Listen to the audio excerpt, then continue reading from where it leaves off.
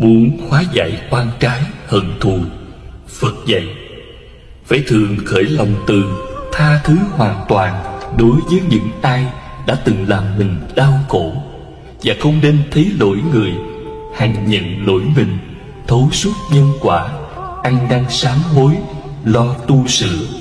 Xem kẻ thù như Phật, trời, cha mẹ, thời sẽ diệt trừ hết ác nghiệp, mau thành Phật quả. Kẻ thù càng muốn ta hư, thắng thù ta cố, nên người đức cao.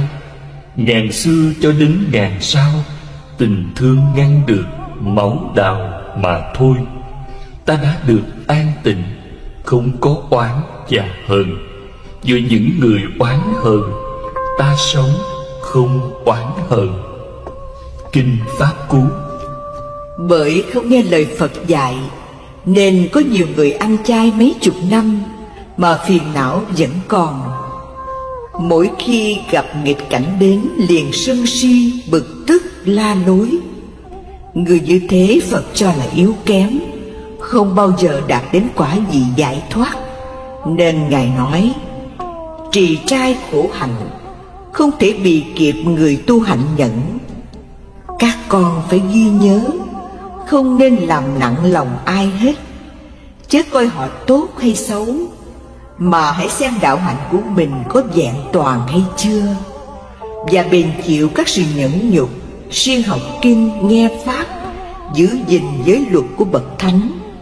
Như thế, người ta sẽ xa lánh mọi sự buồn, mau tiến tới niết bàn.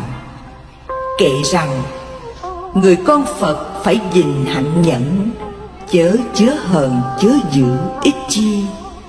Phận tu trì tai gác mặt lì, chịu cay đắng tu hành mới giỏi. Hay là người tu giả dại giả câm, giả đuôi giả điếc để tầm đạo cao. Mấy lời phân tỏ âm hao, ráng tu đem được Phật vào trong tâm. Thuở Phật còn tại thế, Ngài khuyên La Hầu La, muốn thành tựu hạnh nhẫn, phải quán thân mình như đất. Dù người ta đổ và rải lên đất những thứ tinh sạch đẹp đẽ như hoa, nước thơm, sữa thơm, hoặc người ta đổ lên đất những thứ dơ dáy, hôi hám như phân, nước tiểu, máu mủ và cạc nhổ đàm nhớt xuống đất, thì đất vẫn tiếp nhận tất cả những thứ ấy một cách tự nhiên, không vui vẻ mừng rỡ, mà cũng không chán ghét tủi nhục.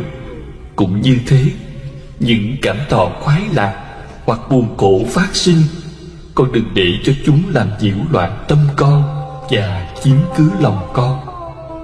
Con hãy học theo hành của nước. Dù người ta có giặt những thứ thơm to hoặc dơ bẩn trong nước, nước cũng không vì thế mà cảm thấy vui vẻ, tham đắm hoặc tủi nhục, buồn khổ, chán chường. Nước bao la, lưu chuyển, có năng lực hóa giải và gạn lọc. Con lại nên học hạnh của lửa. Lửa đốt cháy mọi thứ, kể cả những thứ thơm to, đẹp đẽ hoặc hôi hám xấu xí, dơ bẩn. Nhưng lửa không vì vậy mà cảm thấy tham đắm hoặc ghê tởm, tủi nhục, giận hờn. Con lại nên học hành của không khí. Không khí thổi đi những thứ mùi thơm hoặc thối, mà vẫn không cảm thấy tham đắm hoặc tủi nhục, buồn giận hay chán chường, vì không khí có khả năng gạn lọc và hóa giải. Này La Hầu La, con hãy tu tập lòng từ để đối trị giận hờn. Lòng từ là lòng thương yêu được thực hiện bằng cách đem lại niềm vui cho kẻ khác. Từ là thứ tình thương không có điều kiện và không chờ đợi sự đền trả. Con hãy tu tập lòng bi để đối trị tàn ác. Lòng bi là lòng thương yêu được thực hiện bằng cách làm vơi đi sự khổ đau nơi người khác. Bi cũng là thứ tình thương không có điều kiện và cũng không chờ đợi sự đền trả. Con lại phải tu tập lòng hỷ để đối trị ganh ghét. Lòng hỷ là lòng vui theo cái vui của người khác và niềm ước ao mong cho kẻ khác được thành công và hạnh phúc, an vui. Con lại nên tu tập lòng xả để đối trị kỳ thị và vướng mắc. Lòng xả là tâm niệm thanh thoát và cởi mở đạt được do sự nhận thức về tính cách tương quan bình đẳng giữa mọi loài. Mình và người không phải là hai thực thể riêng biệt. Không nên ghét bỏ cái này để đi nắm bắt cái khác. La Hầu La, từ bi, hỷ và xả là 4 tâm rộng lớn, không có bờ bến và cũng đẹp đẽ khôn cùng. Đó gọi là tứ vô lượng tâm. Tu tập theo 4 pháp này thì mình trở nên một con người cao thượng, đem lại sinh lực và niềm vui cho tất cả chúng sanh. La Hầu La, con lại phải quán chiếu về vô thường để phá trừ ảo tưởng về cái ta. Con phải quán chiếu về tính sinh diệt và thành hoại của thân thể để hiểu sâu về sự sống chết. Đó là phương pháp thoát đi tham dục, sân nhuế. Ví có kẻ cầm dao cắt đứt thân con ra từng mảnh. Trong khi đó phải tự nhiếp tâm, đừng để sân hận nổi dậy và giữ gìn cửa miệng, chứ thốt ra lời ác. Còn phải khéo quan sát tu tập. Như thế mới vượt qua mọi gian nguy thử thách của đời để hóa độ chúng sanh. Vì nhẫn nhục là phương pháp diệm màu cảm hóa mọi người mà không cần sức mạnh, quyền lực và chánh trị. Được như vậy mới đáng gọi là bậc đại nhân, đại lực, có trí huệ nhập đạo. Người tu hạnh nhẫn nhục, tập tánh giống như nước, thường mềm dẻo mát dịu, rộng lượng và khoan dung. Nhẫn nhục như bùn đất, dù sạch dơ đổ lên, đại địa cam thọ hết, không tỏ chút giận hờn. Để cho chúng sanh thấy được sự lợi ích của nhẫn nhục, Phật nói: tiền thân ta làm vị tiên nhân, tên là Sằng Đề, tu khổ hạnh ở núi rừng. Một hôm, vua Ca Lợi cùng với phu nhân, thể nữ, quần thần vào rừng săn bắn. Đến trưa, vua cho bày tiệc ăn uống, đàn ca, múa hát vui chơi. Tiệc xong, vua ngã lưng nằm ngủ dưới gốc cây. Khi thức dậy, không thấy quan quân tỳ nữ, liền hỏi cẩn thận, mới biết họ đi đến vị tiên nhân ở gần bên để nghe thuyết pháp. Sằng Đề tiên nhân nói: muôn loài đều tham sống sợ chết. Hãy lấy tình thương xóa bỏ hận thù, chém giết, sống đời vị tha, bác ái. Có như thế mới thoát được cảnh luân hồi thường mạng chết yểu. Họ nghe qua cảm thấy tội lỗi của mình trong cuộc đi săn đầy sát khí. Tất cả đều ước mong sao được nhà vua cho về sống đời cư sĩ, cơm rau đạm bạc tu hành. Khi đó vua Ca Lợi đến nơi, nhìn thấy ai nấy đều kính cẩn nghe tiên nhân giảng đạo, lòng đố kỵ dâng trào, liền xuống ngựa bước tới, chỉ thẳng vào mặt tiên nhân, chửi mắng, uyển nhục đủ điều. Nhưng ngài vẫn ngồi lặng thinh, không nói một lời. Này kẻ ương ngạnh kia, trước mặt ta sao mãi ngồi lì đó, làm gì thế? Tôi ngồi ở đây tu hành nhẫn nhục. Hành nhẫn nhục là thế nào? Hành nhẫn là khởi tâm đại bi, khiêm nhường, ôn hòa với tất cả mọi người, từ bỏ những hành vi kiêu căng, tự đắc, thường dùng lời nói êm dịu, đạo đức, khuyến hóa chúng sanh. Vua Ca Lợi nghe qua, tưởng tiên nhân công kích sự thô lỗ của mình, nên quát: thôi, hãy im đi. Nghe ta hỏi, tại sao ngươi bị chửi mắng mà vẫn lặng thinh là thế nào? Thưa ngài, nếu những lời chửi mắng của người khác là đúng, mình phải cảm ơn để lo tu sửa. Còn như họ chửi nhầm lẫn, xem đó là lời nhắc nhở hay tiếng gian, gió thổi ngoài tai. Câu trả lời đó thật là quý báu, khiến cho ai nấy đều thán phục. Ca Lợi Dương cảm thấy tự ái dồn dập, liền rút kiếm ra bảo: đây là lời nói dối trá, vô lễ. rồi mạnh tay vung gươm cắt đứt hai lỗ tai của tiên nhân. Ôi, những dòng máu đỏ tuôn rơi, ướt đẫm cả hai má, nhưng sắc mặt tiên nhân vẫn an nhiên tĩnh tọa. Thế thế, Ca Lợi vung gươm chặt đứt thêm hai cánh tay và chân, rồi nói: "Thử coi tôi còn nhẫn nổi không?" Máu chảy ướt cả chỗ ngồi, nhưng không một lời oán trách, rên than. Vua lặng thinh suy nghĩ, người này không phải tầm thường, nên gượng cất tiếng hỏi: "Hỡi tiên nhân, tại sao ngươi bị ta hành hạ mà gương mặt không hiện ra sắc giận và nói lời nào?" "Này đại vương, nếu tôi có lỗi bị người hành hạ, tôi phải nhẫn thọ như uống nước cam lồ và cung kính đối với người ấy. Còn nếu gặp trường hợp họ không phân biệt phải trái, xúc phạm, khi đó tôi nghĩ ngày nay mình vô tội, nhưng biết đâu trong quá khứ đã từng làm người ta khổ đau.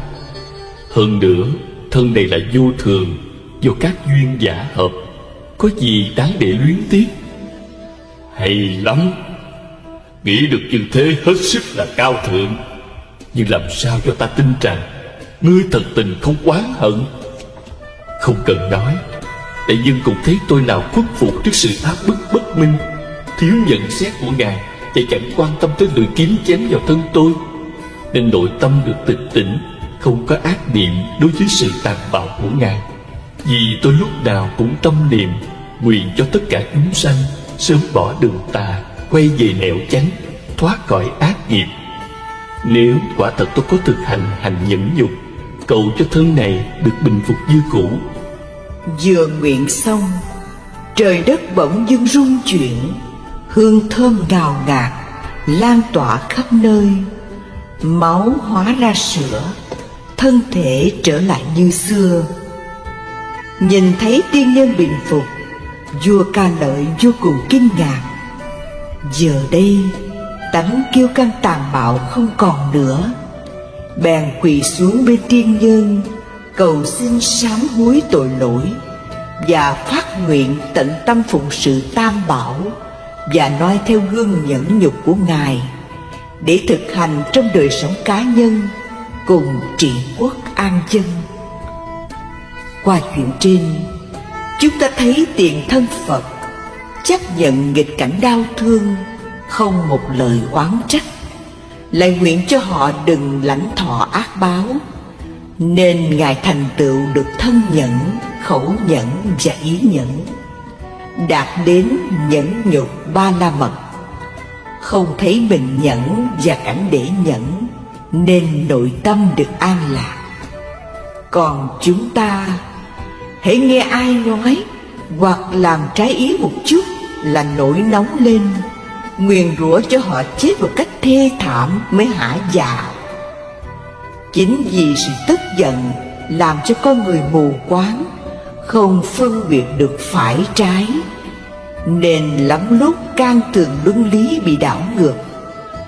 Như con dám hại cha chửi mẹ, vợ thù chồng, em giết anh, tớ phản chủ, đồng loại xô xát lẫn nhau, gây bao thảm cảnh.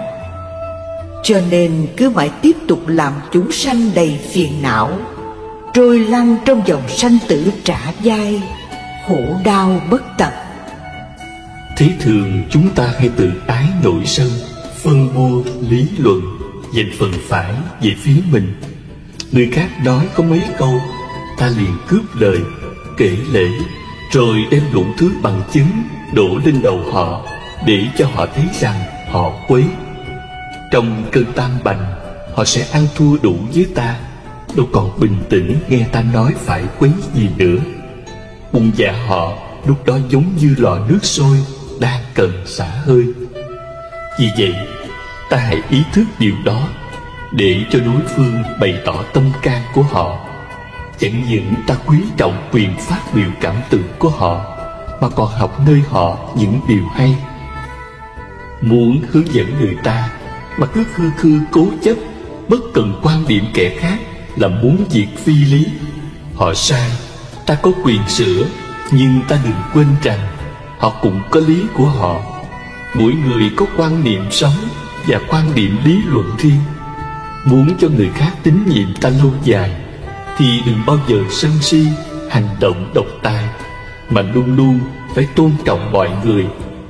Nếu chúng ta muốn họ hành động theo ta mà không nghĩ đến quyền lợi và sáng kiến của họ, hành động độc tài, ích kỷ như một bạo chúa, thì họ sẽ bất bình bỏ ta làm một mình.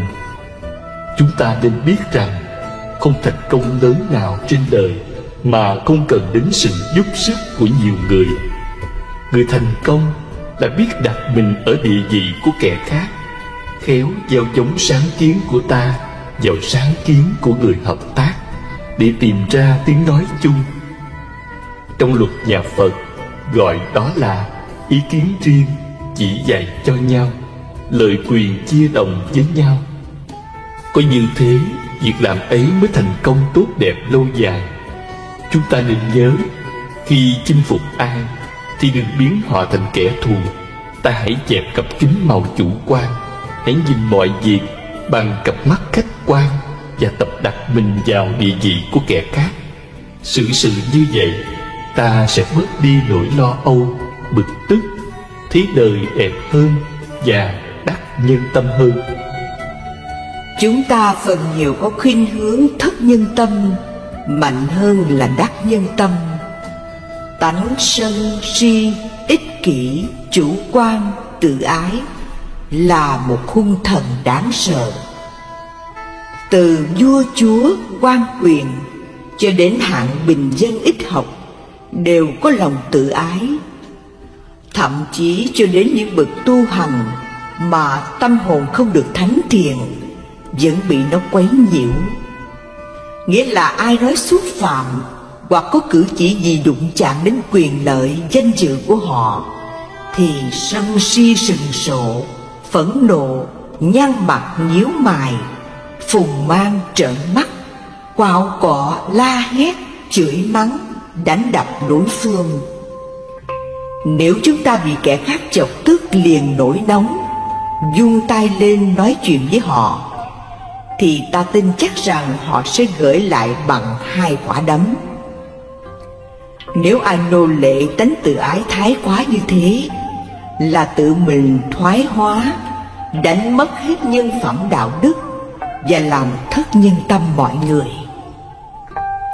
Những bậc thượng căn đại trí mới có đủ can đảm, điềm đạm, mềm mỏng khi bị kẻ khác nói nặng. Những gì ấy biết rằng ăn miếng trả miếng, không có lợi gì cả. Trong giao tế hàng ngày, ai không mềm mỏng thì trăm việc bất thành đến gần trăm. Chúng ta phải công nhận rằng trong thời gian qua có rất nhiều việc tại mình nóng bậy một chút mà hỏng. Kệ khuyên: mở tình yêu khắp nhân loại, giúp nhau cuộc sống được dày thêm ra. Giận nhau mấy cũng nên tha, thù nhau mấy cũng nên hòa tốt hơn. Hờn người tất bị người hờn, ghét người, người ghét không hơn chi người. Hòa nhau cho được vui cười, hơn là thù ghét suốt đời âu lo. Thương người như thể chân tay, ở trong thế giới hết ai sanh rầy. Sự tu chính ở chỗ này, cho nên cần khắp nhân loại biết tu. Thanh Sĩ. Muốn cho thân tâm thanh tịnh, mau thành Phật quả, kinh Pháp Hoa dạy: lấy từ bi làm nhà, lấy nhu hòa nhẫn nhục làm y phục, lấy tất cả pháp không làm tọa ngồi. Từ bi là nước cam lồ tươi mát, tưới tắt lửa phiền não. Nhẫn nhục như áo giáp ngăn ngừa tên độc. Pháp không là ánh sáng trí huệ, phá tan bóng tối vô minh chấp trước. Ai thực hành được 3 phương pháp trên để diệt trừ tham sân si, tức là đã vào nhà Như Lai, mặc y Như Lai và ngồi tọa Như Lai vậy. Chúng ta hãy cố gắng tu tập hành nhẫn như tôn giả Phú Lâu Na. Một hôm, Ngài xin Phật đến xứ Vũ Lâu Na truyền đạo. Phật hỏi: Này Phú Lâu Na, dân chúng xứ ấy rất hung ác, con đến đó dạy họ không nghe, còn dùng lời ác mắng chửi. Khi đó con nghĩ sao? Bạch Thế Tôn, con nghĩ họ là người tốt, vì chưa lấy cây, đá, đánh và ném con. Nếu họ dùng cây và đá đánh ném con thì sao? Con nghĩ họ vẫn còn lòng nhân, vì chưa đánh ném con đến chết.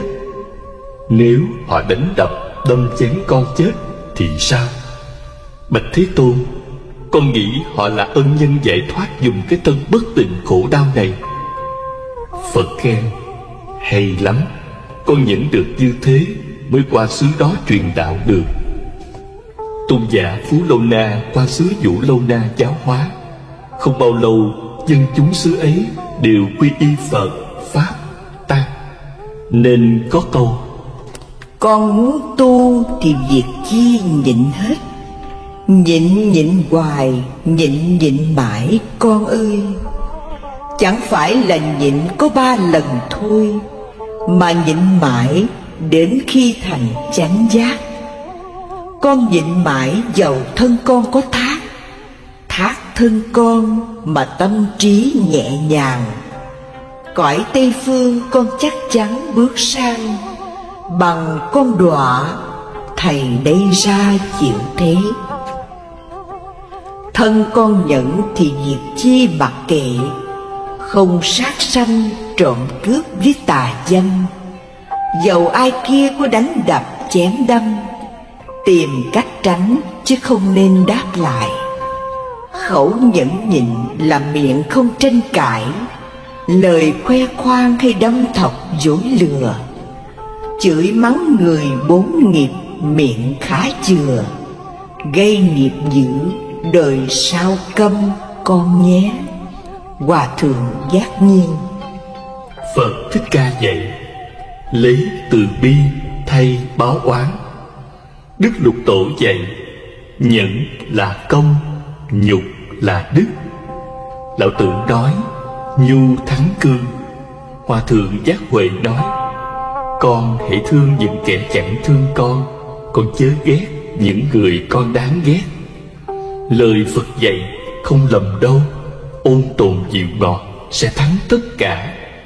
Nhẫn nhục là phương pháp thần diệu, đem lại sự an lạc cho bản thân, gia đình hòa hợp, bạn hữu tương thân, tớ thầy trung tín, đồng bào đoàn kết, thế giới hòa bình. Không nhẫn, thân bại danh liệt, gia đình ly tán, bạn hữu chia lìa, tớ thầy đoạn tuyệt, đồng bào xung đột, thế giới chiến tranh. Có nhẫn nhục thì lòng từ chan chứa, ban rải khắp muôn loài vạn vật. Sự nghiệp dâng cao, người người quý mến, đạo quả viên thành. Vậy mà có nhiều người không hiểu. Họ nói: gặp Phật thì tu, gặp ma phải trừ. Câu nói đó không đúng giáo lý nhà Phật. Phải nói là gặp Phật thì tu, gặp ma càng tu nhiều hơn.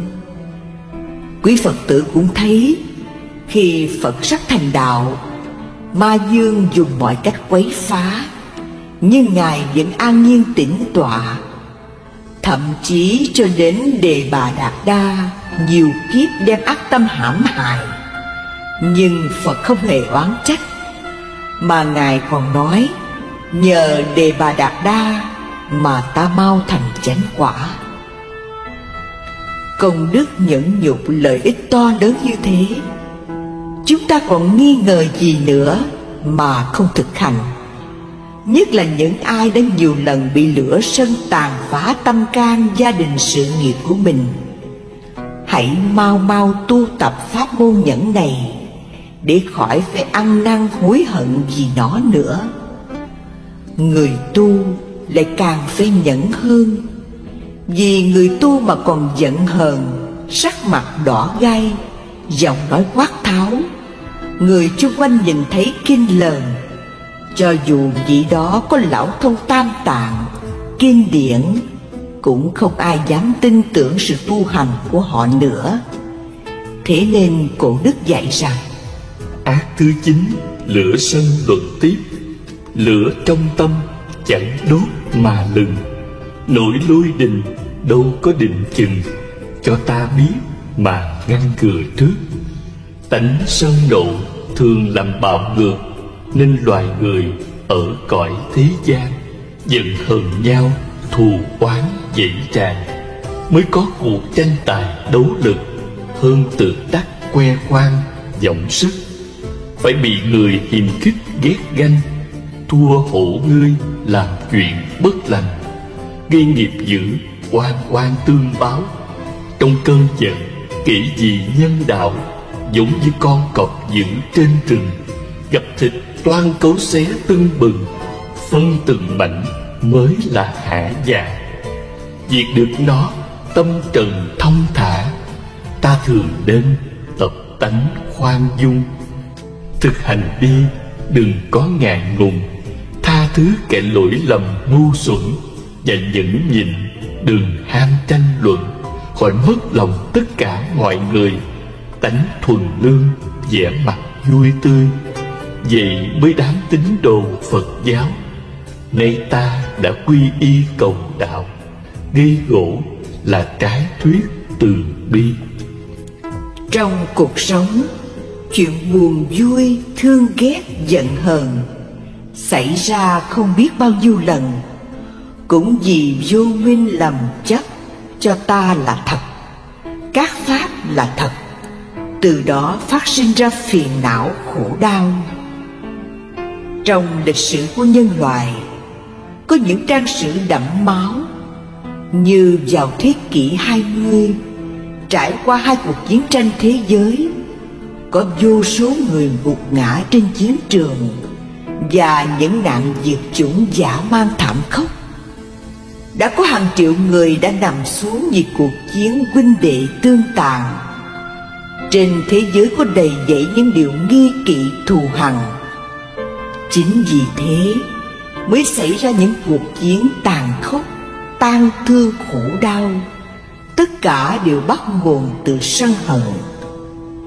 Kệ tụng: chúng sanh luôn chịu trăm ngàn khổ, các bệnh luôn luôn đến não hại. Giặc chết rình rập thường muốn giết, tại sao không tu lo não hại? Chê bai mưu hại không nhân từ, hại người chưa được tự mang họa. Ta nay là người cầu học đạo, mà sanh nóng giận não hại người. Phải biết ác này tội rất nặng, tật đố tự phá cội công đức. Tâm từ tùy hỷ sanh phước lành, muốn thoát bể khổ phải tu hành. Bao nhiêu công đức trang nghiêm thân, nếu không trì giới thiền đa văn, thân tâm khổ ách không cùng tận. Trên đường đời để chông gai gập ghềnh, chúng ta gặp rất nhiều cảnh trái ý nghịch lòng. Muốn cho những đụng chạm bớt đi, các võ sư Nhật dạy các môn đệ phải mềm mại như cây liễu, đừng cứng như cây tùng. Nếu chúng ta không chịu mềm mại như cây liễu, mà cứ nhất định cứng như cây tùng, như thế là ta đã gây ra những xung đột bất tận trong tâm, làm cho ta lo lắng, khổ sở, cáu kỉnh, rồi sinh ra bệnh thần kinh, dị ung. Chẳng khác nào cây tùng cứng cỏi phải gãy đổ trước trận cuồng phong. Chúng ta nên biết tại sao những vỏ xe hơi lăn trên đường nhựa, chạy trên đá nhọn mà nó vẫn chịu đựng được, là nhờ vỏ xe mềm dẻo, làm cho sự va chạm trên đường dịu đi. Cũng vậy, chúng ta sống trên cõi đời đầy chông gai, thử thách. Muốn vượt qua mọi trở ngại, phải mềm mại, nhẫn nại, làm cho những va chạm dịu bớt đi, thì cuộc hành trình của ta mới được êm đềm, an vui lâu dài. Chúng ta hãy đọc qua bài tụng bất hủ sau đây. Từ bào thai ra thường chịu khổ, chúng sanh như thế chớ giận hại. Nóng giận khởi lên dùng từ diệt, từ bi nóng giận không chung cùng. Người nhờ từ bi nóng giận dứt, dĩ như sáng tối không chung chỗ. Nếu giữ tình giới mà nóng giận, người ấy tự phá pháp lợi mình. Tất cả chúng sanh là quyến thuộc, tại sao gia tăng giận não hại? Nếu khởi nóng giận muốn hại người, chưa đến người kia trước đốt mình. Thế nên thường nghĩ hành từ bi, nóng giận nghĩ ác sẽ không sanh. Nếu người thường nghĩ hành pháp lành, thường nghĩ pháp lành, tâm vui vẻ, đời nay được vui, sau cũng thế, được đạo thường vui, ấy niết bàn. Nếu tâm dồn chứa điều bất thiện, tự mất lợi mình, lại hại người. Vì thế, chúng ta phải cố gắng nhẫn nại từ con người cho đến con muỗi, mồng, kiến ong, gió, mưa, nóng lạnh, đói khát, bệnh chết. Hoan hỷ nhẫn chịu mọi nghịch cảnh, không hề than gian, oán trách. Được như vậy mới mong thành công đắc đạo. Như Tích Đại Đức Lomasa Nagathora hành đạo trên núi Gitiyapapata. Khi ấy nhằm mùa nắng trời nóng, nhưng Ngài vẫn ngồi tham thiền vì nghĩ rằng nhiều kiếp ta đã đọa địa ngục, bị lửa thiêu đốt, nóng gấp muôn lần sự nóng này. Nhờ thấy được điều đó nên Ngài kiên nhẫn thiền quán chứng đắc đạo quả A-la-hán. Lại có đại đức khác đi khất thực 3 ngày liên tiếp, chẳng có ai cúng món gì. Trong cơn đói khát, nhưng Ngài không ngã lòng, vì tự nghĩ trong vòng luân hồi nhiều kiếp ta đã sanh làm ngạ quỷ, bị đói khát hơn thế này nữa. Nên Ngài kham nhẫn, dùng minh sát tuệ quán sát lý vô thường, khổ não và vô ngã, liền đắc quả A-la-hán. Tích trên ngủi khuyên chúng ta không nên để cho những sự khổ bên ngoài chi phối, mà bỏ dở sự tu hành. Cảnh nắng mưa gió lạnh, hành hạ bức não thân, thân cam chịu không phiền, được gọi là thân nhẫn. Sự nhục mạ chua cay, hoặc mắng nhiếc tồi tệ, cam chịu không chửi lại, được gọi là khẩu nhẫn. Đối trước mọi nghịch cảnh, không khởi tâm phản đối, không căm hờn oán hận, được gọi là ý nhẫn, thiện pháp. Trong Kinh Đại Tập, Đức Phật bảo đại chúng nhẫn hơn hết trên đời. Nhẫn là đạo an vui, nhẫn thêm nhiều tiếng khen, nhẫn giàu sang được lâu, nhẫn được đầy đủ tướng tốt, nhẫn hay có oai lực, nhẫn hay thành nghề khéo, nhẫn nhiếp phục oán địch, nhẫn dẹp hết lo rầu, nhẫn được đông họ hàng, nhẫn thời được sống thọ, nhẫn là áo giáp thần, nhẫn là con thuyền to vượt bể khổ, nhẫn là liều thuốc hay cứu sống nhiều sinh mạng, nhẫn lửa không thể cháy, nhẫn dao không thể cắt, nhẫn không thể trúng độc, nhẫn nước không thể trôi, nhẫn được thiên thần gia hộ, nhẫn ngày đêm thường yên ổn, nhẫn thân luôn được bình an, nhẫn lãnh lấy phước báo tốt, nhẫn được đến đạo lành, nhẫn chẳng hại chúng sanh, nhẫn xa lìa thập ác, nhẫn thành tựu lục độ, nhẫn được 3 ngôi báo Phật, Pháp, Tăng, nhẫn nhục hạnh an ổn, khắc phục được hận thù, tiêu trừ các tai nạn, hưởng nhân quả tốt lành. Nhờ tu hành nhẫn dục, lòng từ được tăng trưởng, trí đức được nâng cao, đạo màu ngày tỏ rạng. Họ lấy nắm ăn và sống ở thế gian khá lâu.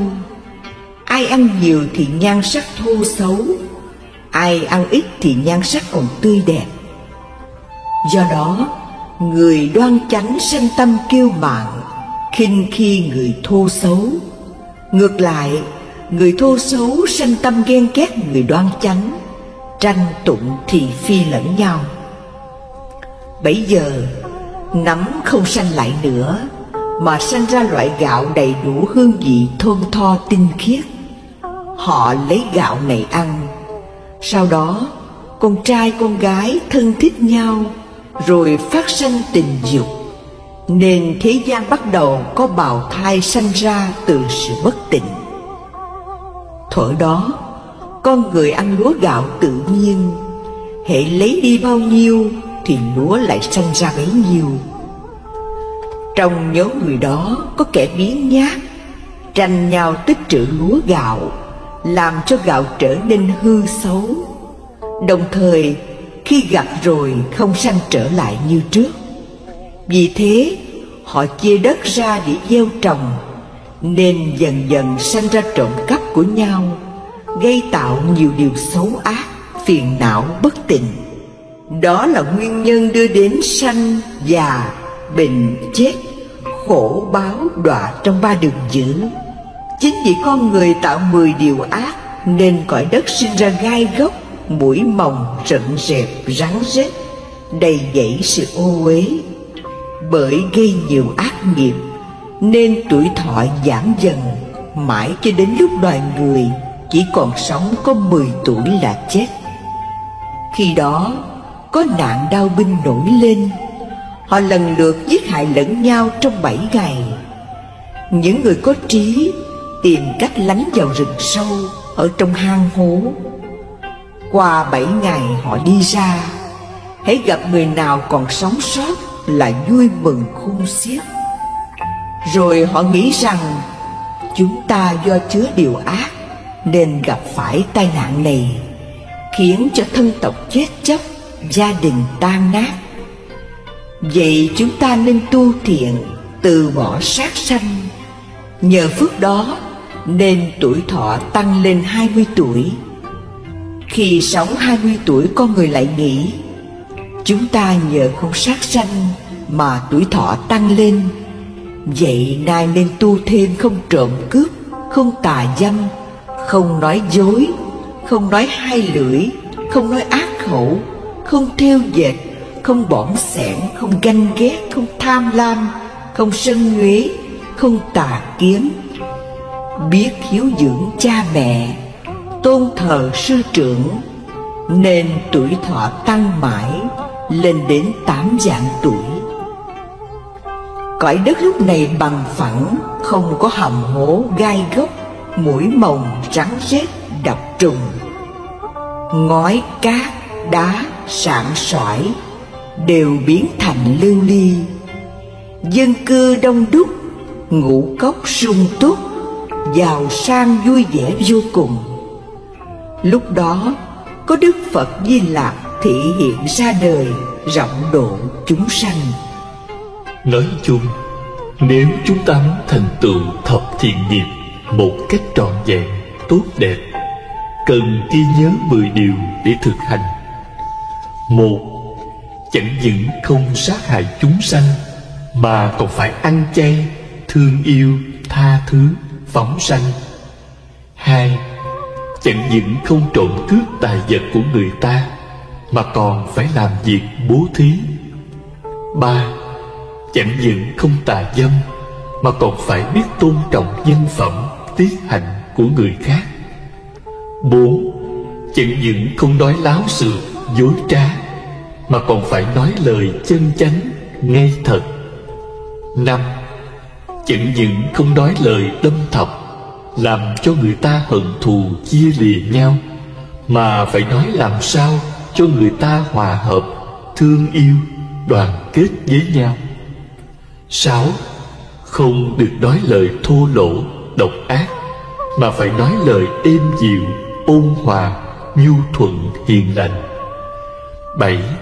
Không được nói lời thêu dệt, cau chuốt, thô tục, trái đạo nghĩa, mà cần phải nói lời nhân nghĩa, hữu ích cho mọi người và mọi loài. 8. Không được tham lam, xảo quyệt, mà phải tu hành thiểu dục, tri túc, vì vạn vật đều giả dối vô thường. 9. Không được giận hờn, oán hận ai hết, mà phải luôn luôn có lòng từ bi, hỷ xả, nhẫn nại đối với tất cả chúng sanh. 10. Không để tâm u mê tà kiến, mà phải có tâm chánh kiến, sáng suốt, sống hợp lẽ đạo chân chánh. Hơn nữa, 10 giới này có tính căn bản và hợp lý, dù ở bất cứ thời đại nào vẫn có giá trị. Vì mình biết quý trọng mạng sống, thì phải tôn trọng sinh mạng mọi loài. Mình biết quý mến tài sản, thì phải tôn trọng tài sản của người. Mình lúc nào cũng giữ gìn hạnh phúc gia đình, thì phải biết tôn trọng hạnh phúc gia đình người. Mình không muốn ai lừa đảo, thì phải tôn trọng sự thật. Mình không muốn ai đâm thọc, thì chớ nói lời ly gián người. Chúng ta chẳng ưa ai chửi mắng, thì chớ nói lời thô ác xúc phạm người. Chúng ta không thích ai thêu dệt, thì không nên nói thêm bớt chuyện người. Chúng ta không thích ai lôi kéo mình vào vòng tham dục, thì chớ có xúi người chạy theo dục vọng thấp hèn. Chúng ta không muốn ai sân si với mình, thì đừng có sừng sộ phẫn nộ với người. Chúng ta không muốn ai mê hoặc mình, thì đừng chỉ người khác đi vào con đường mê tín tà dại. Trong Kinh Trường A Hàm, Phật dạy các cư sĩ, phàm người giữ giới thì có 5 công đức. 1. Cầu bất cứ điều chi đều được dư ý. 2. Tài sản phát đạt, không sa sút. 3. Đi đến đâu đều được mọi người kính mến. 4. Tiếng tốt đồn khắp nhân gian. 5. Sau khi qua đời được sanh về cõi trời.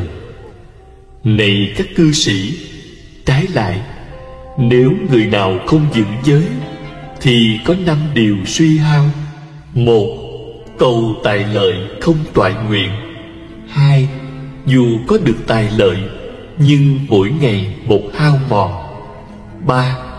Đến bất cứ đâu đều bị mọi người khinh bỉ. 4. Tiếng xấu đồn khắp thiên hạ. 5.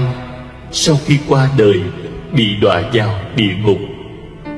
Kinh Bồ Tát Chánh Pháp, Phật bảo xá lợi Phất: ông nên biết Bồ Tát trong khi tu hành phải luôn luôn nghĩ đến điều thiện. Nếu không nghĩ đến điều thiện thì ngay lúc ấy những điều ác sẽ dấy lên. Thà chịu mất thân mạng, chứ không phạm giới sát sanh, đạo tặc, tà dâm, vọng ngữ, hai lưỡi, ác khẩu, thêu dệt, tham dục, sân nhuế, tà kiến. Thường thực hành các hạnh trong sạch thiện lành. Chúng ta có thể mất tiền bạc, của cải, vật chất, thân mạng, nhưng đừng để mất giới đức. Vì mất giới đức là mất tất cả nhân lành, thì thật là nguy hại ở trong hiện tại và vị lai. Kệ giới: cột tâm lấy giới làm dây, lắng tâm lấy định dựng xây đạo tràng. Rõ tâm lấy huệ soi đàn, tâm không cảnh tình niết bàn an vui. Kinh Trung A Hàm Phật dạy: này A Nan, nhân giữ giới mà được không hối hận, nhân không hối hận mà được hoan duyệt, nhân hoan duyệt mà được hỷ, nhân hỷ mà được chỉ, nhân chỉ mà được lạc, nhân lạc mà tâm được định. Này A Nan, Đại Văn Thánh đệ tử nhân định mà có tri kiến như thật, nhân tri kiến như thật mà được nhàm chán, nhân nhàm chán mà được vô dục, nhân vô dục mà được giải thoát, nhân giải thoát mà có tri kiến giải thoát, biết như thật rằng sự sanh đã dứt, hạnh lành đã thành tựu, việc cần làm đã làm xong, không còn tái sanh nữa.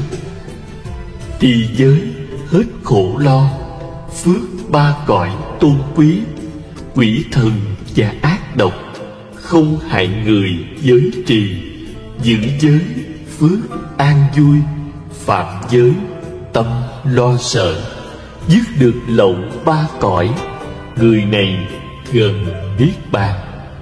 Kinh Pháp Cú. Ở đời người ta thường nói, ông đó ăn ở có đức, bà kia ăn ở không có đức. Muốn biết người đó có đức hay không, chỉ cần nhìn cách cư xử của họ đối với người khác như thế nào, và xem họ có tu thập thiện hay không thì biết ngay. Trong Khế Kinh Phật dạy, người nào có giữ giới mới sanh ra các công đức, còn người nào không giữ giới thì các cội công đức dứt mất. Lời Phật dạy quả thật là đúng. Người mà suốt đời không biết tu là gì, tối ngày cứ mãi gây tạo thập ác, não hại chúng sanh, thì thử hỏi hạng người như thế có đức hay không? Chắc chắn là không có đức, tương lai phải lãnh lấy ác báo. Còn người nào biết quy y tam bảo, thọ trì ngũ giới, thập thiện, biết lấy tâm từ bi hỷ xả đối xử với tất cả chúng sanh, chứng tỏ người đó có công đức lớn, tương lai sẽ hưởng được thiện báo. Đức Lục Tổ dạy, trong khiêm hạ là công, ngoài lễ kính là đức.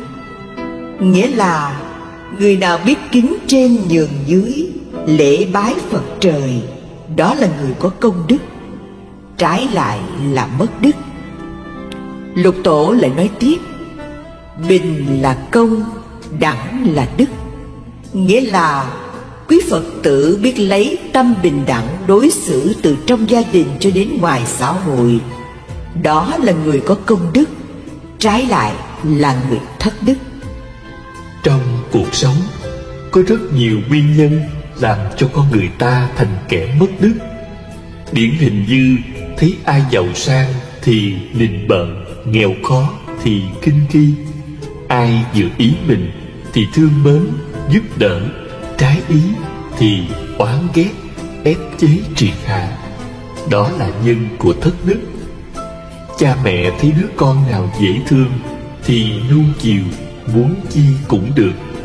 Còn đứa con nào không thương thì khó khăn chửi rủa. Làm con thì ngỗ nghịch, bất hiếu. Anh chị em trong gia đình không biết đoàn kết thương yêu đùm bọc, giúp đỡ lẫn nhau, tranh giành hơn thua từng chút, làm cho gia đình xào xáo, cha mẹ buồn rầu. Đó là nhân mất đức. Con rể giàu sang, khi về quê vợ thì anh chị em dòng họ bên vợ ra tiếp đón nồng hậu.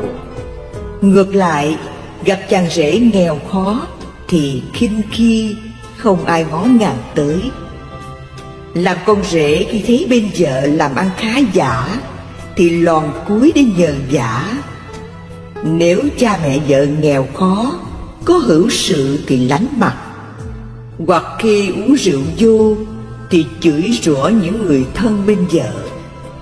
Còn giàu xuất thân nhà giàu sang, có nhiều của hồi môn, thì cha mẹ anh chị em bên chồng kính trọng, có lỗi lầm gì cũng bỏ qua. Nếu là con dâu nghèo thì khi dễ, hành hạ đủ điều. Làm dâu là ý mình có sắc có tài, khi mẹ chồng nói một câu thì trả lời 5-7 câu, xem thường gia đình bên chồng, lại còn đem những chuyện không tốt của những người thân bên chồng rêu rao bên ngoài và thêu dệt, đâm thọc, làm cho những thành viên trong gia đình hiềm hận lẫn nhau. Đó là nhân tổn đức. Vợ chồng chung sống không biết lấy nhân nghĩa đạo đức đối xử với nhau. Khi chồng làm ra tiền thì vui vẻ, anh em ngọt ngào. Khi chồng không làm ra tiền thì buồn phiền chê trách, không quán xuyến công việc nhà, lại còn bài bạc. Người thân bên chồng đến thì sợ ăn hết của, bên mình tới thì vui vẻ giúp đỡ. Làm chồng thì thô lỗ, độc tài, tiền phát gạo đông.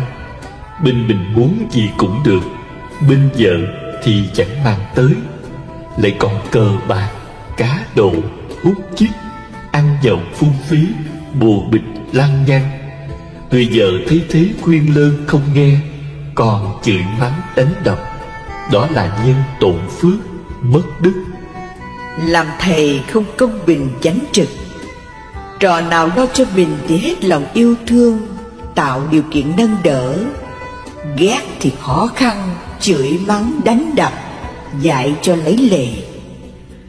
Làm trò thì không biết kính trọng thầy, lười biếng ham chơi, không lo học hành. Thầy răn dạy không nghe, còn cãi lại, phản thầy, lừa bạn. Đó là hạng người vô lương tâm, thiếu đạo đức. Bạn bè lúc giàu sang thì thân thích nhờ vả, khi nghèo khổ, hoạn nạn thì lẩn tránh. Sống không có tình nghĩa, chỉ biết lợi dụng lòng tốt của bạn để trục lợi. Đó là hạng người vong ân bất đức. Làm chủ ý mình giàu sang, ăn xài phung phí, hành hạ tôi tớ, bắt họ phục vụ một cách quá đáng. Như mặc đồ chưa dơ, bảo người giúp việc phải giặt, ngồi ăn ở tầng dưới không chịu, đầy đọa sai người ta bưng lên lầu 3, lầu 4 mới chịu ăn. Những chuyện không đáng cũng sai khiến đủ điều, lại hay chê trách, chửi rủa ôm sòm.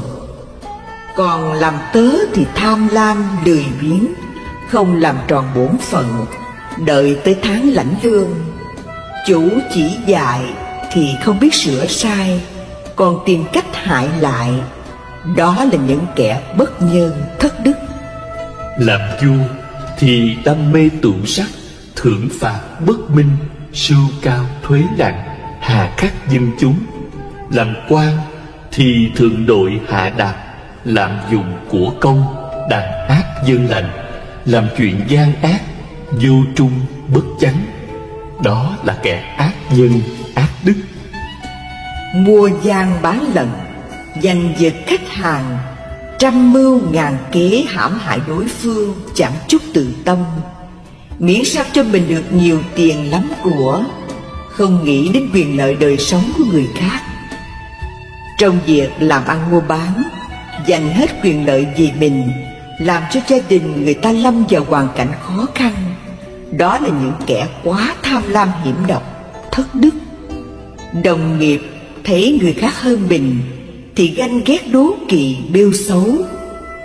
Thua thì khinh khi, những điều hay lẽ phải thì che giấu, sợ người ta hơn mình. Phô bày chỉ dạy những điều sai lầm để cho họ thất bại, rồi chê cười.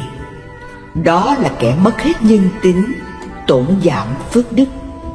Trong tình cảm nam nữ, lợi dụng lòng yêu thương của bạn, đòi hỏi đủ thứ, lừa dối phụ bạc, mới chuộng, cũ dâm. Đó là kẻ bạc ác thất đức. Nói chung, những chuyện gì làm khổ người hại vật, gây tạo thập ác, tức là kẻ ác nhân thất đức. Còn người nào biết tu thập thiện, chứng tỏ là người nhân từ đạo đức. Người không có đức trong tâm trí của họ lúc nào cũng nghĩ đến danh lợi, tình tiền, chẳng bàn đến nhân nghĩa, công bình, bác ái lẽ phải là gì. Lúc nào cũng giành quyền lợi và phần phải tốt đẹp về mình, không cần nghĩ đến ai. Hạng người như thế là tự mình gây tạo ác nghiệp, tức phải lãnh lấy ác báo. Nhân quả nghiệp báo, lưới trời lồng lộng, nhưng báo ứng rất mau. Trong Kinh Địa Tạng dạy: nếu gặp kẻ sát hại các loài sinh vật, thời Ngài dạy rõ quả báo vì tương lụy đời đời trước mà phải bị chết yểu. Nếu gặp kẻ dùng lưới bắt chim non, thời Ngài dạy rõ quả báo cốt nhục chia lìa. Nếu gặp kẻ buôn lung săn bắn, thời Ngài dạy rõ quả báo kinh hãi điên cuồng mất mạng. Nếu gặp kẻ dùng nước sôi hay lửa chém chặt giết hại các loài sinh vật, thời Ngài dạy rõ quả báo luân hồi thường mạng lẫn nhau. Nếu gặp kẻ trộm cắp, thời Ngài dạy rõ quả báo nghèo khốn khổ sở. Nếu gặp kẻ bỏng sẻn, thời Ngài dạy rõ quả báo cầu muốn không được. Nếu gặp kẻ phung phí phá tổn của cải một cách phi lý, thời Ngài dạy rõ quả báo tiêu dùng thiếu hụt. Nếu gặp kẻ lạm phá của chùa, thời Ngài dạy rõ quả báo ức kiếp luân hồi nơi địa ngục. Nếu gặp kẻ tà dâm, thời Ngài dạy rõ quả báo làm chim se sẻ, bồ câu, uyên ương. Nếu gặp kẻ phá giới phạm trai, thời Ngài dạy rõ quả báo cầm thú đói khát. Nếu gặp kẻ nói lời thô ác, thời Ngài dạy rõ quả báo quyến thuộc kình chống nhau. Nếu gặp kẻ hay khinh chê, thời Ngài dạy rõ quả báo không lưỡi miệng lỡ. Nếu gặp kẻ quỷ bán tam bảo, thời Ngài dạy rõ quả báo đuôi điếc câm ngọng. Nếu gặp kẻ khinh chê giáo pháp, thời Ngài dạy rõ quả báo ở mãi trong ác đạo. Nếu gặp kẻ ô nhục người hạnh thanh tịnh và du bán tăng ni, thời Ngài dạy rõ quả báo ở mãi trong loài súc sanh. Nếu gặp kẻ kiêu mạn cống cao, thời Ngài dạy rõ quả báo hèn hạ bị người sai khiến. Nếu gặp kẻ đâm thọc gây gỗ, thời Ngài dạy rõ quả báo không lưỡi. Nếu gặp kẻ nóng giận, thời Ngài dạy rõ quả báo thân hình xấu xí tàn tật. Nếu gặp kẻ mê tín, thời Ngài dạy rõ quả báo thọ sanh vào chốn hẻo lánh. Nếu gặp kẻ đốt phá núi rừng cây cỏ, thời Ngài dạy rõ quả báo cuồng mê đến chết. Nếu gặp kẻ trái nghịch cha mẹ, thời Ngài dạy rõ quả báo trời đất tru lục.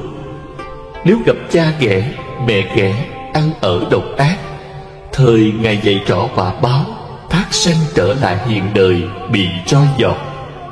Những chúng sinh trong cõi diêm phù đề, từ nơi thân khẩu ý tạo ác, kết quả trăm nghìn muôn sự báo ứng.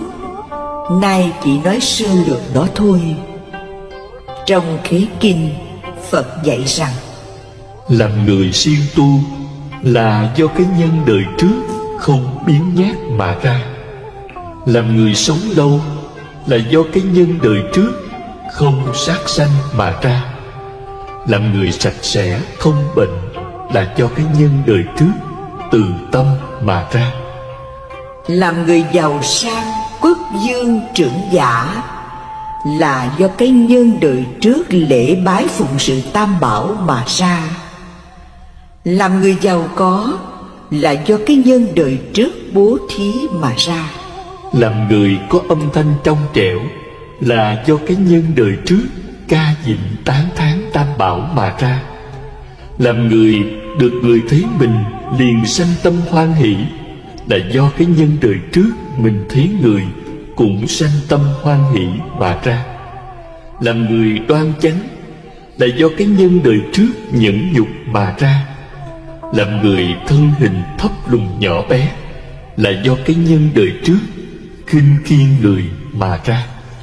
Làm người thân hình lở loét ghẻ dữ là do cái nhân đời trước đánh đập chúng sanh mà ra. Làm người bị bắt giam cầm là do cái nhân đời trước hay bắt giam cầm chúng sanh trong lòng, trong chậu mà ra. Làm người không có ảnh hưởng, nói gì không ai nghe, làm gì không ai theo, là do cái nhân đời trước, tánh hay đố kỵ, thèm thuồng, ham muốn lời danh của người khác mà ra. Làm người có thế lực, nói gì cũng có người nghe, làm gì cũng có người theo, là do cái nhân đời trước không có tánh đố kỵ, ham muốn danh lợi của người khác mà ra. Làm người đê tiện thấp hèn là do cái nhân đời trước tánh ưa kiêu hãnh, ngạo mạn, vô lễ, không biết tôn trọng người đáng kính mà ra. Làm người sang trọng quyền quý là do cái nhân đời trước biết phục thiện, không kiêu hãnh, biết tôn trọng người đáng kính mà ra. Làm người thông minh có trí huệ sáng suốt, hiểu rộng thấy xa, là do cái nhân đời trước cố công tìm đến người có tài đức để học những điều chánh đáng mà ra. Làm người vô tri, không hiểu biết gì hết, là do cái nhân đời trước lười biếng, không chịu gần người tài đức để học hỏi những điều hay lẽ phải mà ra. Làm người ngu xuẩn đần độn, là do cái nhân đời trước không dạy bảo người mà ra. Làm người mê muội, mất giống trí huệ, loạn vọng điên cuồng, là do cái nhân đời trước ham uống rượu mà ra. Làm người nghe thuyết pháp mà nói chuyện, làm loạn động tâm người khác, sau khi chết sẽ đọa trong loài chó trập tai. Làm người hay dọa nạt, làm cho người khác khiếp sợ, kiếp sau sanh trong loài hươu nai. Làm người giàu sang có quyền thế, đánh đập kẻ dưới không biết thưa kiện ai. Những người như thế chết đọa địa ngục cả ngàn vạn năm. Từ địa ngục ra lại đọa làm thân trâu bò, bị roi gậy đánh đập để đền nợ oan trái ngày xưa. Làm người bị chết cháy là do cái nhân đời trước lấy lửa thiêu đốt chúng sinh mà ra. Làm người bị chết đuối là do cái nhân đời trước hại chúng sanh chết nước mà ra. Con người sinh ra trong thế gian bị nhiều tai nạn, bệnh hoạn, chết sớm, biết bao thống khổ không thể kể hết. Như thế là do ba nghiệp gây ra, nên họ phải lãnh lấy quả báo khổ đau trong ba đường dữ.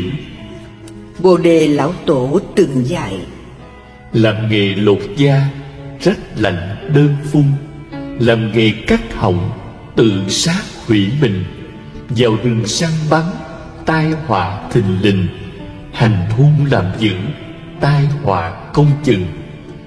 Thấy của gian tham, quả báo bần cùng, cố ý ăn lường, chịu điều thua thiệt, gạt người lấy của, chuyển kiếp bồi thường, nhờ người gạt người, chịu đời thất thế.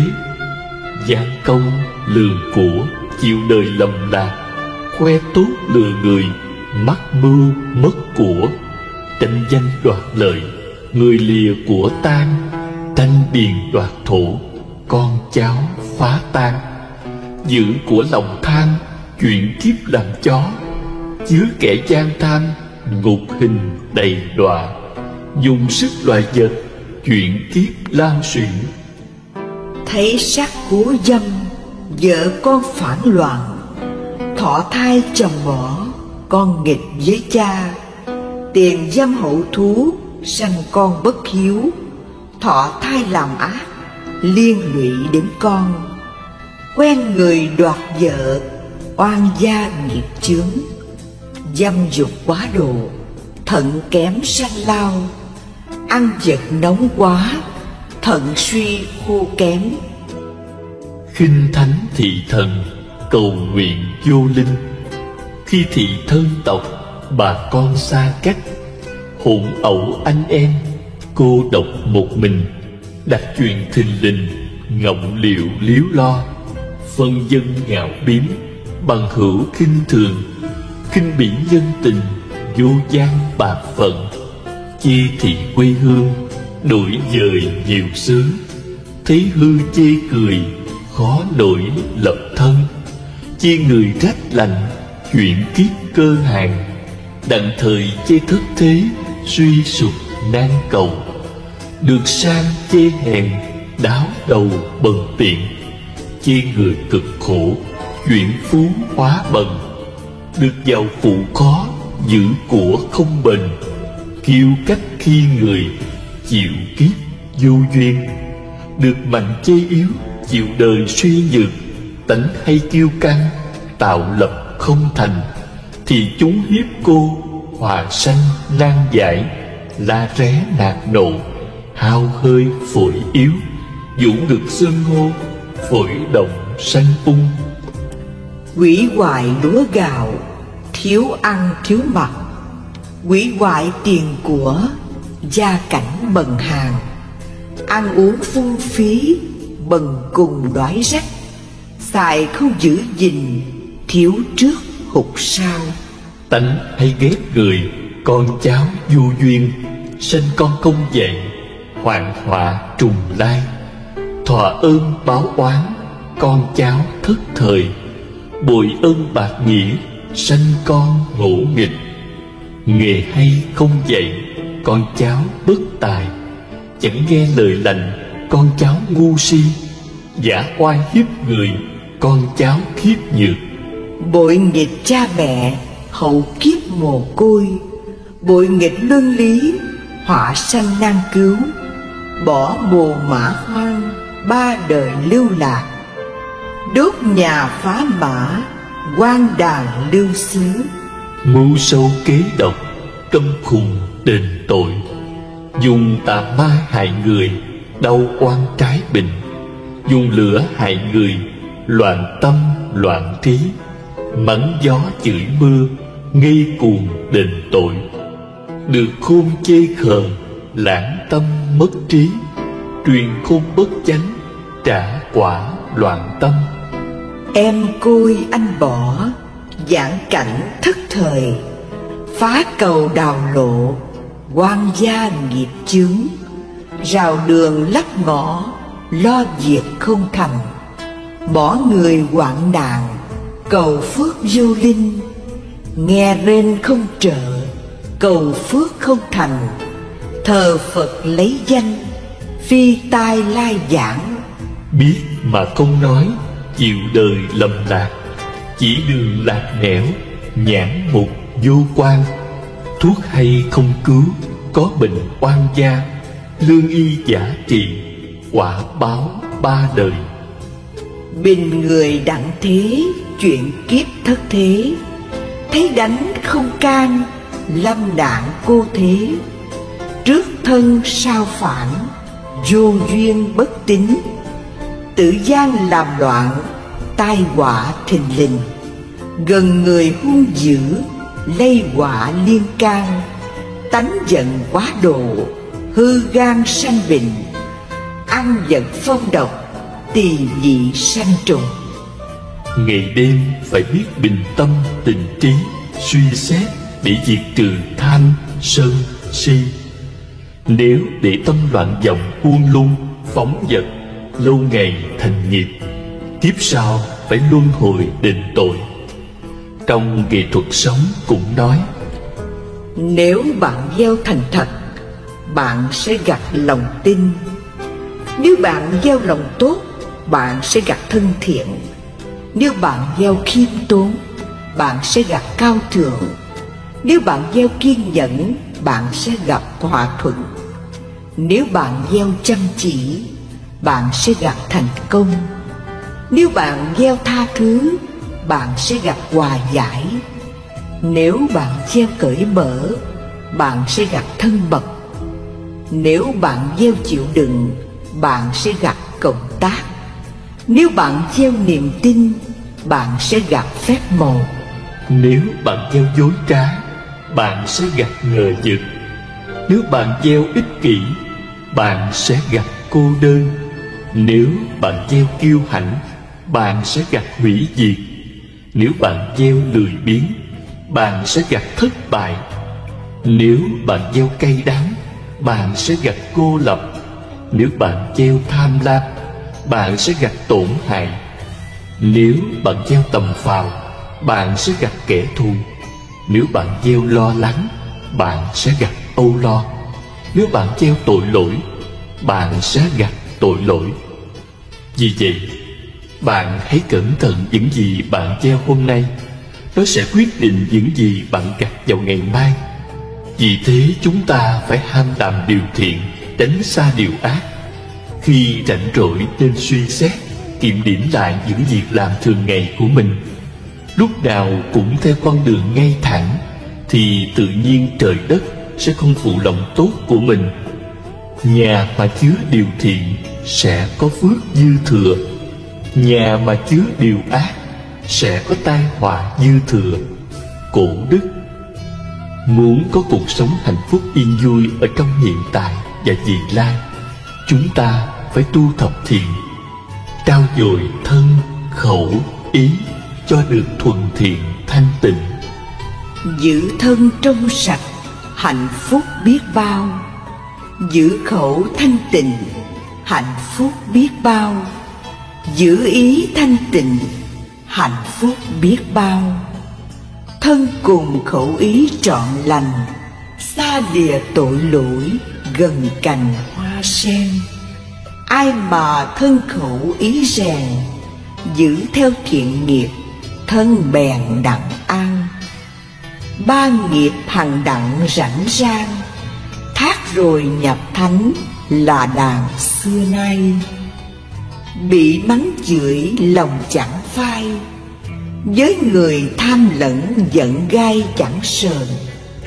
Giữ mình trong sạch là hơn, dầu ai gây dữ, oán hờn mặc ai.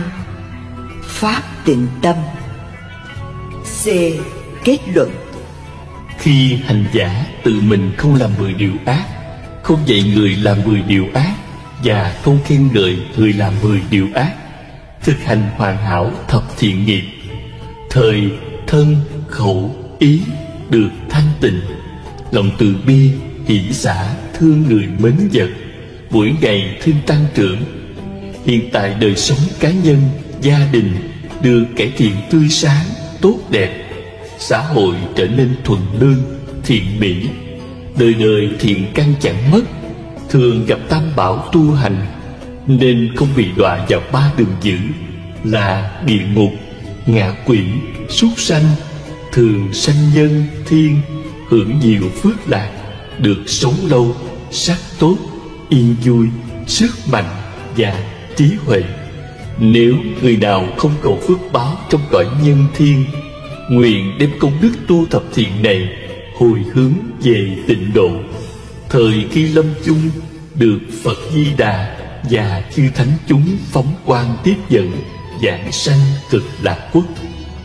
Trong giới bổn nói, người giữ giới khi mạng chung, thân tâm an nhiên, thị tịch vào cảnh tốt lành.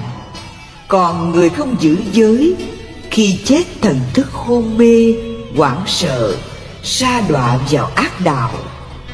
Vào thời Đức Phật, một hôm, Ngài cùng tôn giả A Nan và chư đệ tử đi ngang qua cánh đồng, thấy người ta đang rùa đàn bò. Nhân đây Phật hỏi: Này A Nan, ông có biết người ta lùa đàn bò đi đâu không? Bạch Đức Thế Tôn: Con không biết. Này A Nan, người ta lùa đàn bò đến lò mổ để làm thịt mà nó không hay biết. Chúng cứ lo chạy nhảy, hút đẩy, kêu trống vui giỡn. Cũng vậy, chúng sanh vì đam mê ngũ dục, phá giới phạm trai, gây tạo nhiều ác nghiệp. Nhưng họ lại quên rằng mỗi ngày trôi qua là mỗi ngày bước dần vào cõi chết, mà không chịu lo tu hành. Giống như đàn bò đi gần đến chỗ chết mà vẫn không hay biết, thật đáng thương thay. Nhân đó Phật nói kệ: Ví như người cầm gậy chăn dắt đàn bò si, và chết cũng như vậy. đang lùa mạng sống đi. Kinh Pháp Cú thí dụ. Vì thế, chúng ta hãy cố gắng giữ giới ăn chay cho trọn vẹn. Được như vậy mới đáng gọi là người có trí huệ, biết làm theo lẽ phải. Tôi ước mong quý Phật tử sau khi nghe qua quyển thập thiện này, thấy được sự lợi ích của lời Phật dạy tinh tấn, áp dụng trong đời sống hàng ngày để tạo hạnh phúc cho mình và chúng sanh ở hiện tại và tương lai. Vì thân người khó được, Phật Pháp khó nghe. Hôm nay chúng ta có duyên lành gặp được Tam Bảo mà không lo tu để tiến hóa lên con đường giải thoát. Nếu cứ mãi chần chờ đến khi mất thân rồi, muôn kiếp khó trở lại được. Cho nên chúng ta phải cố gắng tu hành, làm lành lánh dữ, không làm các điều ác, chăm làm các hạnh lành, giữ tâm ý trong sạch, là lời chư Phật dạy. Kinh Pháp Cú. Nam Mô A Di Đà Phật. Khuyên đừng giết thú. Muôn loài nào khác như ta cũng tìm sự sống lánh xa tai nạn. Có cha mẹ, có họ hàng, kết bè sinh hoạt, hiệp đoàn siêng năng. Ta đừng giết nó mà ăn, cũng đừng bắt nó trói trăng giam cầm. 7 câu trước độc mưu ngầm, làm cho chúng nó âm thầm đớn đau. Lạc bầy dướng dác xôn xao, lại e cái nạn thớt dao hầu gần. Mình có thân, nó cũng có thân, nuôi mình giết nó, trái cân công bằng. Lâm bình cảnh ấy khổ chăng, giả như có kẻ bắt phăng chúng mình. Mẹ cha cô bác thẳm tình, xót xa đã lắm, bất bình biết bao. Ruột rà ai cắt chẳng đau, tình thương ai dứt chẳng đau gan vàng. Nếu ta suy nghĩ kỹ càng, tình này cảnh ấy rõ ràng tương thân. Làm người ta có lòng nhân, hãy khơi tánh Phật lần lần sáng ra. Người cùng muôn vật một nhà, ta là anh chị, chúng là đàn em. Khôn hơn ta phải xét xem, trong nôm giúp đỡ đàn em giải khờ. Khi lâm nạn chúng bơ vơ, mau tay tiếp cứu, chớ ngơ mắt nhìn. Thấy ai giết thác sanh linh, lấy lời khuyên giải, dụng tình cản ngăn. Thú kia nó cũng là thân, cũng xương cũng thịt, có phần như ta. Đánh đau chúng nó kêu la, tiếng rên đứt ruột, tiếng la xé lòng. Tánh linh người vật cũng đồng, xuống tay bao nở, cầm lòng sao đan. Thân ta thì muốn cho an, mà thân kẻ khác lại toan xéo dày. Lòng ta muốn tránh nạn tai, sao cùng kẻ yếu ra oai dữ dằn.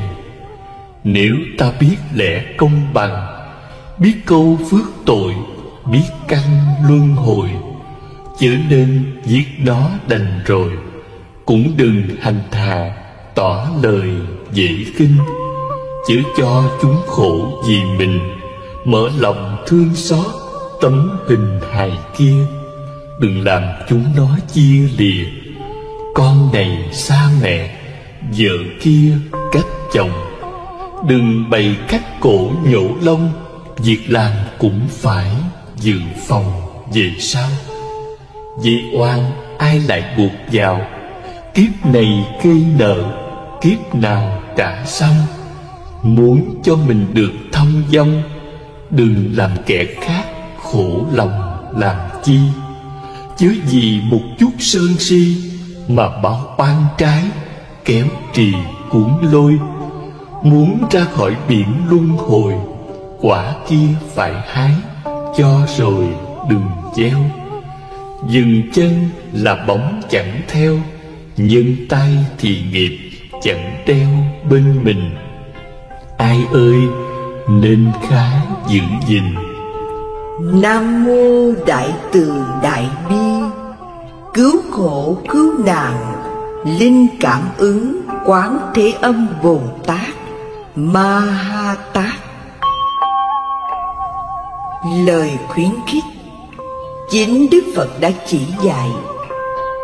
Trong các sự bố thí, chỉ có pháp thí là công đức lớn nhất, không có công đức nào sánh bằng.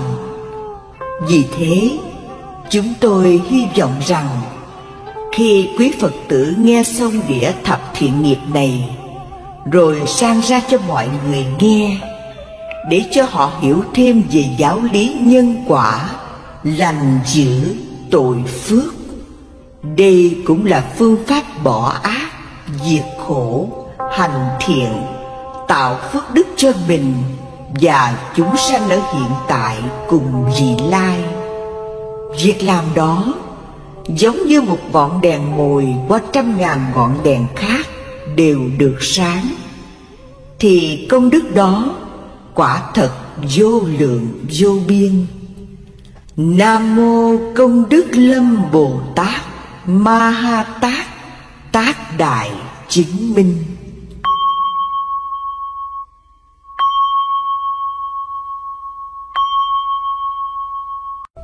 Muốn hóa giải oan trái hận thù, Phật dạy phải thường khởi lòng từ tha thứ hoàn toàn đối với những ai đã từng làm mình đau khổ, và không nên thấy lỗi người, hằng nhận lỗi mình, thấu suốt nhân quả, ăn năn sám hối, lo tu sửa, xem kẻ thù như Phật, trời, cha mẹ, thời sẽ diệt trừ hết ác nghiệp, mau thành Phật quả.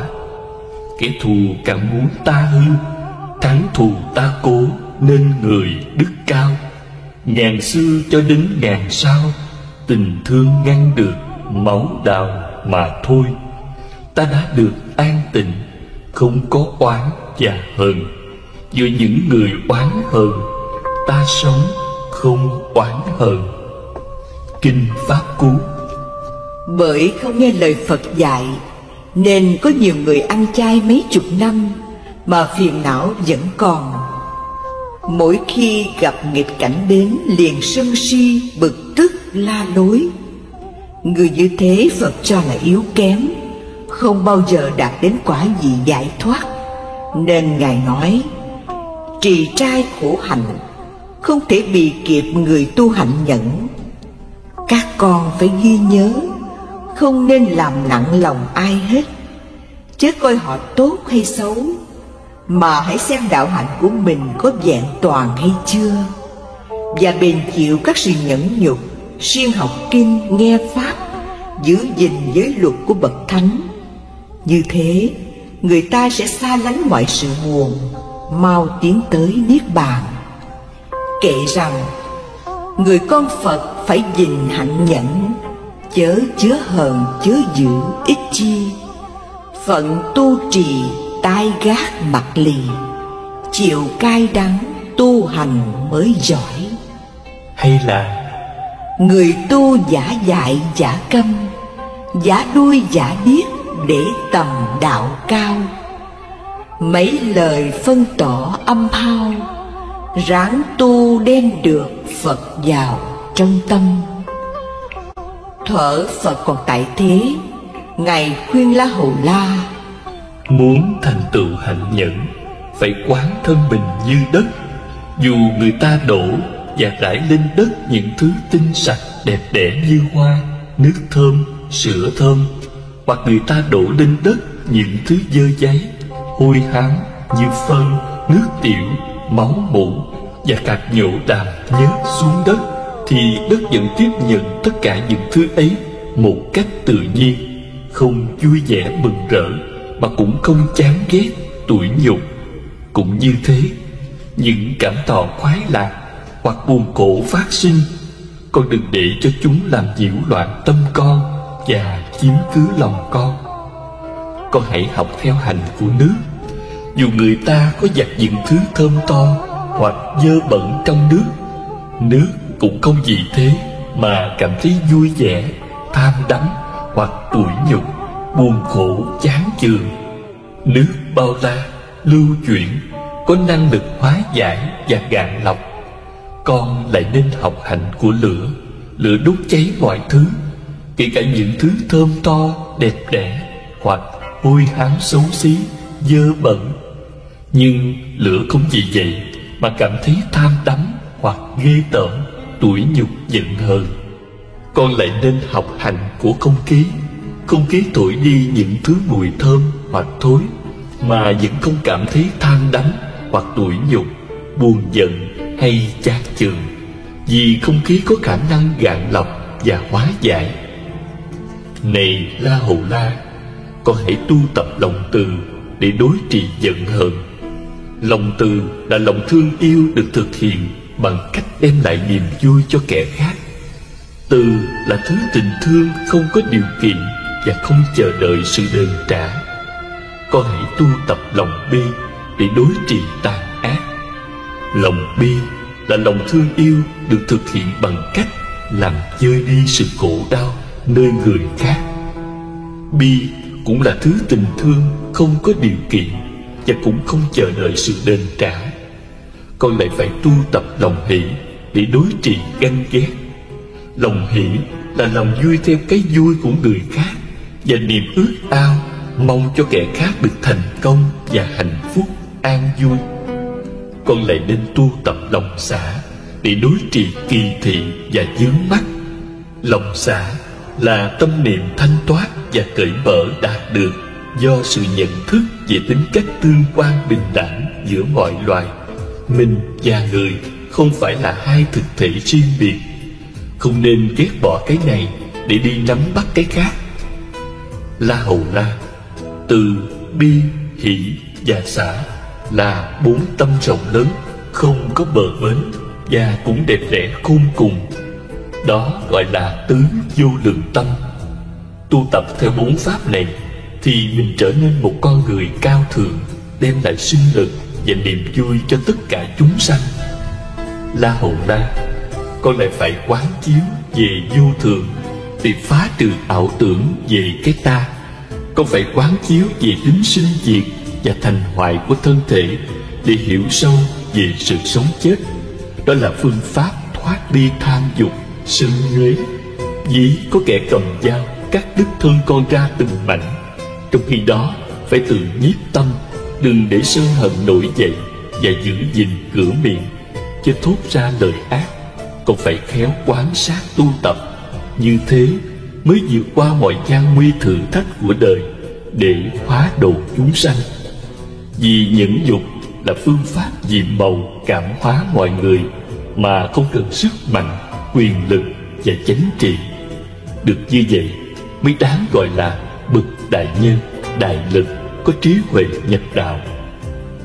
Người tu hạnh nhẫn nhục, tập tánh giống như nước, thường mềm dẻo mát dịu, rộng lượng và khoan dung.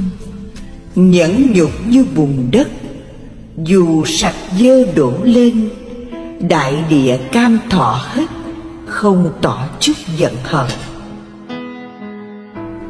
Để cho chúng sanh thấy được sự lợi ích của nhẫn nhục, Phật nói: tiền thân ta làm vị tiên nhân, tên là Sằng Đề, tu khổ hạnh ở núi rừng. Một hôm, vua Ca Lợi cùng với phu nhân, thể nữ, quần thần vào rừng săn bắn. Đến trưa, vua cho bày tiệc ăn uống, đàn ca, múa hát vui chơi. Tiệc xong, vua ngã lưng nằm ngủ dưới gốc cây. Khi thức dậy, không thấy quan quân tỳ nữ, liền hỏi cẩn thận, mới biết họ đi đến vị tiên nhân ở gần bên để nghe thuyết pháp. Sằng Đề tiên nhân nói: muôn loài đều tham sống sợ chết, hãy lấy tình thương xóa bỏ hận thù, chém giết, sống đời vị tha, bác ái. có như thế mới thoát được cảnh luân hồi thường mạng chết yểu. Họ nghe qua cảm thấy tội lỗi của mình trong cuộc đi săn đầy sát khí. Tất cả đều ước mong sao được nhà vua cho về sống đời cư sĩ, cơm rau đạm bạc tu hành. Khi đó vua Ca Lợi đến nơi, nhìn thấy ai nấy đều kính cẩn nghe tiên nhân giảng đạo, lòng đố kỵ dâng trào, liền xuống ngựa bước tới, chỉ thẳng vào mặt tiên nhân, chửi mắng uyển nhục đủ điều. Nhưng ngài vẫn ngồi lặng thinh, không nói một lời. Này kẻ ương ngạnh kia, trước mặt ta sao mãi ngồi lì đó, làm gì thế? Tôi ngồi ở đây tu hành nhẫn dục. Hành nhẫn dục là thế nào? Hành nhẫn là khởi tâm đại bi, khiêm nhường, ôn hòa với tất cả mọi người, từ bỏ những hành vi kiêu căng, tự đắc, thường dùng lời nói êm dịu, đạo đức, khuyến hóa chúng sanh. Vua Ca Lợi nghe qua, tưởng tiên nhân công kích sự thô lỗ của mình, nên quát: Thôi, hãy im đi! Nghe ta hỏi, tại sao ngươi bị chửi mắng mà vẫn lặng thinh là thế nào? Thưa ngài, nếu những lời chửi mắng của người khác là đúng, mình phải cảm ơn để lo tu sửa. Còn như họ chửi nhầm lẫn, xem đó là lời nhắc nhở hay tiếng gian, gió thổi ngoài tai. Câu trả lời đó thật là quý báu, khiến cho ai nấy đều thán phục. Ca Lợi Dương cảm thấy tự ái dồn dập, liền rút kiếm ra bảo: Đây là lời nói dối trá, vô lễ! Rồi mạnh tay vung gươm cắt đứt hai lỗ tai của tiên nhân. Ôi, những dòng máu đỏ tuôn rơi, ướt đẫm cả hai má, nhưng sắc mặt tiên nhân vẫn an nhiên tĩnh tọa. Thế thế, Ca Lợi vung gươm chặt đứt thêm hai cánh tay và chân, rồi nói: Thử coi tôi còn nhẫn nổi không? Máu chảy ướt cả chỗ ngồi, nhưng không một lời oán trách, rên than. Vua lặng thinh suy nghĩ, người này không phải tầm thường, nên gượng cất tiếng hỏi: Hỡi tiên nhân, tại sao ngươi bị ta hành hạ mà gương mặt không hiện ra sắc giận và nói lời nào? Này đại vương, nếu tôi có lỗi bị người hành hạ, tôi phải nhẫn thọ như uống nước cam lồ và cung kính đối với người ấy.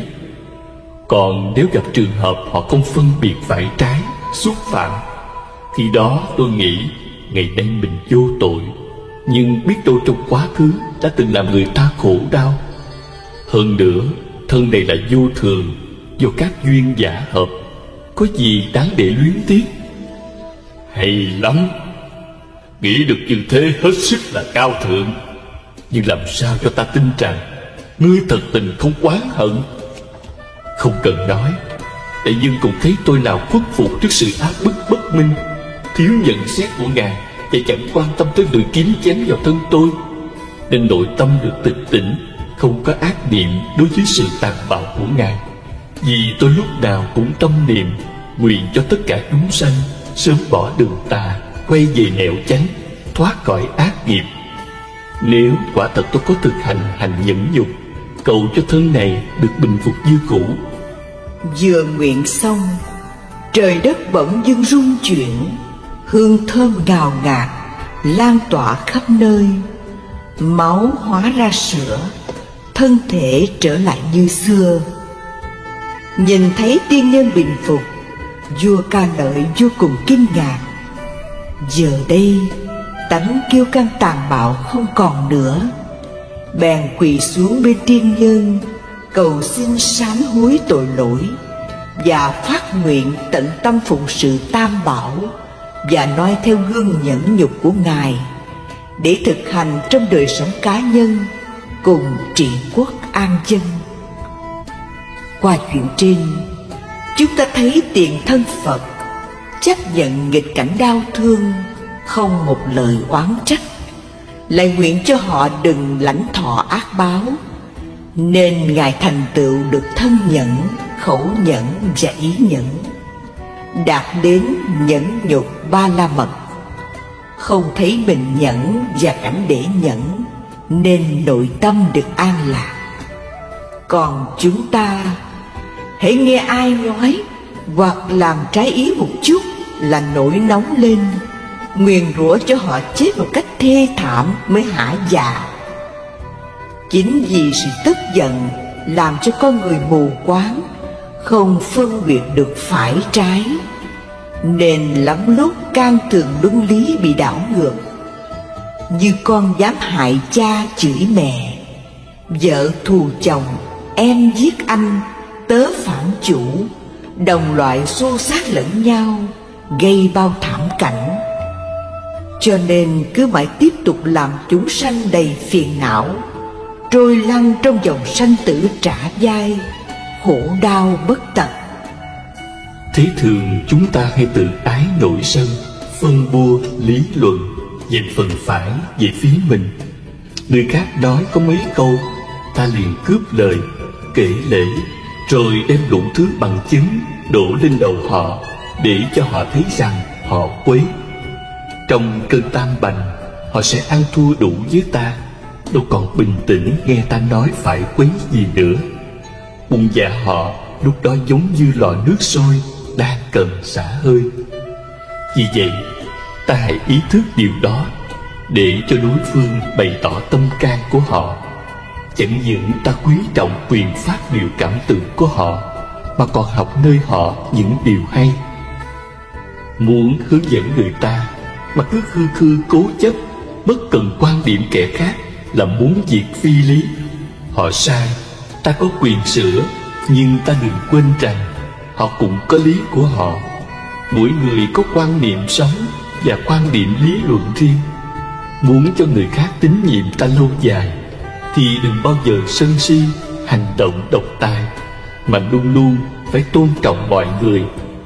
Nếu chúng ta muốn họ hành động theo ta, mà không nghĩ đến quyền lợi và sáng kiến của họ, hành động độc tài, ích kỷ như một bạo chúa, thì họ sẽ bất bình bỏ ta là một mình. Chúng ta nên biết rằng không thành công lớn nào trên đời mà không cần đến sự giúp sức của nhiều người.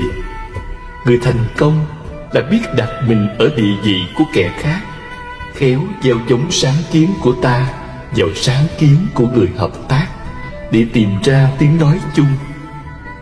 Trong luật nhà Phật gọi đó là ý kiến riêng, chỉ dạy cho nhau, lợi quyền chia đồng với nhau.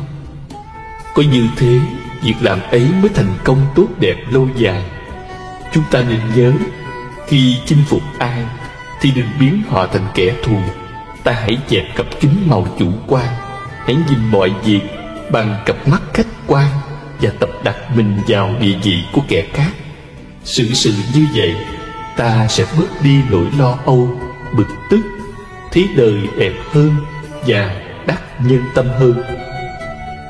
Chúng ta phần nhiều có khuynh hướng thất nhân tâm mạnh hơn là đắc nhân tâm. Tánh sân si, ích kỷ, chủ quan, tự ái là một hung thần đáng sợ. Từ vua chúa, quan quyền cho đến hạng bình dân ít học đều có lòng tự ái. Thậm chí cho đến những bậc tu hành mà tâm hồn không được thánh thiện vẫn bị nó quấy nhiễu. Nghĩa là ai nói xúc phạm hoặc có cử chỉ gì đụng chạm đến quyền lợi, danh dự của họ thì sân si sừng sộ, phẫn nộ, nhăn mặt nhíu mày, phùng mang trợn mắt, quạo cọ la hét, chửi mắng, đánh đập đối phương. Nếu chúng ta bị kẻ khác chọc tức liền nổi nóng, vung tay lên nói chuyện với họ, thì ta tin chắc rằng họ sẽ gửi lại bằng 2 quả đấm. Nếu ai nô lệ tánh tự ái thái quá như thế, là tự mình thoái hóa, đánh mất hết nhân phẩm đạo đức và làm thất nhân tâm mọi người. Những bậc thượng căn đại trí mới có đủ can đảm, điềm đạm, mềm mỏng khi bị kẻ khác nói nặng. Những vị ấy biết rằng ăn miếng trả miếng không có lợi gì cả. Trong giao tế hàng ngày, Ai không mềm mỏng thì trăm việc bất thành đến gần trăm. Chúng ta phải công nhận rằng trong thời gian qua có rất nhiều việc tại mình nóng bậy một chút mà hỏng. Kệ khuyên: mở tình yêu khắp nhân loại, giúp nhau cuộc sống được dày thêm ra. Giận nhau mấy cũng nên tha, thù nhau mấy cũng nên hòa tốt hơn. Hờn người tất bị người hờn, ghét người, người ghét không hơn chi người. Hòa nhau cho được vui cười, hơn là thù ghét suốt đời âu lo. Thương người như thể chân tay, ở trong thế giới hết ai sanh rầy. Sự tu chính ở chỗ này, cho nên cần khắp nhân loại biết tu. Thanh Sĩ: muốn cho thân tâm thanh tịnh, mau thành Phật quả. Kinh Pháp Hoa dạy: lấy từ bi làm nhà, lấy nhu hòa nhẫn nhục làm y phục, lấy tất cả pháp không làm tọa ngồi. Từ bi là nước cam lồ tươi mát, tưới tắt lửa phiền não. Nhẫn nhục như áo giáp ngăn ngừa tên độc. Pháp không là ánh sáng trí huệ, phá tan bóng tối vô minh chấp trước. Ai thực hành được ba phương pháp trên để diệt trừ tham sân si, tức là đã vào nhà Như Lai, mặc y Như Lai và ngồi tọa Như Lai vậy. Chúng ta hãy cố gắng tu tập hành nhẫn như tôn giả Phú Lâu Na. Một hôm, Ngài xin Phật đến xứ Vũ Lâu Na truyền đạo. Phật hỏi: này Phú Lâu Na, dân chúng xứ ấy rất hung ác, con đến đó dạy họ không nghe, còn dùng lời ác mắng chửi. Khi đó con nghĩ sao? Bạch Thế Tôn, con nghĩ họ là người tốt, vì chưa lấy cây, đá, đánh và ném con. Nếu họ dùng cây và đá đánh ném con thì sao? Con nghĩ họ vẫn còn lòng nhân, vì chưa đánh ném con đến chết. Nếu họ đánh đập, đâm chém con chết thì sao? Bạch Thế Tôn, con nghĩ họ là ân nhân giải thoát dùng cái thân bất tịnh khổ đau này. Phật khen: hay lắm, con nhẫn được như thế mới qua xứ đó truyền đạo được. Tôn giả Phú Lâu Na qua xứ Vũ Lâu Na giáo hóa. Không bao lâu, dân chúng xứ ấy đều quy y Phật, Pháp, Tăng. Nên có câu: con muốn tu thì việc chi nhịn hết, nhịn nhịn hoài, nhịn nhịn mãi con ơi. Chẳng phải là nhịn có 3 lần thôi, mà nhịn mãi đến khi thành chánh giác. Con nhịn mãi dầu thân con có thác, thác thân con mà tâm trí nhẹ nhàng. Cõi Tây Phương con chắc chắn bước sang, bằng con đọa thầy đây ra chịu thế. Thân con nhẫn thì việc chi mặc kệ, không sát sanh trộm cướp với tà dâm. Dầu ai kia có đánh đập chém đâm, tìm cách tránh chứ không nên đáp lại. Khẩu nhẫn nhịn là miệng không tranh cãi, lời khoe khoang hay đâm thọc dối lừa. Chửi mắng người 4 nghiệp miệng khá chừa, gây nghiệp dữ đời sau câm con nhé. Hòa Thượng Giác Nhiên. Phật Thích Ca dạy: lấy từ bi thay báo oán. Đức Lục Tổ dạy: nhẫn là công, nhục là đức. Lão Tử nói: nhu thắng cương. Hòa Thượng Giác Huệ nói: con hãy thương những kẻ chẳng thương con chớ ghét những người con đáng ghét. Lời Phật dạy không lầm đâu, ôn tồn dịu ngọt sẽ thắng tất cả. Nhẫn dục là phương pháp thần diệu đem lại sự an lạc cho bản thân, gia đình hòa hợp, bạn hữu tương thân, tớ thầy trung tín, đồng bào đoàn kết, thế giới hòa bình. Không nhẫn, thân bại danh liệt, gia đình ly tán, bạn hữu chia lìa, tớ thầy đoạn tuyệt, đồng bào xung đột, thế giới chiến tranh.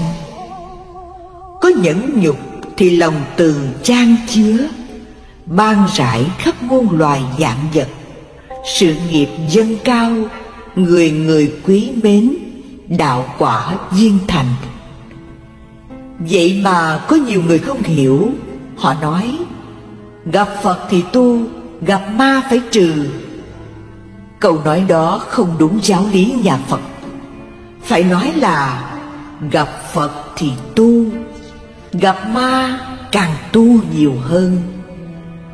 Quý Phật tử cũng thấy, khi Phật sắp thành đạo, ma dương dùng mọi cách quấy phá, nhưng Ngài vẫn an nhiên tĩnh tọa.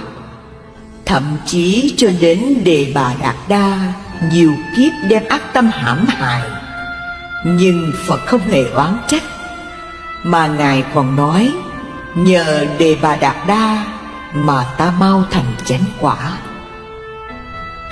Công đức nhẫn nhục lợi ích to lớn như thế, chúng ta còn nghi ngờ gì nữa mà không thực hành? Nhất là những ai đã nhiều lần bị lửa sân tàn phá tâm can, gia đình, sự nghiệp của mình. Hãy mau mau tu tập pháp môn nhẫn này, để khỏi phải ăn năn hối hận vì nó nữa. Người tu lại càng phải nhẫn hơn, vì người tu mà còn giận hờn, sắc mặt đỏ gay, giọng nói quát tháo, người chung quanh nhìn thấy kinh lờn. Cho dù vị đó có lão thông tam tạng, kinh điển, cũng không ai dám tin tưởng sự tu hành của họ nữa. Thế nên Cổ Đức dạy rằng: ác thứ 9, lửa sân luận tiếp. Lửa trong tâm chẳng đốt mà lừng, nổi lôi đình đâu có định chừng. Cho ta biết mà ngăn ngừa trước. Tánh sân nộ thường làm bạo ngược, nên loài người ở cõi thế gian giận hờn nhau, thù oán dậy tràn, mới có cuộc tranh tài đấu lực, hơn tự đắc khoe khoang vọng sức. Phải bị người hiềm khích ghét ganh, thua hổ ngươi làm chuyện bất lành, gây nghiệp dữ oan oan tương báo. Trong cơn giận kỹ gì nhân đạo, giống như con cọp dữ trên rừng, gặp thịt toan cấu xé tưng bừng, phân từng mảnh mới là hả dạ. Diệt được nó tâm trần thông thả, ta thường nên tập tánh khoan dung. Thực hành đi đừng có ngại ngùng, tha thứ kẻ lỗi lầm ngu xuẩn, và nhẫn nhịn đừng ham tranh luận, khỏi mất lòng tất cả mọi người. Tánh thuần lương, vẻ mặt vui tươi, vậy mới đáng tín đồ Phật giáo. Nay ta đã quy y cầu đạo, gây gỗ là trái thuyết từ bi. Trong cuộc sống, chuyện buồn vui, thương ghét, giận hờn xảy ra không biết bao nhiêu lần, cũng vì vô minh lầm chấp cho ta là thật, các pháp là thật. Từ đó phát sinh ra phiền não khổ đau. Trong lịch sử của nhân loại, có những trang sử đẫm máu, như vào thế kỷ 20, trải qua 2 cuộc chiến tranh thế giới, có vô số người gục ngã trên chiến trường, và những nạn diệt chủng dã man thảm khốc. Đã có hàng triệu người đã nằm xuống vì cuộc chiến huynh đệ tương tàn. Trên thế giới có đầy dẫy những điều nghi kỵ thù hằn. Chính vì thế mới xảy ra những cuộc chiến tàn khốc, tang thương khổ đau. Tất cả đều bắt nguồn từ sân hận. Kệ tụng: chúng sanh luôn chịu trăm ngàn khổ, các bệnh luôn luôn đến não hại. Giặc chết rình rập thường muốn giết, tại sao không tu lo não hại? Chê bai mưu hại không nhân từ, hại người chưa được tự mang họa. Ta nay là người cầu học đạo, mà sanh nóng giận não hại người. Phải biết ác này tội rất nặng, tật đố tự phá cội công đức. Tâm từ tùy hỷ sanh phước lành, muốn thoát bể khổ phải tu hành.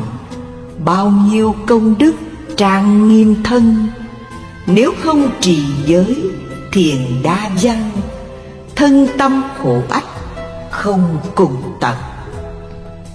Trên đường đời để chông gai gập ghềnh, chúng ta gặp rất nhiều cảnh trái ý nghịch lòng. Muốn cho những đụng chạm bớt đi, các võ sư Nhật dạy các môn đệ phải mềm mại như cây liễu, đừng cứng như cây tùng. Nếu chúng ta không chịu mềm mại như cây liễu, mà cứ nhất định cứng như cây tùng, như thế là ta đã gây ra những xung đột bất tận trong tâm, làm cho ta lo lắng, khổ sở, cáu kỉnh, rồi sinh ra bệnh thần kinh, dị ung. Chẳng khác nào cây tùng cứng cỏi phải gãy đổ trước trận cuồng phong. Chúng ta nên biết tại sao những vỏ xe hơi lăn trên đường nhựa, chạy trên đá nhọn mà nó vẫn chịu đựng được, là nhờ vỏ xe mềm dẻo làm cho sự va chạm trên đường dịu đi. Cũng vậy, chúng ta sống trên cõi đời đầy chông gai, thử thách, muốn vượt qua mọi trở ngại phải mềm mại, nhẫn nại, làm cho những va chạm dịu bớt đi, thì cuộc hành trình của ta mới được êm đềm, an vui lâu dài. Chúng ta hãy đọc qua bài tụng bất hủ sau đây. Từ bào thai ra thường chịu khổ, chúng sanh như thế chớ giận hại. Nóng giận khởi lên dùng từ diệt, từ bi nóng giận không chung cùng. Người nhờ từ bi nóng giận dứt, dĩ như sáng tối không chung chỗ. Nếu giữ tình giới mà nóng giận, người ấy tự phá pháp lợi mình. Tất cả chúng sanh là quyến thuộc, tại sao gia tăng giận não hại? Nếu khởi nóng giận muốn hại người, chưa đến người kia trước đốt mình. Thế nên thường nghĩ hành từ bi, nóng giận nghĩ ác sẽ không sanh. Nếu người thường nghĩ hành pháp lành, thường nghĩ pháp lành, tâm vui vẻ, đời nay được vui, sau cũng thế, được đạo thường vui, ấy niết bàn. Nếu tâm dồn chứa điều bất thiện, tự mất lợi mình, lại hại người. Vì thế, chúng ta phải cố gắng nhẫn nại từ con người cho đến con muỗi, mồng, kiến ong, gió, mưa, nóng lạnh, đói khát, bệnh chết. Hoan hỷ nhẫn chịu mọi nghịch cảnh, không hề than gian, oán trách. Được như vậy mới mong thành công đắc đạo. Như Tích Đại Đức Lomasa Nagathora hành đạo trên núi Gitiyapapata. Khi ấy nhằm mùa nắng trời nóng, nhưng Ngài vẫn ngồi tham thiền vì nghĩ rằng nhiều kiếp ta đã đọa địa ngục, bị lửa thiêu đốt, nóng gấp muôn lần sự nóng này. Nhờ thấy được điều đó nên Ngài kiên nhẫn thiền quán chứng đắc đạo quả A-la-hán. Lại có đại đức khác đi khất thực 3 ngày liên tiếp, chẳng có ai cúng món gì. Trong cơn đói khát, nhưng Ngài không ngã lòng, vì tự nghĩ trong vòng luân hồi nhiều kiếp ta đã sanh làm ngạ quỷ, bị đói khát hơn thế này nữa. Nên Ngài kham nhẫn, dùng minh sát tuệ quán sát lý vô thường, khổ não và vô ngã, liền đắc quả A-la-hán. Tích trên ngủi khuyên chúng ta không nên để cho những sự khổ bên ngoài chi phối, mà bỏ dở sự tu hành. Cảnh nắng mưa gió lạnh, hành hạ bước não thân, thân cam chịu không phiền, được gọi là thân nhẫn. Sự nhục mạ chua cay, hoặc mắng nhiếc tồi tệ, cam chịu không chửi lại, được gọi là khẩu nhẫn. Đối trước mọi nghịch cảnh, không khởi tâm phản đối, không căm hờn oán hận, được gọi là ý nhẫn, thiện pháp. Trong Kinh Đại Tập, Đức Phật bảo đại chúng nhẫn hơn hết trên đời. Nhẫn là đạo an vui, nhẫn thêm nhiều tiếng khen, nhẫn giàu sang được lâu, nhẫn được đầy đủ tướng tốt, nhẫn hay có oai lực, nhẫn hay thành nghề khéo, nhẫn nhiếp phục oán địch, nhẫn dẹp hết lo rầu, nhẫn được đông họ hàng, nhẫn thời được sống thọ, nhẫn là áo giáp thần, nhẫn là con thuyền to vượt bể khổ, nhẫn là liều thuốc hay cứu sống nhiều sinh mạng, nhẫn lửa không thể cháy, nhẫn dao không thể cắt, nhẫn không thể trúng độc, nhẫn nước không thể trôi, nhẫn được thiên thần gia hộ, nhẫn ngày đêm thường yên ổn, nhẫn thân luôn được bình an, nhẫn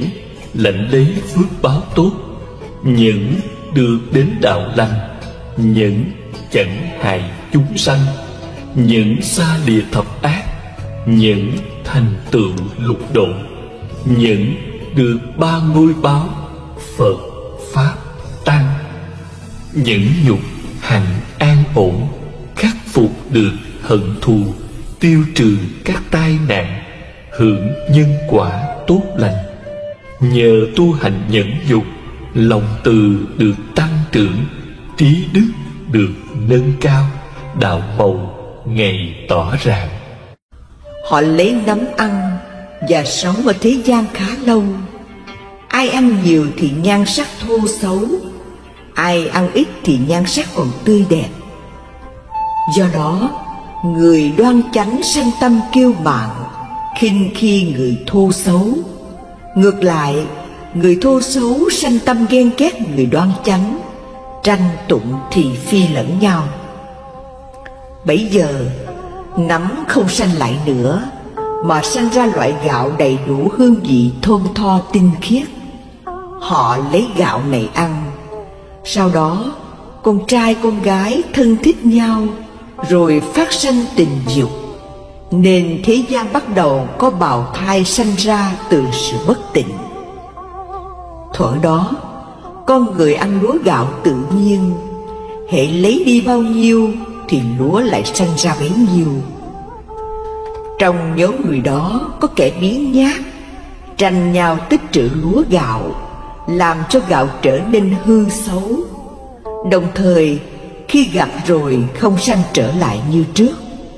Vì thế, họ chia đất ra để gieo trồng, nên dần dần sanh ra trộm cắp của nhau, gây tạo nhiều điều xấu ác, phiền não bất tịnh. Đó là nguyên nhân đưa đến sanh, già, bệnh, chết, khổ báo đọa trong ba đường dữ.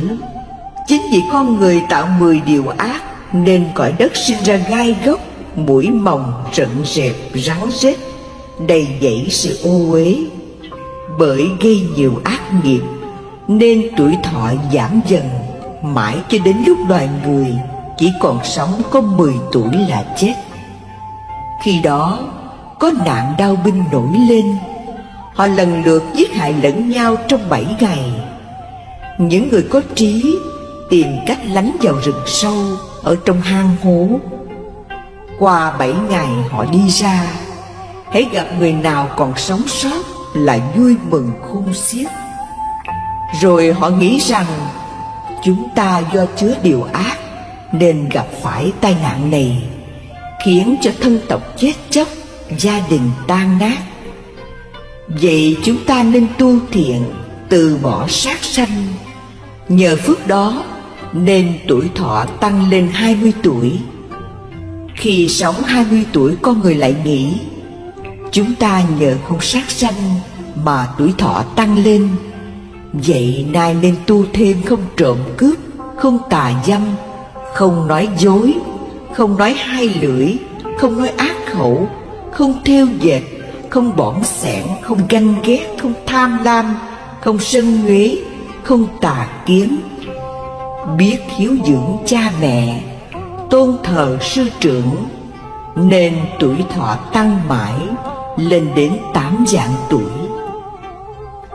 Cõi đất lúc này bằng phẳng, không có hầm hố gai góc, muỗi mồng rắn rết đập trùng. Ngói cát đá sạn sỏi đều biến thành lưu ly. Dân cư đông đúc, ngũ cốc sung túc, giàu sang vui vẻ vô cùng. Lúc đó có Đức Phật Di Lặc thị hiện ra đời, rộng độ chúng sanh. Nói chung, nếu chúng ta muốn thành tựu thập thiện nghiệp một cách trọn vẹn, tốt đẹp, cần ghi nhớ 10 điều để thực hành. 1. Chẳng những không sát hại chúng sanh, mà còn phải ăn chay, thương yêu, tha thứ, phóng sanh. 2. Chẳng những không trộm cướp tài vật của người ta, mà còn phải làm việc bố thí. 3. Chẳng những không tà dâm, mà còn phải biết tôn trọng nhân phẩm, tiết hạnh của người khác. 4. Chẳng những không nói láo xược, dối trá, mà còn phải nói lời chân chánh, ngay thật. 5. Chẳng những không nói lời đâm thọc, làm cho người ta hận thù chia lìa nhau, mà phải nói làm sao cho người ta hòa hợp, thương yêu, đoàn kết với nhau. 6. Không được nói lời thô lỗ, độc ác, mà phải nói lời êm dịu, ôn hòa, nhu thuận, hiền lành. 7. Không được nói lời thêu dệt, trau chuốt, thô tục, trái đạo nghĩa, mà cần phải nói lời nhân nghĩa, hữu ích cho mọi người và mọi loài. 8. Không được tham lam, xảo quyệt, mà phải tu hành thiểu dục, tri túc, vì vạn vật đều giả dối vô thường. 9. Không được giận hờn, oán hận ai hết, mà phải luôn luôn có lòng từ bi, hỷ xả, nhẫn nại đối với tất cả chúng sanh. 10. Không để tâm u mê tà kiến, mà phải có tâm chánh kiến, sáng suốt, sống hợp lẽ đạo chân chánh. Hơn nữa, 10 giới này có tính căn bản và hợp lý, dù ở bất cứ thời đại nào vẫn có giá trị. Vì mình biết quý trọng mạng sống, thì phải tôn trọng sinh mạng mọi loài. Mình biết quý mến tài sản, thì phải tôn trọng tài sản của người. Mình lúc nào cũng giữ gìn hạnh phúc gia đình, thì phải biết tôn trọng hạnh phúc gia đình người. Mình không muốn ai lừa đảo, thì phải tôn trọng sự thật. Mình không muốn ai đâm thọc, thì chớ nói lời ly gián người. Chúng ta chẳng ưa ai chửi mắng, thì chớ nói lời thô ác, xúc phạm người. Chúng ta không thích ai thêu dệt, thì không nên nói thêm bớt chuyện người. Chúng ta không thích ai lôi kéo mình vào vòng tham dục, thì chớ có xúi người chạy theo dục vọng thấp hèn. Chúng ta không muốn ai sân si với mình, thì đừng có sừng sộ phẫn nộ với người. Chúng ta không muốn ai mê hoặc mình, thì đừng chỉ người khác đi vào con đường mê tín tà dại. Trong Kinh Trường A Hàm, Phật dạy các cư sĩ, phàm người giữ giới thì có 5 công đức. 1. Cầu bất cứ điều chi đều được như ý. 2. Tài sản phát đạt, không sa sút. 3. Đi đến đâu đều được mọi người kính mến. 4. Tiếng tốt đồn khắp nhân gian. 5. Sau khi qua đời được sanh về cõi trời. Này các cư sĩ, trái lại, nếu người nào không giữ giới thì có 5 điều suy hao. 1. Cầu tài lợi không toại nguyện. 2.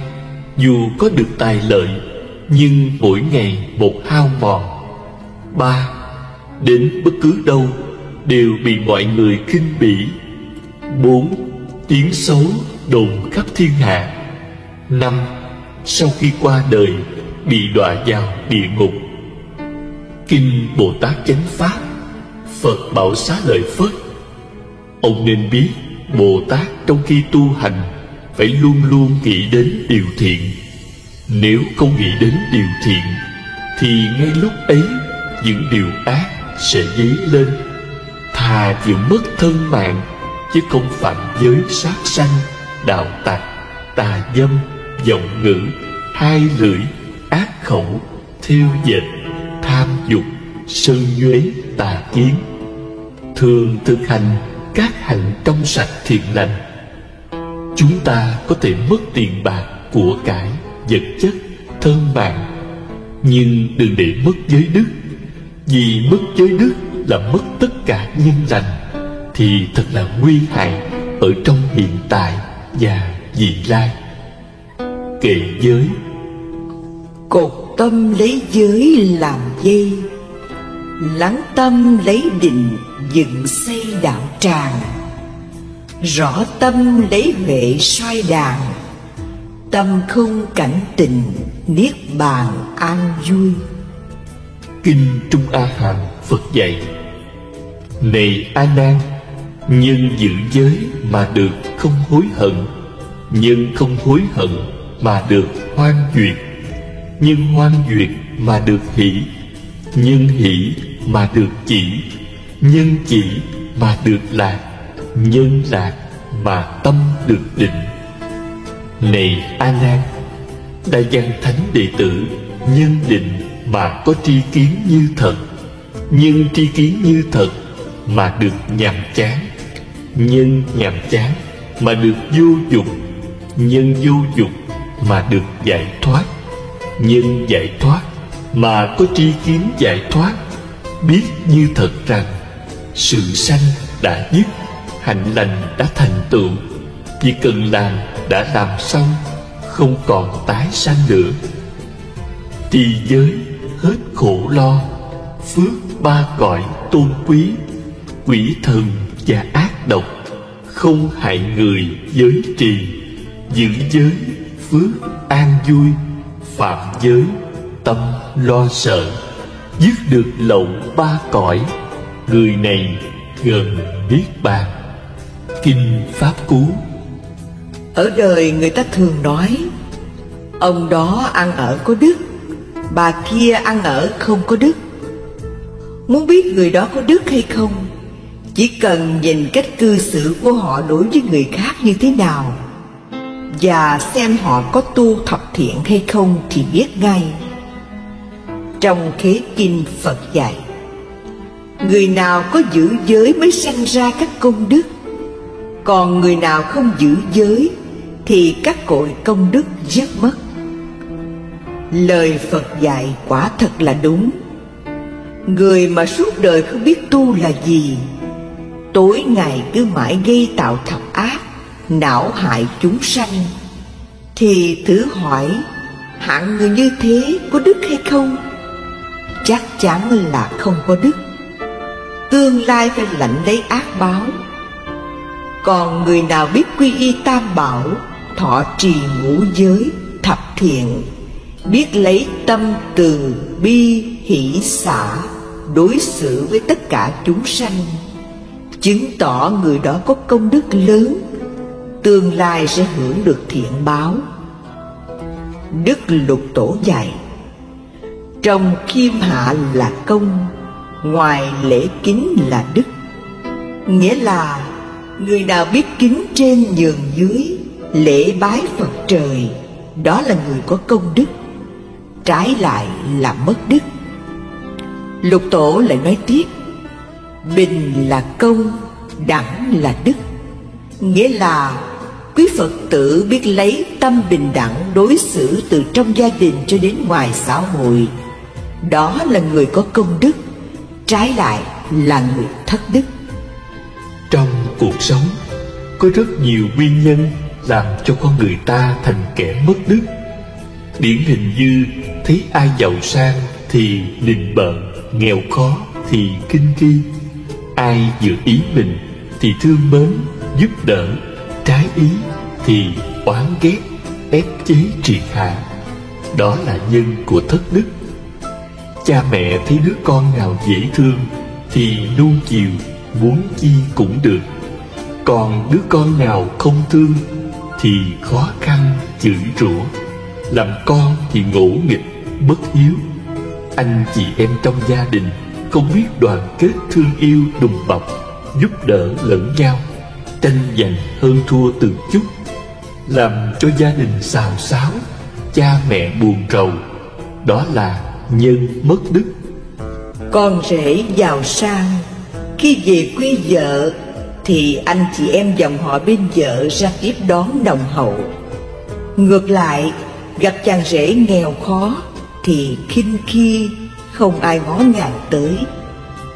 Làm con rể khi thấy bên vợ làm ăn khá giả thì lòn cúi để nhờ vả. Nếu cha mẹ vợ nghèo khó, có hữu sự thì lánh mặt. Hoặc khi uống rượu vô thì chửi rủa những người thân bên vợ. Còn dâu xuất thân nhà giàu sang, có nhiều của hồi môn thì cha mẹ anh chị em bên chồng kính trọng, có lỗi lầm gì cũng bỏ qua. Nếu là con dâu nghèo thì khi dễ, hành hạ đủ điều. Làm dâu lại ý mình có sắc có tài, khi mẹ chồng nói một câu thì trả lời 5-7 câu, xem thường gia đình bên chồng, lại còn đem những chuyện không tốt của những người thân bên chồng rêu rao bên ngoài và thêu dệt, đâm thọc, làm cho những thành viên trong gia đình hiềm hận lẫn nhau. Đó là nhân tổn đức. Vợ chồng chung sống không biết lấy nhân nghĩa đạo đức đối xử với nhau. Khi chồng làm ra tiền thì vui vẻ, anh em ngọt ngào. Khi chồng không làm ra tiền thì buồn phiền chê trách, không quán xuyến công việc nhà, lại còn bài bạc. Người thân bên chồng đến thì sợ ăn hết của, bên mình tới thì vui vẻ giúp đỡ. Làm chồng thì thô lỗ, độc tài, tiền phát gạo đông. Bên mình muốn gì cũng được, bên vợ thì chẳng mang tới, lại còn cờ bạc, cá độ, hút chích, ăn nhậu phung phí, bồ bịch lăng nhăng. Người vợ thấy thế khuyên lơn không nghe, còn chửi mắng đánh đập. Đó là nhân tổn phước, mất đức. Làm thầy không công bình chánh trực. Trò nào lo cho mình thì hết lòng yêu thương, tạo điều kiện nâng đỡ. Ghét thì khó khăn, chửi mắng đánh đập, dạy cho lấy lệ. Làm trò thì không biết kính trọng thầy, lười biếng ham chơi, không lo học hành. Thầy răn dạy không nghe, còn cãi lại, phản thầy, lừa bạn. Đó là hạng người vô lương tâm, thiếu đạo đức. Bạn bè lúc giàu sang thì thân thích nhờ vả, khi nghèo khổ, hoạn nạn thì lẩn tránh. Sống không có tình nghĩa, chỉ biết lợi dụng lòng tốt của bạn để trục lợi. Đó là hạng người vong ân bất đức.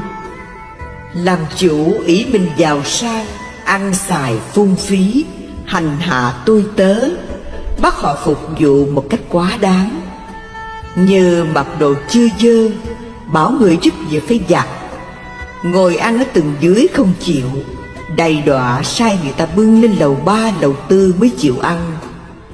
Những chuyện không đáng cũng sai khiến đủ điều, lại hay chê trách, chửi rủa ôm sòm.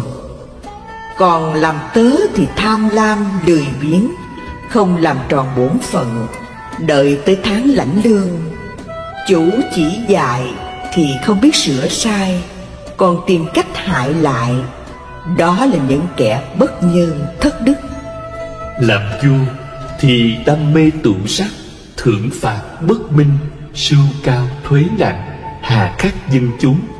Làm quan thì thượng đội hạ đạt, lạm dụng của công, đàn áp dân lành, làm chuyện gian ác, vô trung bất chánh. đó là kẻ ác nhân, ác đức.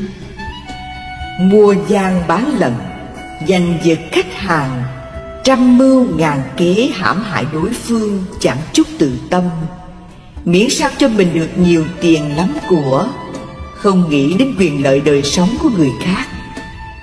Trong việc làm ăn mua bán, dành hết quyền lợi vì mình, làm cho gia đình người ta lâm vào hoàn cảnh khó khăn, đó là những kẻ quá tham lam hiểm độc, thất đức. Đồng nghiệp thấy người khác hơn mình thì ganh ghét đố kỵ bêu xấu, thua thì khinh khi, những điều hay lẽ phải thì che giấu, sợ người ta hơn mình, phô bày chỉ dạy những điều sai lầm để cho họ thất bại rồi chê cười. Đó là kẻ mất hết nhân tính, tổn giảm phước đức. Trong tình cảm nam nữ, lợi dụng lòng yêu thương của bạn, đòi hỏi đủ thứ, lừa dối phụ bạc, mới chuộng, cuộn dâm, đó là kẻ bạc ác thất đức.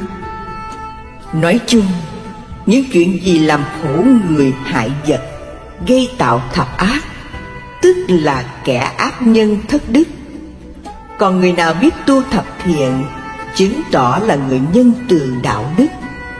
Người không có đức trong tâm trí của họ lúc nào cũng nghĩ đến danh lợi, tình tiền, chẳng bàn đến nhân nghĩa, công bình, bác ái lẽ phải là gì.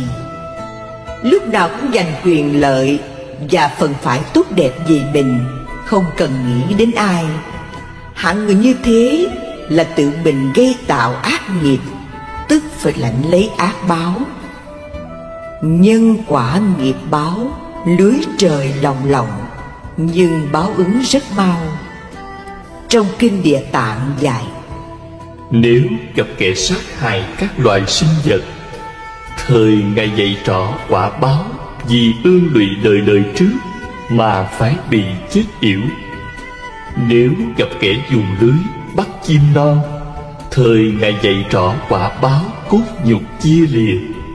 Nếu gặp kẻ buôn lung sang bắn, thời Ngài dạy rõ quả báo kinh hãi điên cuồng mất mạng. Nếu gặp kẻ dùng nước sôi hay lửa chém chặt, giết hại các loài sinh vật, thời Ngài dạy rõ quả báo luân hồi thường mạng lẫn nhau. Nếu gặp kẻ trộm cắp, thời Ngài dạy rõ quả báo nghèo khốn khổ sở. Nếu gặp kẻ bỏng sẻn, thời Ngài dạy rõ quả báo cầu muốn không được. Nếu gặp kẻ phung phí, phá tổn của cải một cách phi lý, thời Ngài dạy rõ quả báo tiêu dùng thiếu hụt. Nếu gặp kẻ lạm phá của chùa, thời Ngài dạy rõ quả báo ức kiếp luân hồi nơi địa ngục. Nếu gặp kẻ tà dâm, thời Ngài dạy rõ quả báo làm chim sê sẻ, bồ câu, uyên ương. Nếu gặp kẻ phá giới phạm trai, thời Ngài dạy rõ quả báo cầm thú đói khát. Nếu gặp kẻ nói lời thô ác, thời Ngài dạy rõ quả báo quyến thuộc kình chống nhau. Nếu gặp kẻ hay khinh chê, thời Ngài dạy rõ quả báo không lưỡi miệng lỡ. Nếu gặp kẻ quỷ bán tam bảo, thời Ngài dạy rõ quả báo đuôi điếc câm ngọng. Nếu gặp kẻ khinh chê giáo pháp, thời Ngài dạy rõ quả báo ở mãi trong ác đạo. Nếu gặp kẻ ô nhục người hạnh thanh tịnh và du bán tăng ni, thời Ngài dạy rõ quả báo ở mãi trong loài súc sanh. Nếu gặp kẻ kiêu mạn cống cao, thời Ngài dạy rõ quả báo hèn hạ bị người sai khiến. Nếu gặp kẻ đâm thọc gây gỗ, thời Ngài dạy rõ quả báo không lưỡi. Nếu gặp kẻ nóng giận, thời Ngài dạy rõ quả báo thân hình xấu xí tàn tật.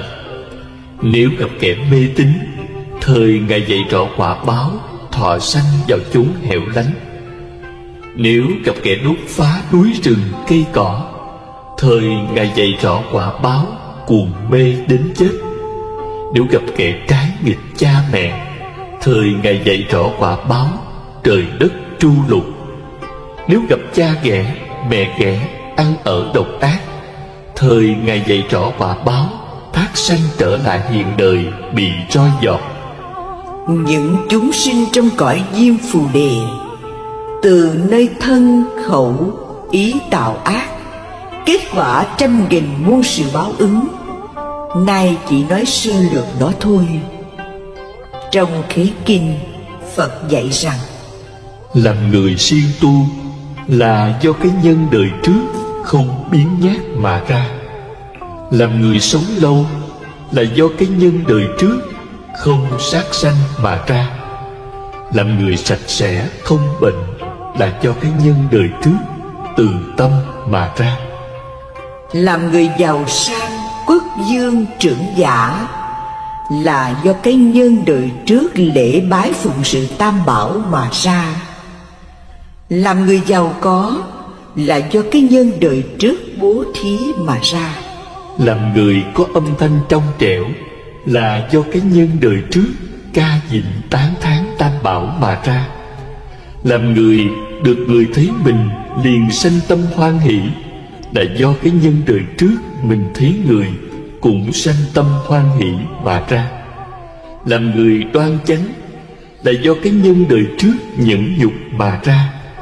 Làm người thân hình thấp lùn nhỏ bé là do cái nhân đời trước khinh khiêng người mà ra. Làm người thân hình lở loét ghẻ dữ là do cái nhân đời trước đánh đập chúng sanh mà ra. Làm người bị bắt giam cầm là do cái nhân đời trước hay bắt giam cầm chúng sanh trong lòng trong chậu mà ra. Làm người không có ảnh hưởng, nói gì không ai nghe, làm gì không ai theo là do cái nhân đời trước tánh hay đố kỵ, thèm thuồng, ham muốn lời danh của người khác mà ra. Làm người có thế lực, nói gì cũng có người nghe, làm gì cũng có người theo là do cái nhân đời trước không có tánh đố kỵ, ham muốn danh lợi của người khác mà ra. Làm người đê tiện thấp hèn là do cái nhân đời trước tánh ưa kiêu hãnh, ngạo mạn, vô lễ, không biết tôn trọng người đáng kính mà ra. Làm người sang trọng quyền quý là do cái nhân đời trước biết phục thiện, không kiêu hãnh, biết tôn trọng người đáng kính mà ra. Làm người thông minh có trí huệ sáng suốt, hiểu rộng thấy xa là do cái nhân đời trước cố công tìm đến người có tài đức để học những điều chánh đáng mà ra. Làm người vô tri không hiểu biết gì hết là do cái nhân đời trước lười biếng, không chịu gần người tài đức để học hỏi những điều hay lẽ phải mà ra. Làm người ngu xuẩn đần độn là do cái nhân đời trước không dạy bảo người mà ra. Làm người mê muội, mất giống trí huệ, loạn vọng điên cuồng là do cái nhân đời trước ham uống rượu mà ra. Làm người nghe thuyết pháp mà nói chuyện, làm loạn động tâm người khác, sau khi chết sẽ đọa trong loài chó trập tai. Làm người hay dọa nạt, làm cho người khác khiếp sợ, kiếp sau sanh trong loài hươu nai. Làm người giàu sang có quyền thế đánh đập kẻ dưới không biết thưa kiện ai. Những người như thế chết đọa địa ngục cả ngàn vạn năm. Từ địa ngục ra lại đọa làm thân trâu bò, bị roi gậy đánh đập để đền nợ oan trái ngày xưa. Làm người bị chết cháy là do cái nhân đời trước lấy lửa thiêu đốt chúng sinh mà ra. Làm người bị chết đuối là do cái nhân đời trước hại chúng sanh chết nước mà ra. Con người sinh ra trong thế gian bị nhiều tai nạn, bệnh hoạn, chết sớm, biết bao thống khổ không thể kể hết. Như thế là do ba nghiệp gây ra, nên họ phải lãnh lấy quả báo khổ đau trong ba đường dữ. Bồ Đề Lão Tổ từng dạy: làm nghề lột da, rách lạnh đơn phun, làm nghề cắt họng, tự sát hủy mình, vào rừng săn bắn, tai họa thình lình, hành hung làm dữ, tai họa không chừng. Thấy của gian tham, quả báo bần cùng, cố ý ăn lường, chịu điều thua thiệt, gạt người lấy của, chuyện kiếp bồi thường, nhờ người gạt người, chịu đời thất thế. Gian công lường của, chịu đời lầm lạc, khoe tốt lừa người, mắc mưu mất của, tranh danh đoạt lợi, người lìa của tan, tranh điền đoạt thổ, con cháu phá tan. Giữ của lòng tham, chuyện kiếp làm chó, chứa kẻ gian tham, ngục hình đầy đọa, dùng sức loài vật, chuyện kiếp lan xuyển. Thấy sát cố dâm, vợ con phản loạn, thọ thai chồng bỏ, con nghịch với cha, tiền dâm hậu thú, sanh con bất hiếu, thọ thai làm ác, liên lụy đến con. Quen người đoạt vợ, oan gia nghiệp chướng, dâm dục quá độ, thận kém sanh lao, ăn vật nóng quá, thận suy khô kém. Khinh thánh thị thần, cầu nguyện vô linh, khi thị thân tộc, bà con xa cách, hỗn ẩu anh em, cô độc một mình, đặt chuyện thình lình, ngọng liệu líu lo, phân dân ngạo biếm, bằng hữu khinh thường, khinh bỉ nhân tình, vô gian bạc phận, chê thị quê hương, đổi dời nhiều xứ, thấy hư chê cười, khó nổi lập thân, chê người trách lành, chuyện kiếp cơ hàng, đặng thời chê thất thế, suy sụp nan cầu, được sang chê hèn, đáo đầu bần tiện, chê người cực khổ, chuyện phú hóa bần, được giàu phụ khó, giữ của không bền, kiêu cách khi người, chịu kiếp vô duyên, được mạnh chê yếu, chịu đời suy nhược, tánh hay kiêu căng, tạo lập không thành, thì chúng hiếp cô, hòa sanh nan giải, la ré nạt nộ, hao hơi phổi yếu, vũ ngực xương hô, phổi động sanh ung. Hủy hoại lúa gạo, thiếu ăn thiếu mặc, hủy hoại tiền của, gia cảnh bần hàn, ăn uống phung phí, bần cùng đói rách, xài không giữ gìn, thiếu trước hụt sau. Tánh hay ghét người, con cháu vô duyên, sanh con không dạy, hoạn họa trùng lai, thọ ơn báo oán, con cháu thất thời, bội ơn bạc nghĩa, sanh con ngỗ nghịch, nghề hay không dạy, con cháu bất tài, chẳng nghe lời lành, con cháu ngu si, giả oai hiếp người, con cháu khiếp nhược. Bội nghịch cha mẹ, hậu kiếp mồ côi, bội nghịch luân lý, họa sanh nan cứu, bỏ mồ mã hoang, ba đời lưu lạc, đốt nhà phá mã, quan đàn lưu xứ. Mưu sâu kế độc, câm khùng đền tội, dùng tà ma hại người, đau oan trái bình, dùng lửa hại người, loạn tâm loạn trí, mắng gió chửi mưa, ngây cuồng đền tội, được khôn chê khờ, lãng tâm mất trí, truyền khôn bất chánh, trả quả loạn tâm.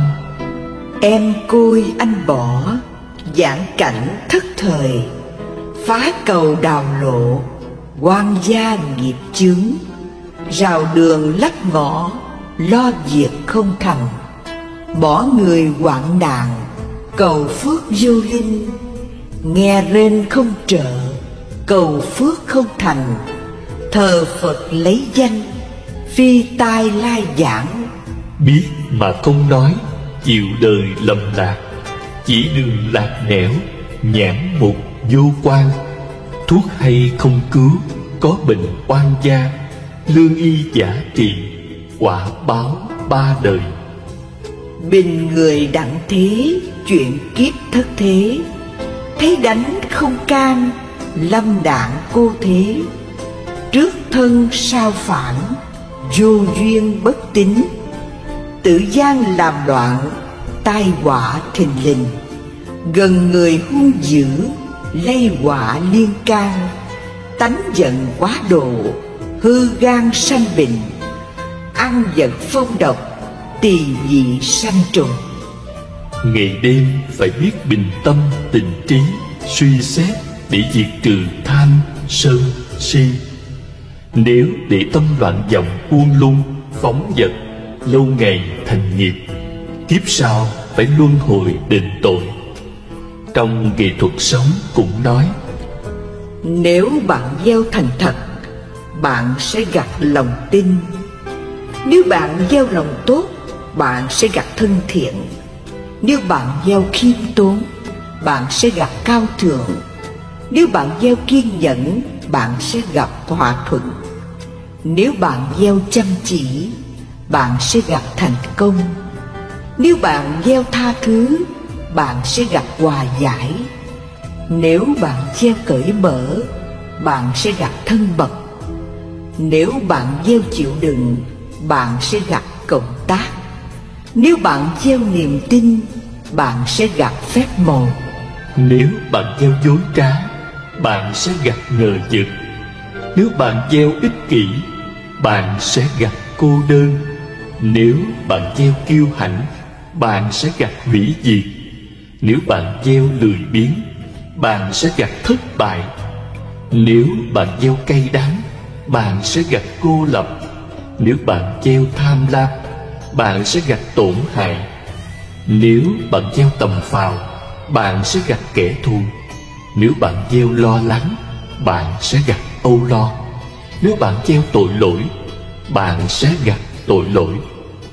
Vì vậy, bạn hãy cẩn thận những gì bạn gieo hôm nay. Nó sẽ quyết định những gì bạn gặt vào ngày mai. Vì thế chúng ta phải ham làm điều thiện, tránh xa điều ác. Khi rảnh rỗi nên suy xét, kiểm điểm lại những việc làm thường ngày của mình. Lúc nào cũng theo con đường ngay thẳng, thì tự nhiên trời đất sẽ không phụ lòng tốt của mình. Nhà mà chứa điều thiện sẽ có phước dư thừa. Nhà mà chứa điều ác sẽ có tai họa dư thừa. Cổ đức.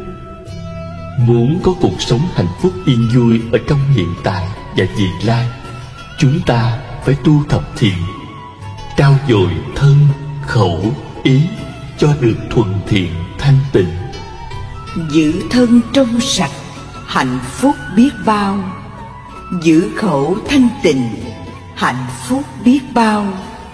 Giữ ý thanh tịnh, hạnh phúc biết bao. Thân cùng khẩu ý trọn lành, xa lìa tội lỗi, gần cành hoa sen. Ai mà thân khẩu ý rèn, giữ theo thiện nghiệp, thân bèn đặng an. Ba nghiệp hằng đặng rảnh rang, thác rồi nhập thánh là đàn xưa nay. Bị mắng chửi lòng chẳng phai, với người tham lẫn giận gai chẳng sờn. Giữ mình trong sạch là hơn, dầu ai gây dữ, oán hờn mặc ai. Pháp Tịnh Tâm. C. Kết luận.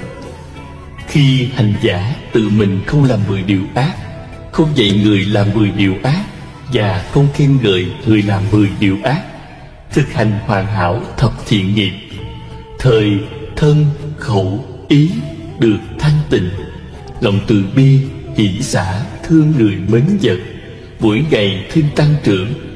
Hiện tại đời sống cá nhân, gia đình được cải thiện tươi sáng, tốt đẹp.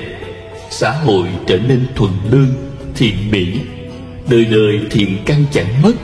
Thường gặp tam bảo tu hành, nên không bị đọa vào 3 đường dữ là địa ngục, ngạ quỷ, súc sanh. Thường sanh nhân, thiên, hưởng nhiều phước lạc, được sống lâu, sắc tốt, yên vui, sức mạnh và trí huệ. Nếu người nào không cầu phước báo trong cõi nhân thiên, nguyện đem công đức tu thập thiện này hồi hướng về tịnh độ, thời khi lâm chung được Phật Di Đà và chư thánh chúng phóng quang tiếp dẫn, giảng sanh Cực Lạc Quốc. Trong giới bổn nói, người giữ giới khi mạng chung thân tâm an nhiên, thị tịch vào cảnh tốt lành. Còn người không giữ giới, khi chết thần thức hôn mê, hoảng sợ, sa đọa vào ác đạo. Vào thời Đức Phật, một hôm, Ngài cùng tôn giả A Nan và chư đệ tử đi ngang qua cánh đồng, thấy người ta đang lùa đàn bò. Nhân đây Phật hỏi: Này A Nan, ông có biết người ta lùa đàn bò đi đâu không? Bạch Đức Thế Tôn: Con không biết. Này A Nan, người ta lùa đàn bò đến lò mổ để làm thịt mà nó không hay biết. Chúng cứ lo chạy nhảy, hút đẩy, kêu trống vui giỡn. Cũng vậy, chúng sanh vì đam mê ngũ dục, phá giới phạm trai, gây tạo nhiều ác nghiệp. Nhưng họ lại quên rằng mỗi ngày trôi qua là mỗi ngày bước dần vào cõi chết, mà không chịu lo tu hành. Giống như đàn bò đi gần đến chỗ chết mà vẫn không hay biết, thật đáng thương thay. Nhân đó Phật nói kệ: Ví như người cầm gậy chăn dắt đàn bò si, và chết cũng như vậy, đang lùa mạng sống đi. Kinh Pháp Cú thí dụ. Vì thế, chúng ta hãy cố gắng giữ giới, ăn chay cho trọn vẹn. Được như vậy mới đáng gọi là người có trí huệ, biết làm theo lẽ phải. Tôi ước mong quý Phật tử sau khi nghe qua quyển thập thiện này, thấy được sự lợi ích của lời Phật dạy tinh tấn, áp dụng trong đời sống hàng ngày để tạo hạnh phúc cho mình và chúng sanh ở hiện tại và tương lai. Vì thân người khó được, Phật Pháp khó nghe. Hôm nay chúng ta có duyên lành gặp được Tam Bảo mà không lo tu để tiến hóa lên con đường giải thoát. Nếu cứ mãi chần chờ đến khi mất thân rồi, muôn kiếp khó trở lại được. Cho nên chúng ta phải cố gắng tu hành, làm lành lánh dữ, không làm các điều ác, chăm làm các hạnh lành, giữ tâm ý trong sạch, là lời chư Phật dạy. Kinh Pháp Cú. Nam Mô A Di Đà Phật. Khuyên đừng giết thú. Muôn loài nào khác chi ta, cũng tìm sự sống lánh xa tai nạn. Có cha mẹ, có họ hàng, kết bè sinh hoạt, hiệp đoàn siêng năng. Ta đừng giết nó mà ăn, cũng đừng bắt nó trói trăng giam cầm. 7 câu trước độc mưu ngầm, làm cho chúng nó âm thầm đớn đau. Lạc bầy dướng dác xôn xao, lại e cái nạn thớt dao hầu gần. Mình có thân, nó cũng có thân, nuôi mình giết nó, trái cân công bằng. Lâm bình cảnh ấy khổ chăng, giả như có kẻ bắt phăng chúng mình. Mẹ cha cô bác thẳm tình, xót xa đã lắm, bất bình biết bao. Ruột rà ai cắt chẳng đau, tình thương ai dứt chẳng đau gan vàng. Nếu ta suy nghĩ kỹ càng, tình này cảnh ấy rõ ràng tương thân.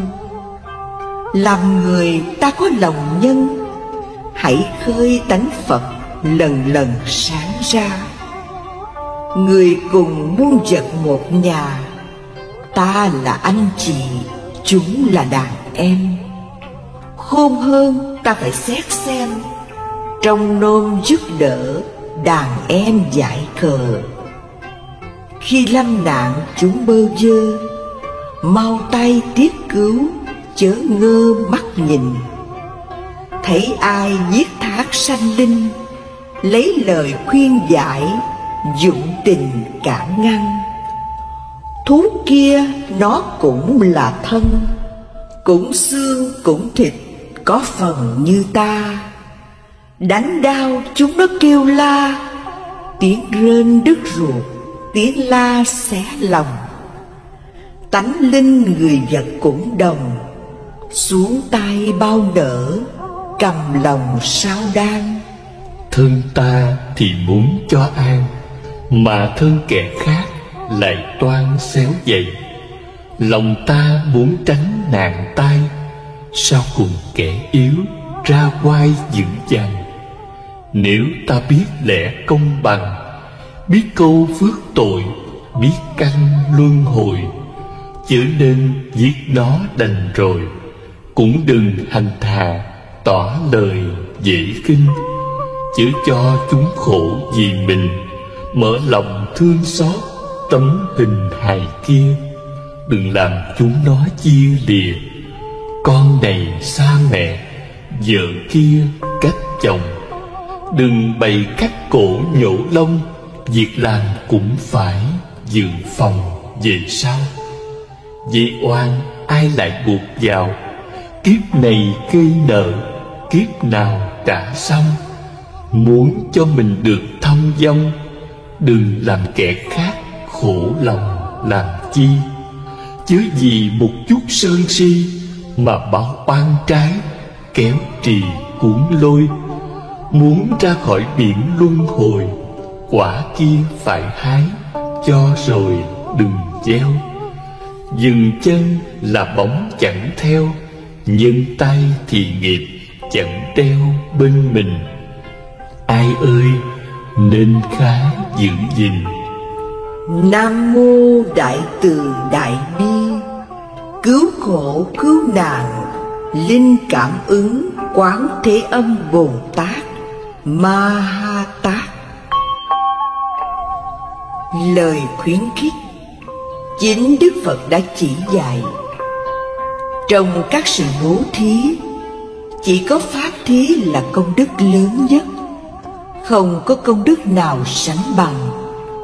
Vì thế, chúng tôi hy vọng rằng khi quý Phật tử nghe xong đĩa thập thiện nghiệp này, rồi sang ra cho mọi người nghe, để cho họ hiểu thêm về giáo lý nhân quả, lành dữ, tội phước. Đây cũng là phương pháp bỏ ác, diệt khổ, hành thiện, tạo phước đức cho mình và chúng sanh ở hiện tại cùng vị lai. Việc làm đó giống như một ngọn đèn ngồi qua trăm ngàn ngọn đèn khác đều được sáng, thì công đức đó quả thật vô lượng vô biên. Nam mô Công Đức Lâm Bồ Tát Ma Ha Tát, Tác Đại Chứng Minh.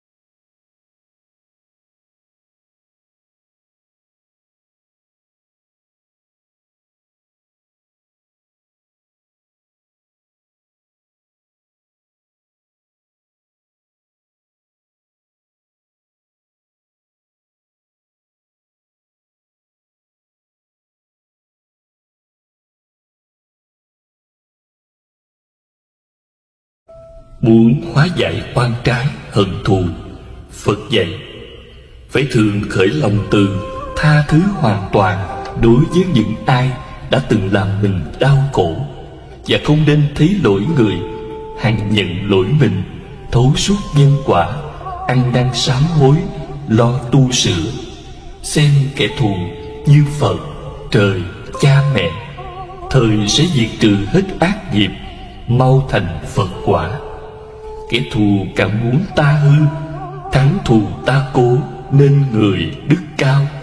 Ngàn xưa cho đến ngàn sau, tình thương ngăn được máu đào mà thôi. Ta đã được an tịnh, không có oán và hờn. Giữa những người oán hờn, ta sống không oán hờn.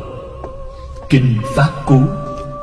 Bởi không nghe lời Phật dạy, nên có nhiều người ăn chay mấy chục năm mà phiền não vẫn còn.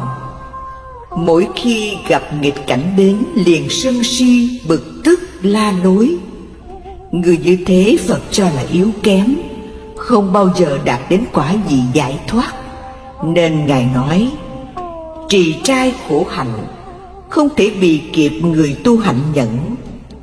Các con phải ghi nhớ, không nên làm nặng lòng ai hết, chớ coi họ tốt hay xấu, mà hãy xem đạo hạnh của mình có vẹn toàn hay chưa, và bền chịu các sự nhẫn nhục, siêng học kinh, nghe pháp, giữ gìn giới luật của bậc thánh. Như thế, người ta sẽ xa lánh mọi sự buồn, mau tiến tới niết bàn. Kệ rằng, người con Phật phải gìn hạnh nhẫn, chớ chứa hờn chớ giữ ích chi.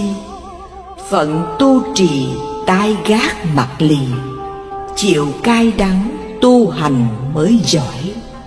Hay là người tu giả dại giả câm, giả đuôi giả điếc để tầm đạo cao. Mấy lời phân tỏ âm hao, ráng tu đem được Phật vào trong tâm. Thuở Phật còn tại thế, Ngài khuyên La Hầu La, muốn thành tựu hạnh nhẫn, phải quán thân mình như đất. Dù người ta đổ và rải lên đất những thứ tinh sạch đẹp đẽ như hoa, nước thơm, sữa thơm, hoặc người ta đổ lên đất những thứ dơ dáy, hôi hám như phân, nước tiểu, máu mủ và cạc nhổ đàm nhớt xuống đất, thì đất vẫn tiếp nhận tất cả những thứ ấy một cách tự nhiên, không vui vẻ mừng rỡ, mà cũng không chán ghét tủi nhục.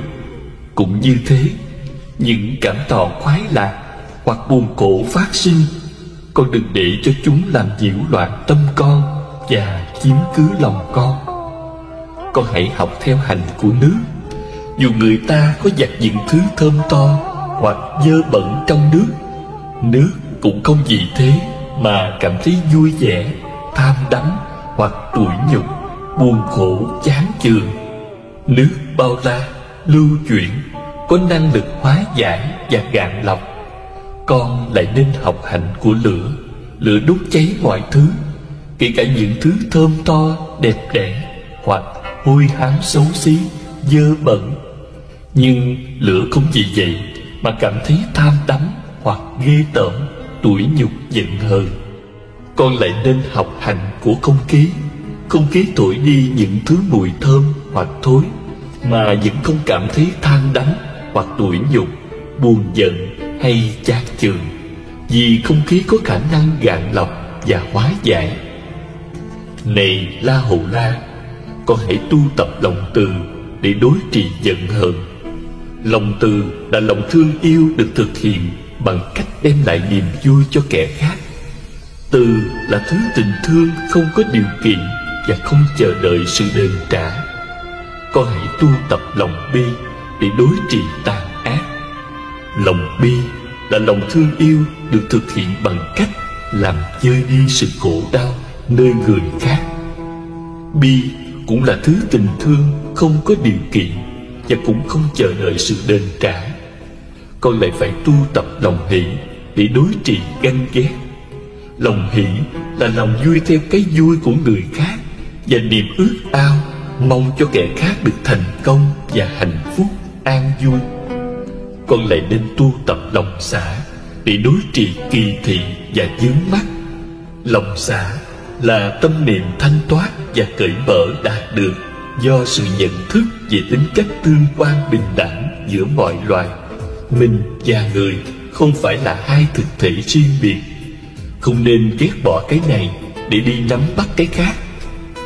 La Hầu La, từ, bi, hỷ và xả là 4 tâm rộng lớn, không có bờ bến và cũng đẹp đẽ khôn cùng. Đó gọi là tứ vô lượng tâm. Tu tập theo 4 pháp này thì mình trở nên một con người cao thượng, đem lại sinh lực và niềm vui cho tất cả chúng sanh. La Hầu La, con lại phải quán chiếu về vô thường để phá trừ ảo tưởng về cái ta. Con phải quán chiếu về tính sinh diệt và thành hoại của thân thể để hiểu sâu về sự sống chết. Đó là phương pháp thoát ly tham dục, sân nhuế.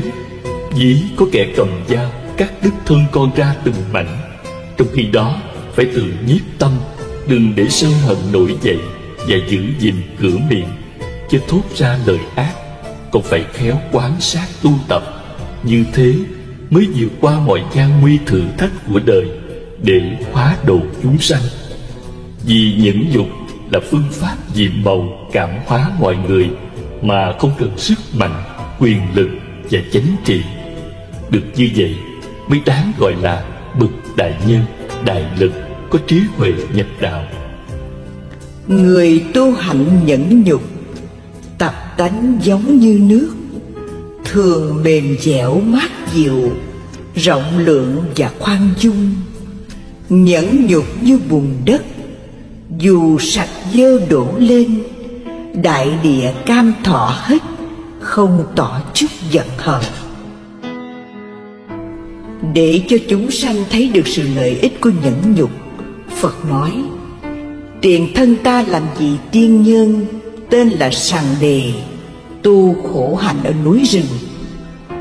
Một hôm, vua Ca Lợi cùng với phu nhân, thể nữ, quần thần vào rừng săn bắn. Đến trưa, vua cho bày tiệc ăn uống, đàn ca, múa hát vui chơi. Tiệc xong, vua ngã lưng nằm ngủ dưới gốc cây. Khi thức dậy, không thấy quan quân tỳ nữ, liền hỏi cẩn thận, mới biết họ đi đến vị tiên nhân ở gần bên để nghe thuyết pháp.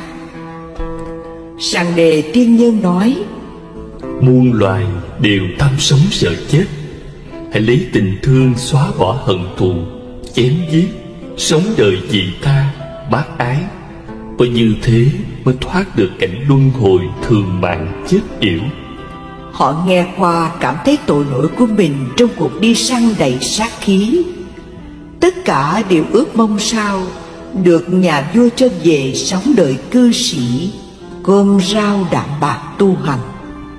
Khi đó vua Ca Lợi đến nơi, nhìn thấy ai nấy đều kính cẩn nghe tiên nhân giảng đạo, lòng đố kỵ dâng trào, liền xuống ngựa bước tới, chỉ thẳng vào mặt tiên nhân, chửi mắng, uyển nhục đủ điều. Nhưng ngài vẫn ngồi lặng thinh, không nói một lời. Này kẻ ương ngạnh kia, trước mặt ta sao mãi ngồi lì đó, làm gì thế? Tôi ngồi ở đây tu hành nhẫn dục. Hành nhẫn dục là thế nào? Hành nhẫn là khởi tâm đại bi, khiêm nhường, ôn hòa với tất cả mọi người, từ bỏ những hành vi kiêu căng, tự đắc, thường dùng lời nói êm dịu, đạo đức, khuyến hóa chúng sanh. Vua Ca Lợi nghe qua, tưởng tiên nhân công kích sự thô lộ của mình, nên quát: thôi, hãy im đi! Nghe ta hỏi, tại sao ngươi bị chửi mắng mà vẫn lặng thinh là thế nào? Thưa ngài, nếu những lời chửi mắng của người khác là đúng, mình phải cảm ơn để lo tu sửa. Còn như họ chửi nhầm lẫn, xem đó là lời nhắc nhở hay tiếng gian, gió thổi ngoài tai. Câu trả lời đó thật là quý báu, khiến cho ai nấy đều thán phục. Ca Lợi Dương cảm thấy tự ái dồn dập, liền rút kiếm ra bảo: đây là lời nói dối trá, vô lễ. Rồi mạnh tay vung gươm cắt đứt hai lỗ tai của tiên nhân. Ôi, những dòng máu đỏ tuôn rơi, ướt đẫm cả hai má, nhưng sắc mặt tiên nhân vẫn an nhiên tĩnh tọa. Thế thế, Ca Lợi vung gươm chặt đứt thêm hai cánh tay và chân, rồi nói: thử coi ngươi còn nhẫn nổi không? Máu chảy ướt cả chỗ ngồi, nhưng không một lời oán trách, rên than. Vua lặng thinh suy nghĩ, người này không phải tầm thường, nên gượng cất tiếng hỏi: hỡi tiên nhân, Tại sao ngươi bị ta hành hạ mà gương mặt không hiện ra sắc giận và nói lời nào? Này đại vương, nếu tôi có lỗi bị người hành hạ, tôi phải nhẫn thọ như uống nước cam lồ và cung kính đối với người ấy. Còn nếu gặp trường hợp họ không phân biệt phải trái, xúc phạm, khi đó tôi nghĩ ngày nay mình vô tội, nhưng biết đâu trong quá khứ đã từng làm người ta khổ đau. Hơn nữa, thân này là vô thường, do các duyên giả hợp, có gì đáng để luyến tiếc. Hay lắm, nghĩ được như thế hết sức là cao thượng. Nhưng làm sao cho ta tin rằng ngươi thật tình không oán hận? Không cần nói, đại vương cũng thấy tôi nào khuất phục trước sự áp bức bất minh, thiếu nhận xét của ngài, và chẳng quan tâm tới lời kiếm chém vào thân tôi, nên nội tâm được tịch tỉnh, không có ác niệm đối với sự tàn bạo của ngài. Vì tôi lúc nào cũng tâm niệm nguyện cho tất cả chúng sanh sớm bỏ đường tà, quay về nẻo chánh, thoát khỏi ác nghiệp. Nếu quả thật tôi có thực hành nhẫn nhục, cầu cho thân này được bình phục như cũ. Vừa nguyện xong, trời đất bỗng dưng rung chuyển, hương thơm ngào ngạt lan tỏa khắp nơi. Máu hóa ra sữa, thân thể trở lại như xưa. Nhìn thấy tiên nhân bình phục, vua Ca Lợi vô cùng kinh ngạc. Giờ đây tánh kiêu căng tàn bạo không còn nữa, bèn quỳ xuống bên tiên nhân, cầu xin sám hối tội lỗi và phát nguyện tận tâm phụng sự Tam Bảo và noi theo gương nhẫn nhục của ngài để thực hành trong đời sống cá nhân cùng trị quốc an dân. Qua chuyện trên, chúng ta thấy tiền thân Phật chấp nhận nghịch cảnh đau thương, không một lời oán trách, lại nguyện cho họ đừng lãnh thọ ác báo, nên ngài thành tựu được thân nhẫn, khẩu nhẫn và ý nhẫn, đạt đến nhẫn nhục ba la mật. Không thấy mình nhẫn và cảnh để nhẫn, nên nội tâm được an lạc. Còn chúng ta, hễ nghe ai nói hoặc làm trái ý một chút là nổi nóng lên, nguyền rủa cho họ chết một cách thê thảm mới hả dạ. Chính vì sự tức giận làm cho con người mù quáng, không phân biệt được phải trái, nên lắm lúc can tường luân lý bị đảo ngược. Như con dám hại cha chửi mẹ, vợ thù chồng, em giết anh, tớ phản chủ, đồng loại xô xát lẫn nhau, gây bao thảm cảnh. Cho nên cứ mãi tiếp tục làm chúng sanh đầy phiền não, trôi lăn trong dòng sanh tử trả vai, khổ đau bất tận. Thế thường chúng ta hay tự ái nổi sân, phân bua lý luận, giành phần phải về phía mình.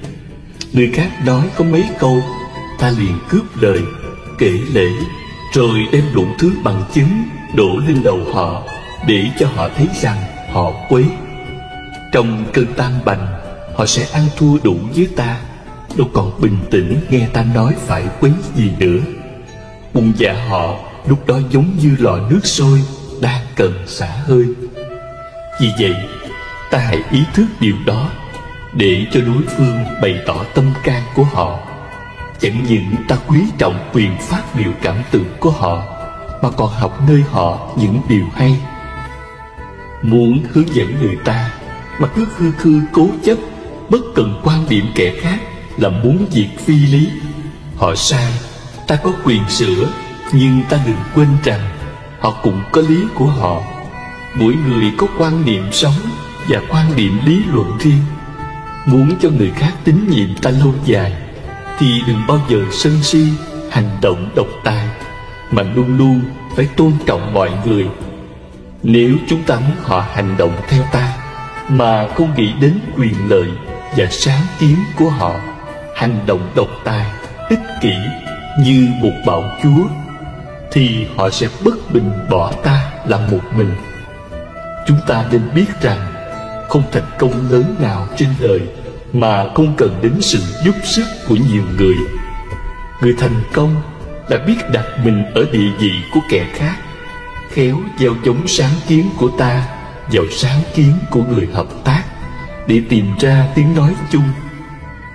Trong luật nhà Phật gọi đó là ý kiến riêng, chỉ dạy cho nhau, lợi quyền chia đồng với nhau.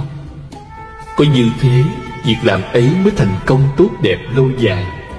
Chúng ta nên nhớ, khi chinh phục ai thì đừng biến họ thành kẻ thù. Ta hãy dẹp cặp kính màu chủ quan, hãy nhìn mọi việc bằng cặp mắt khách quan và tập đặt mình vào địa vị của kẻ khác. Xử sự như vậy, ta sẽ bớt đi nỗi lo âu, bực tức, thấy đời đẹp hơn và đắc nhân tâm hơn. Chúng ta phần nhiều có khuynh hướng thất nhân tâm mạnh hơn là đắc nhân tâm. Tánh sân si, ích kỷ, chủ quan, tự ái là một hung thần đáng sợ. Từ vua chúa, quan quyền cho đến hạng bình dân ít học đều có lòng tự ái. Thậm chí cho đến những bậc tu hành mà tâm hồn không được thánh thiện vẫn bị nó quấy nhiễu. Nghĩa là ai nói xúc phạm hoặc có cử chỉ gì đụng chạm đến quyền lợi, danh dự của họ thì sân si sừng sộ, phẫn nộ, nhăn mặt nhíu mày, phùng mang trợn mắt, quạo cọ la hét, chửi mắng, đánh đập đối phương.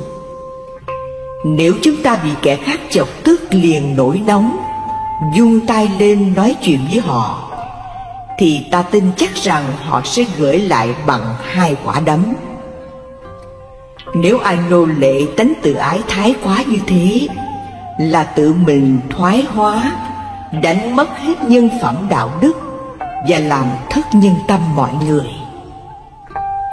Những bậc thượng căn đại trí mới có đủ can đảm, điềm đạm, mềm mỏng khi bị kẻ khác nói nặng.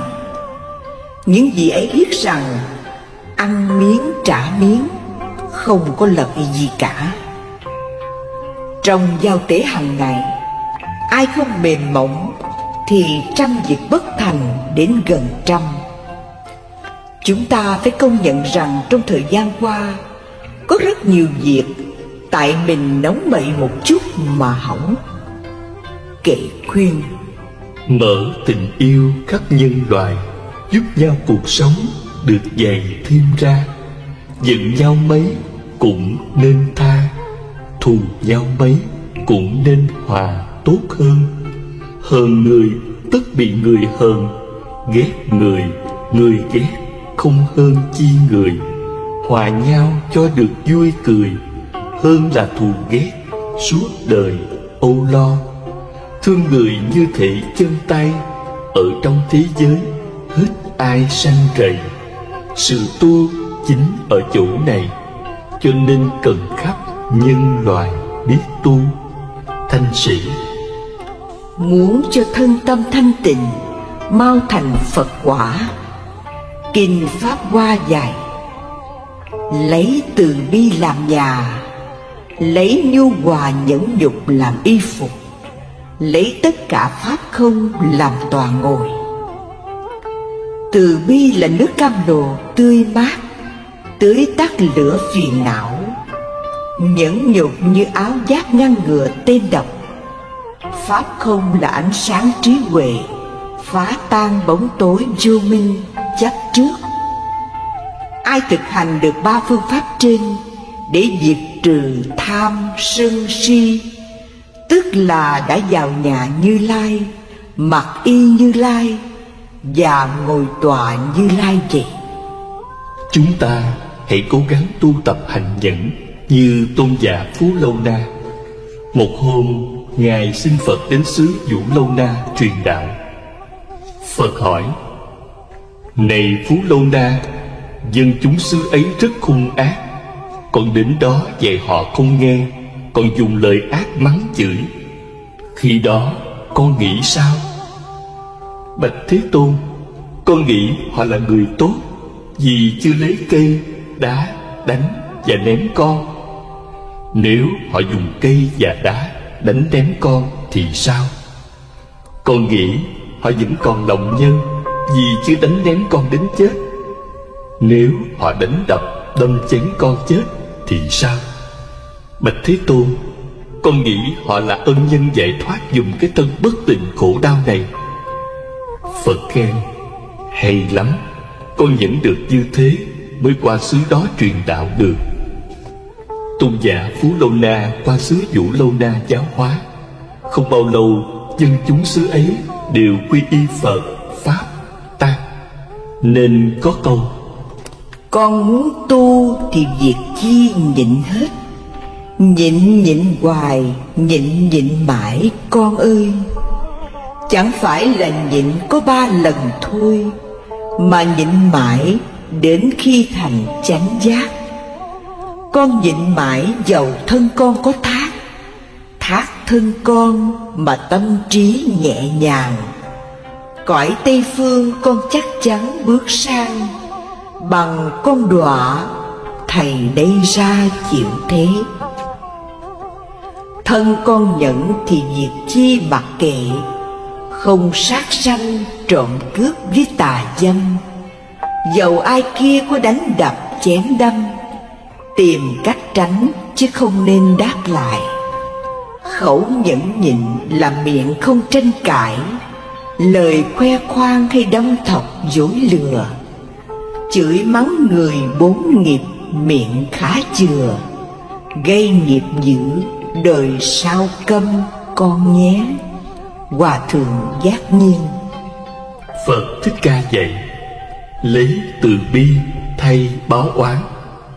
Đức Lục Tổ dạy: nhẫn là công, nhục là đức. Lão Tử nói: nhu thắng cương. Hòa Thượng Giác Huệ nói: con hãy thương những kẻ chẳng thương con chớ ghét những người con đáng ghét. Lời Phật dạy không lầm đâu. Ôn tồn dịu ngọt sẽ thắng tất cả. Nhẫn nhục là phương pháp thần diệu, đem lại sự an lạc cho bản thân, gia đình hòa hợp, bạn hữu tương thân, tớ thầy trung tín, đồng bào đoàn kết, thế giới hòa bình. Không nhẫn, thân bại danh liệt, gia đình ly tán, bạn hữu chia lìa, tớ thầy đoạn tuyệt, đồng bào xung đột, thế giới chiến tranh. Có nhẫn nhục thì lòng từ chan chứa, ban rải khắp muôn loài vạn vật. Sự nghiệp dâng cao, người người quý mến, đạo quả viên thành. Vậy mà có nhiều người không hiểu. Họ nói: gặp Phật thì tu, gặp ma phải trừ. Câu nói đó không đúng giáo lý nhà Phật. Phải nói là gặp Phật thì tu, gặp ma càng tu nhiều hơn. Quý Phật tử cũng thấy, khi Phật sắp thành đạo, ma dương dùng mọi cách quấy phá, nhưng Ngài vẫn an nhiên tĩnh tọa. Thậm chí cho đến Đề Bà Đạt Đa nhiều kiếp đem ác tâm hãm hại, nhưng Phật không hề oán trách, mà Ngài còn nói: nhờ Đề Bà Đạt Đa mà ta mau thành chánh quả. Công đức nhẫn nhục lợi ích to lớn như thế, chúng ta còn nghi ngờ gì nữa mà không thực hành. Nhất là những ai đã nhiều lần bị lửa sân tàn phá tâm can, gia đình, sự nghiệp của mình. Hãy mau mau tu tập pháp môn nhẫn này, để khỏi phải ăn năn hối hận vì nó nữa. Người tu lại càng phải nhẫn hơn, vì người tu mà còn giận hờn, sắc mặt đỏ gay, giọng nói quát tháo, người chung quanh nhìn thấy kinh lờn.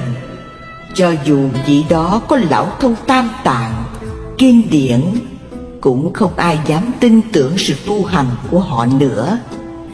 Thế nên Cổ Đức dạy rằng: ác thứ 9, lửa sân luận tiếp.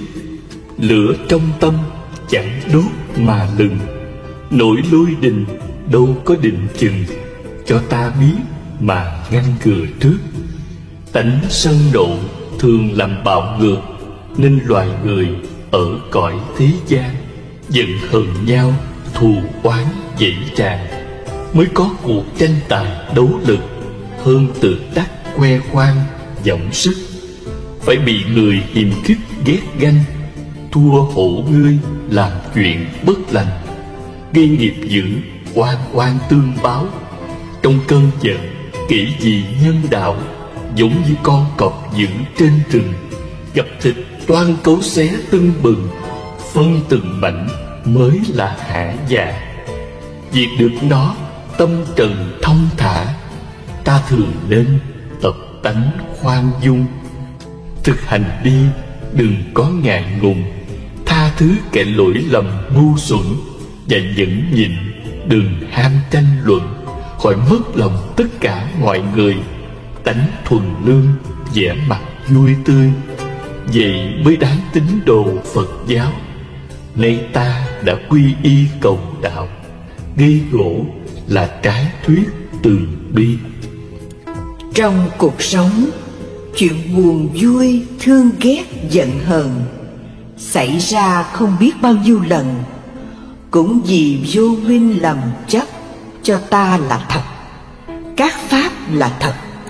Từ đó phát sinh ra phiền não khổ đau.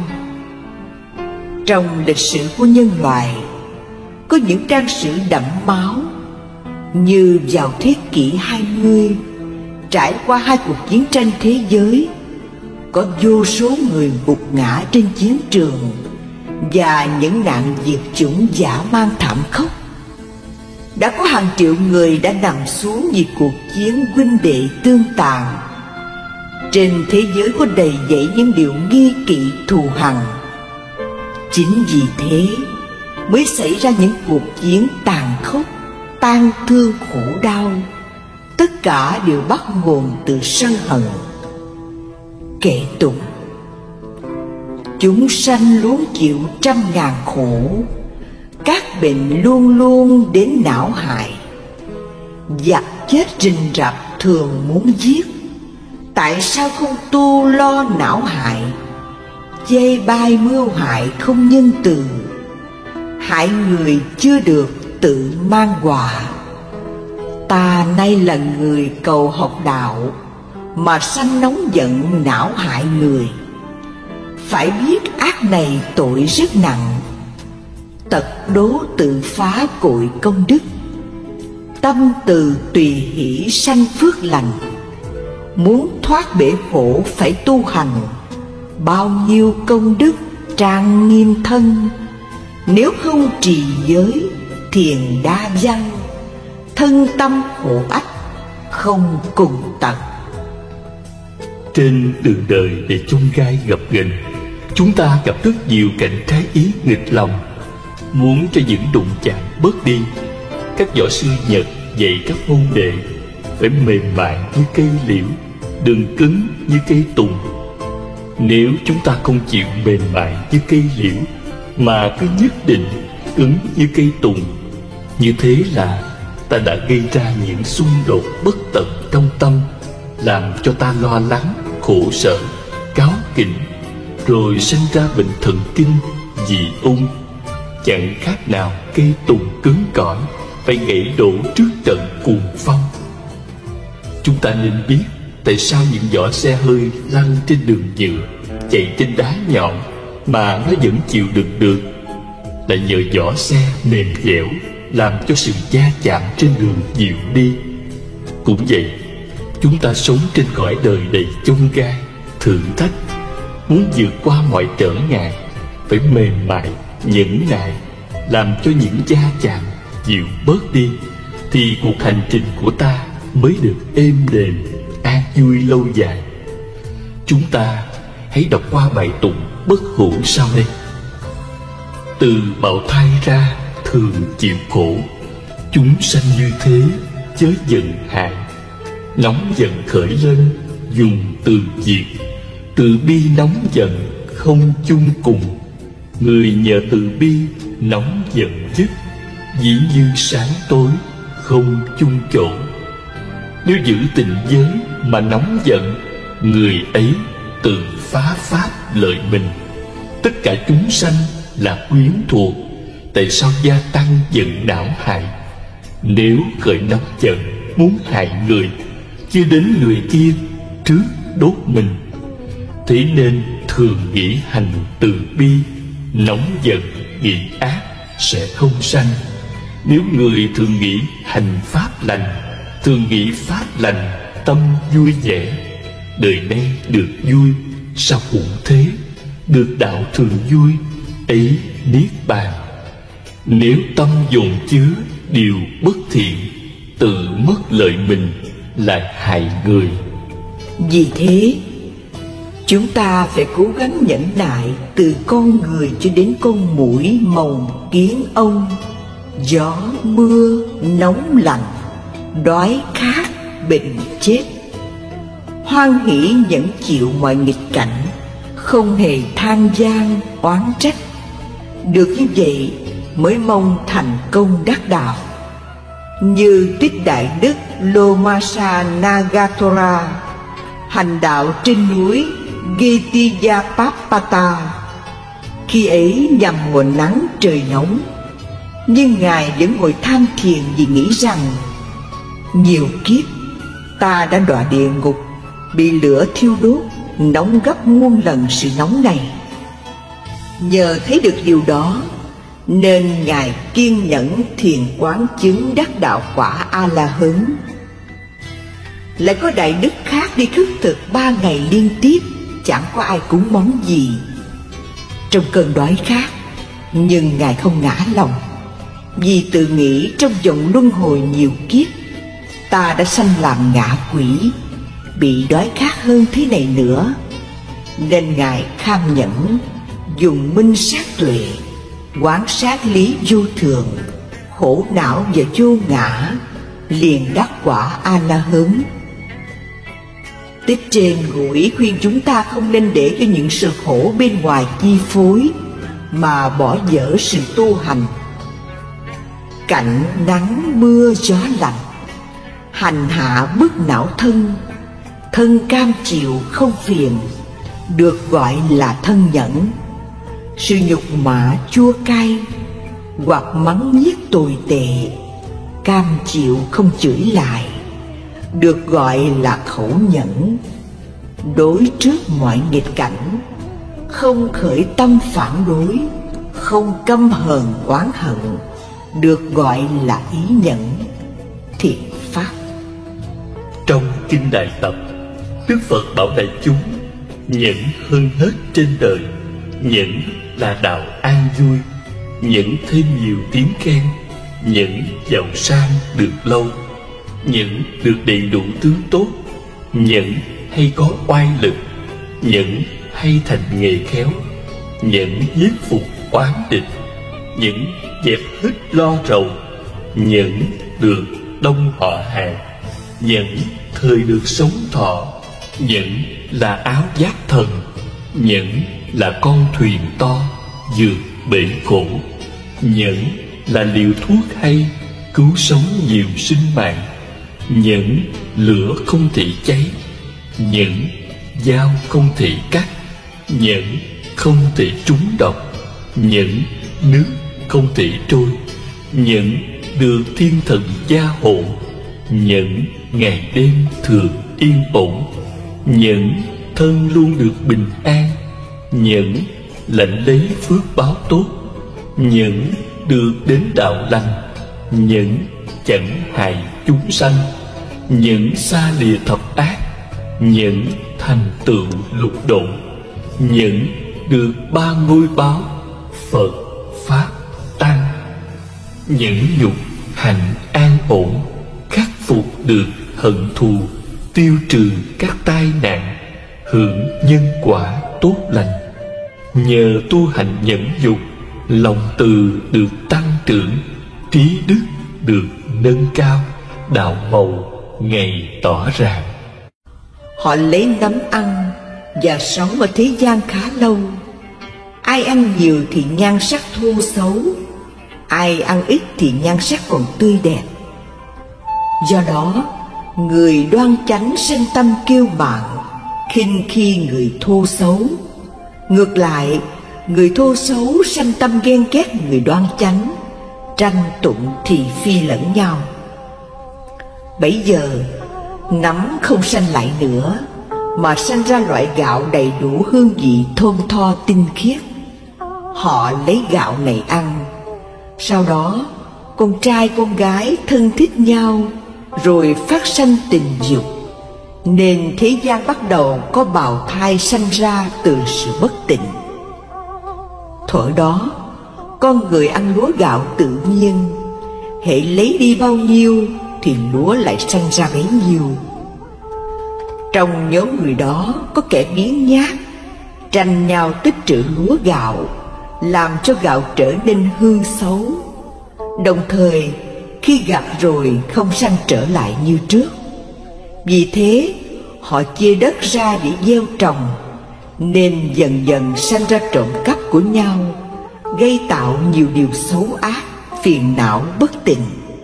Đó là nguyên nhân đưa đến sanh, già, bệnh, chết, khổ báo đọa trong ba đường dữ. Chính vì con người tạo 10 điều ác, nên cõi đất sinh ra gai góc, muỗi mồng, rận rẹp, rắn rết, đầy dẫy sự ô uế. Bởi gây nhiều ác nghiệp, nên tuổi thọ giảm dần, mãi cho đến lúc loài người chỉ còn sống có 10 tuổi là chết. Khi đó có nạn đao binh nổi lên, họ lần lượt giết hại lẫn nhau trong 7 ngày. Những người có trí tìm cách lánh vào rừng sâu ở trong hang hố. Qua 7 ngày họ đi ra, hãy gặp người nào còn sống sót là vui mừng khôn xiết. Rồi họ nghĩ rằng chúng ta do chứa điều ác nên gặp phải tai nạn này, khiến cho thân tộc chết chóc, gia đình tan nát. Vậy chúng ta nên tu thiện, từ bỏ sát sanh.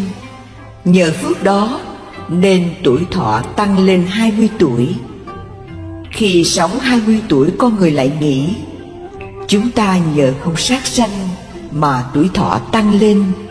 Vậy nay nên tu thêm không trộm cướp, không tà dâm, không nói dối, không nói hai lưỡi, không nói ác khẩu, không thêu dệt, không bỏng xẻn, không ganh ghét, không tham lam, không sân nhuế, không tà kiến. Biết hiếu dưỡng cha mẹ, tôn thờ sư trưởng, nên tuổi thọ tăng mãi lên đến 8 vạn tuổi. Cõi đất lúc này bằng phẳng, không có hầm hố gai góc, muỗi mồng, rắn rết, độc trùng. Ngói, cát, đá, sạn sỏi đều biến thành lưu ly. Dân cư đông đúc, ngũ cốc sung túc, giàu sang vui vẻ vô cùng. Lúc đó có Đức Phật Di Lặc thị hiện ra đời, rộng độ chúng sanh.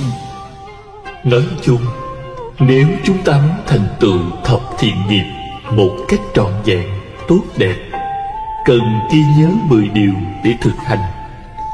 1.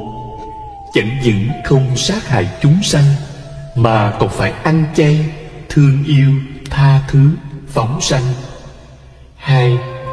Chẳng những không trộm cướp tài vật của người ta, mà còn phải làm việc bố thí.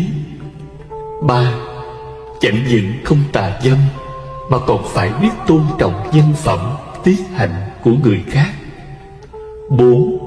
Chẳng những không nói láo xược, dối trá, mà còn phải nói lời chân chánh, ngay thật. 5.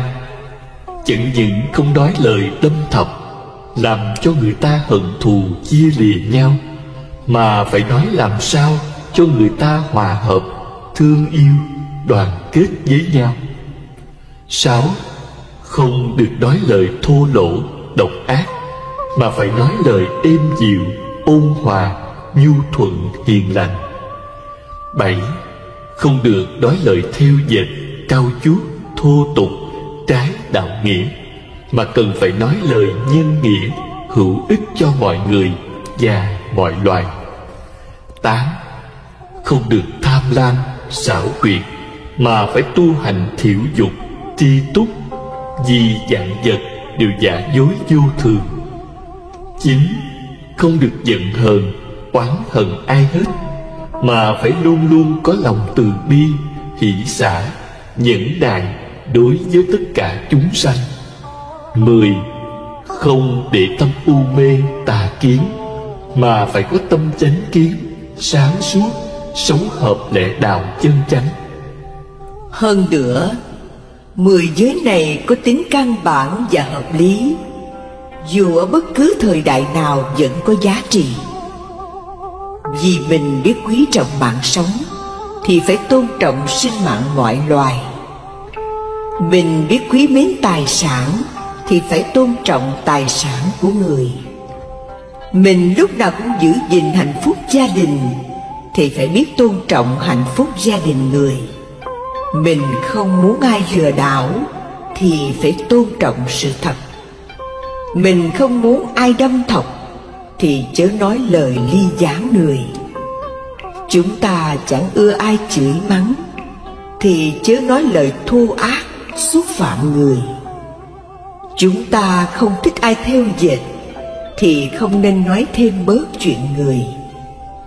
Chúng ta không thích ai lôi kéo mình vào vòng tham dục, thì chớ có xúi người chạy theo dục vọng thấp hèn. Chúng ta không muốn ai sân si với mình, thì đừng có sừng sộ phẫn nộ với người. Chúng ta không muốn ai mê hoặc mình, thì đừng chỉ người khác đi vào con đường mê tín tà dại.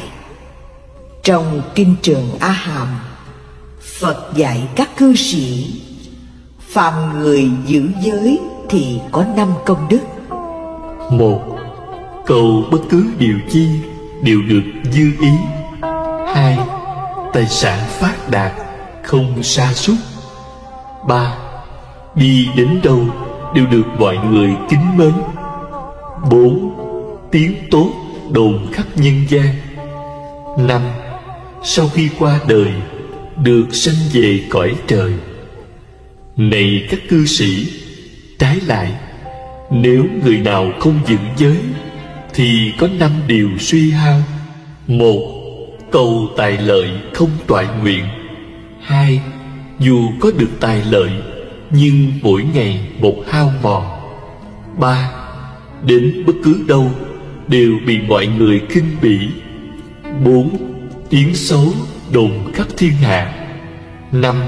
Sau khi qua đời bị đọa vào địa ngục. Kinh Bồ Tát Chánh Pháp, Phật bảo xá lợi Phất: ông nên biết Bồ Tát trong khi tu hành phải luôn luôn nghĩ đến điều thiện. Nếu không nghĩ đến điều thiện thì ngay lúc ấy những điều ác sẽ dấy lên. Thà chịu mất thân mạng, chứ không phạm giới sát sanh, đạo tặc, tà dâm, vọng ngữ, hai lưỡi, ác khẩu, thêu dệt, tham dục, sân nhuế, tà kiến.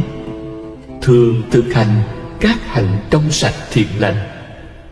Chúng ta có thể mất tiền bạc, của cải, vật chất, thân mạng, nhưng đừng để mất giới đức. Vì mất giới đức là mất tất cả nhân lành, thì thật là nguy hại ở trong hiện tại và vị lai.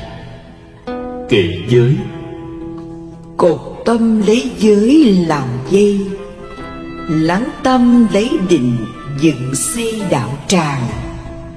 Rõ tâm lấy huệ xoay đàn, tâm không cảnh tình niết bàn an vui. Kinh Trung A Hàm Phật dạy: này A Nan, nhân giữ giới mà được không hối hận, nhân không hối hận mà được hoan duyệt, nhân hoan duyệt mà được hỷ, nhân hỷ mà được chỉ, nhân chỉ mà được lạc, nhân lạc mà tâm được định.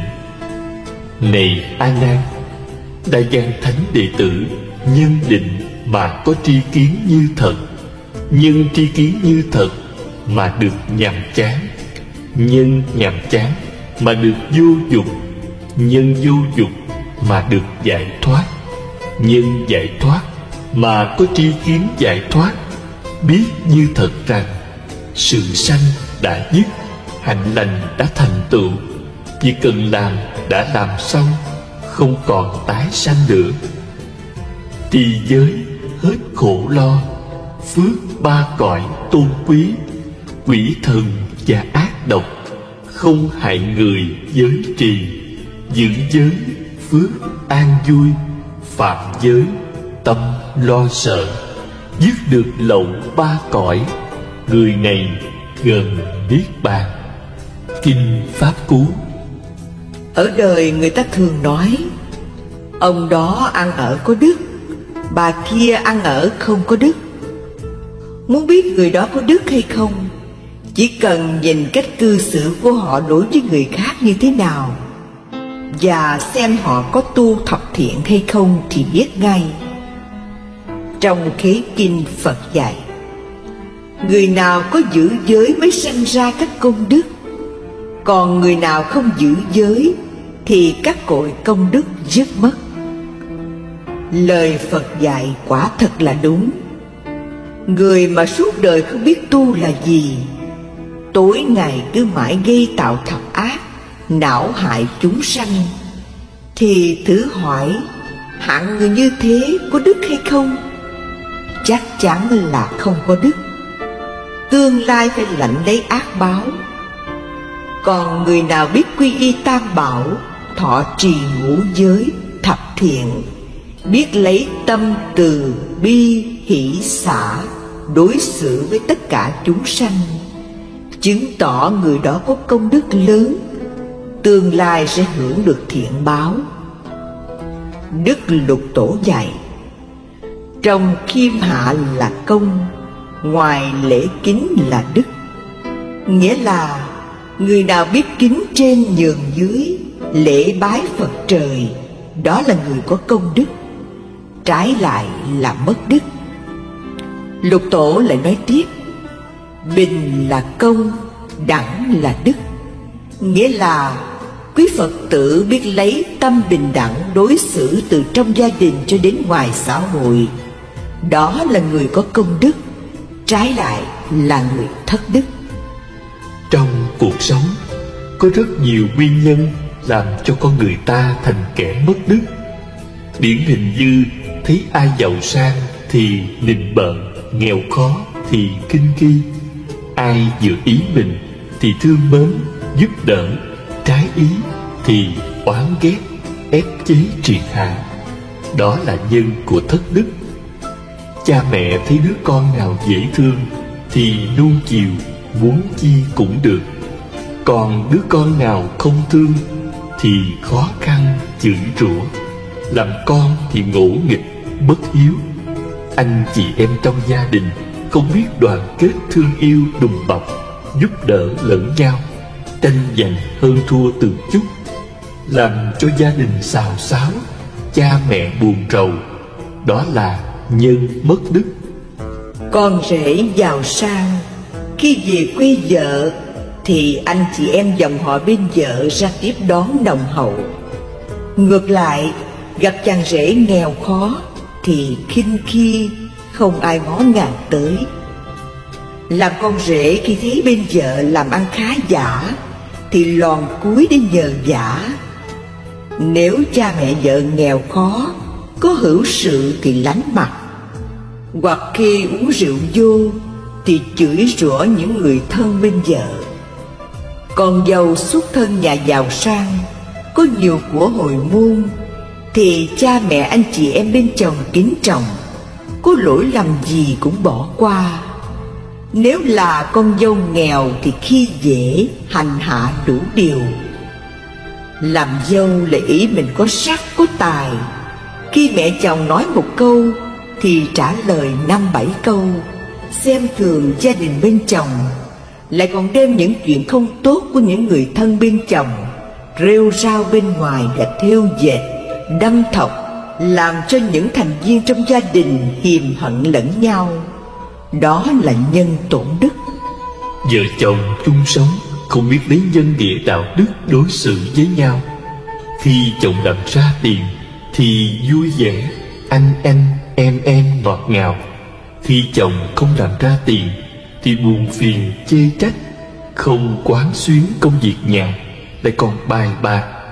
Người thân bên chồng đến thì sợ ăn hết của, bên mình tới thì vui vẻ giúp đỡ.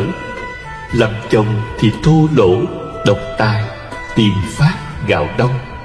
Bên mình muốn gì cũng được, bên vợ thì chẳng màng tới. Lại còn cờ bạc, cá độ, hút chích, ăn nhậu phung phí, bồ bịch lăng nhăng. Người vợ thấy thế khuyên lơn không nghe, còn chửi mắng đánh đập. Đó là nhân tổn phước, mất đức. Làm thầy không công bình chánh trực.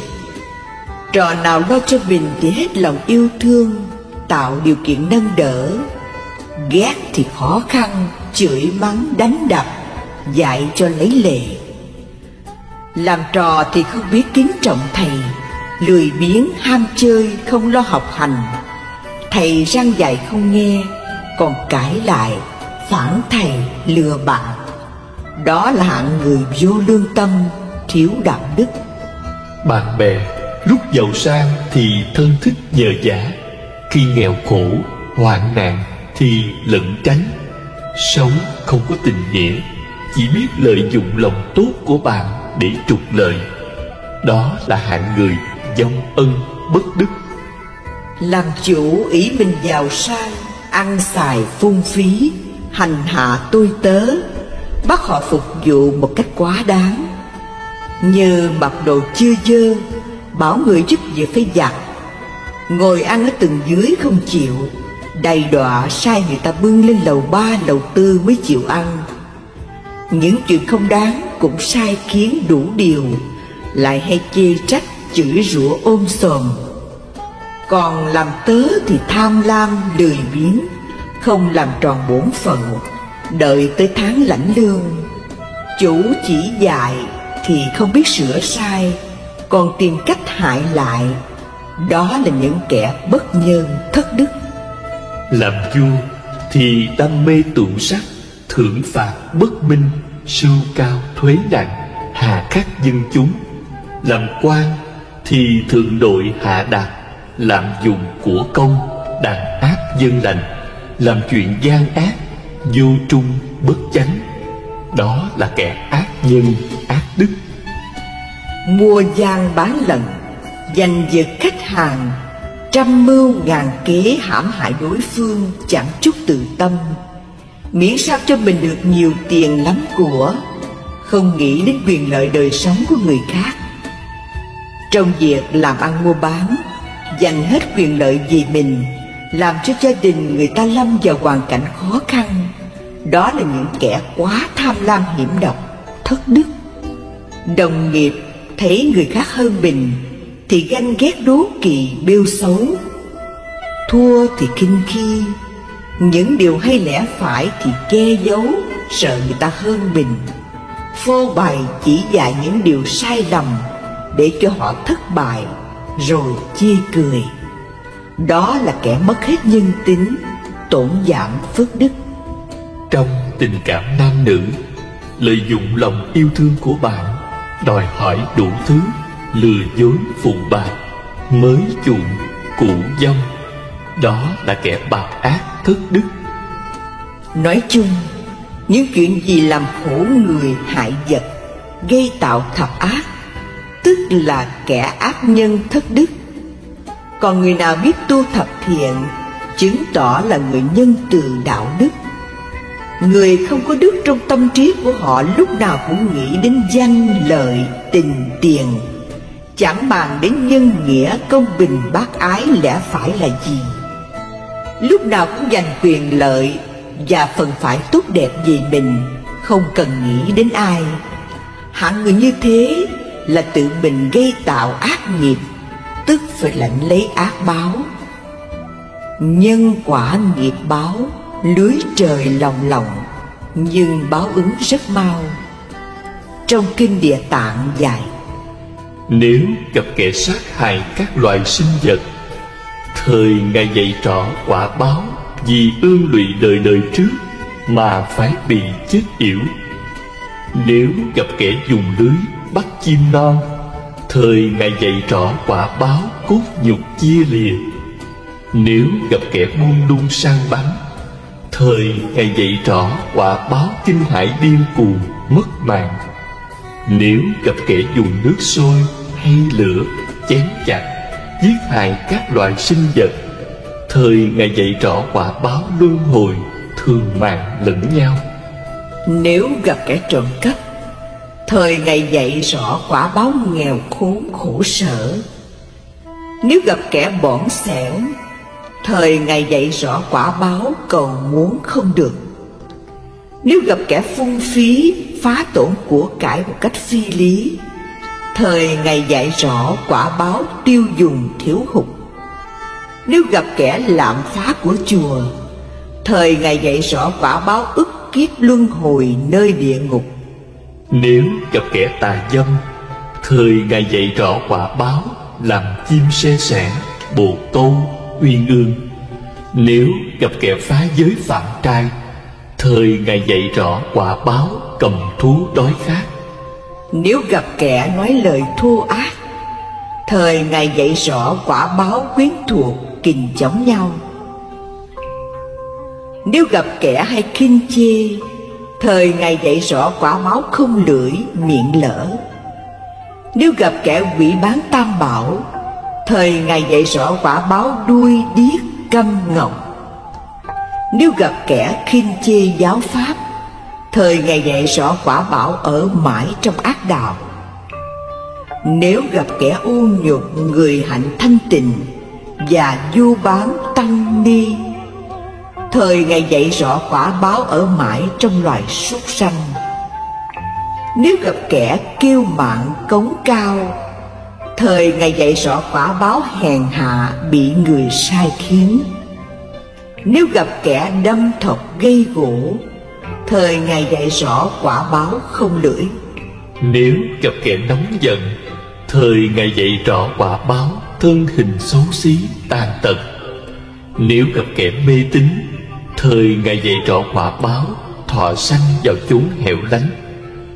Nếu gặp kẻ đốt phá núi rừng cây cỏ, thời Ngài dạy rõ quả báo cuồng mê đến chết.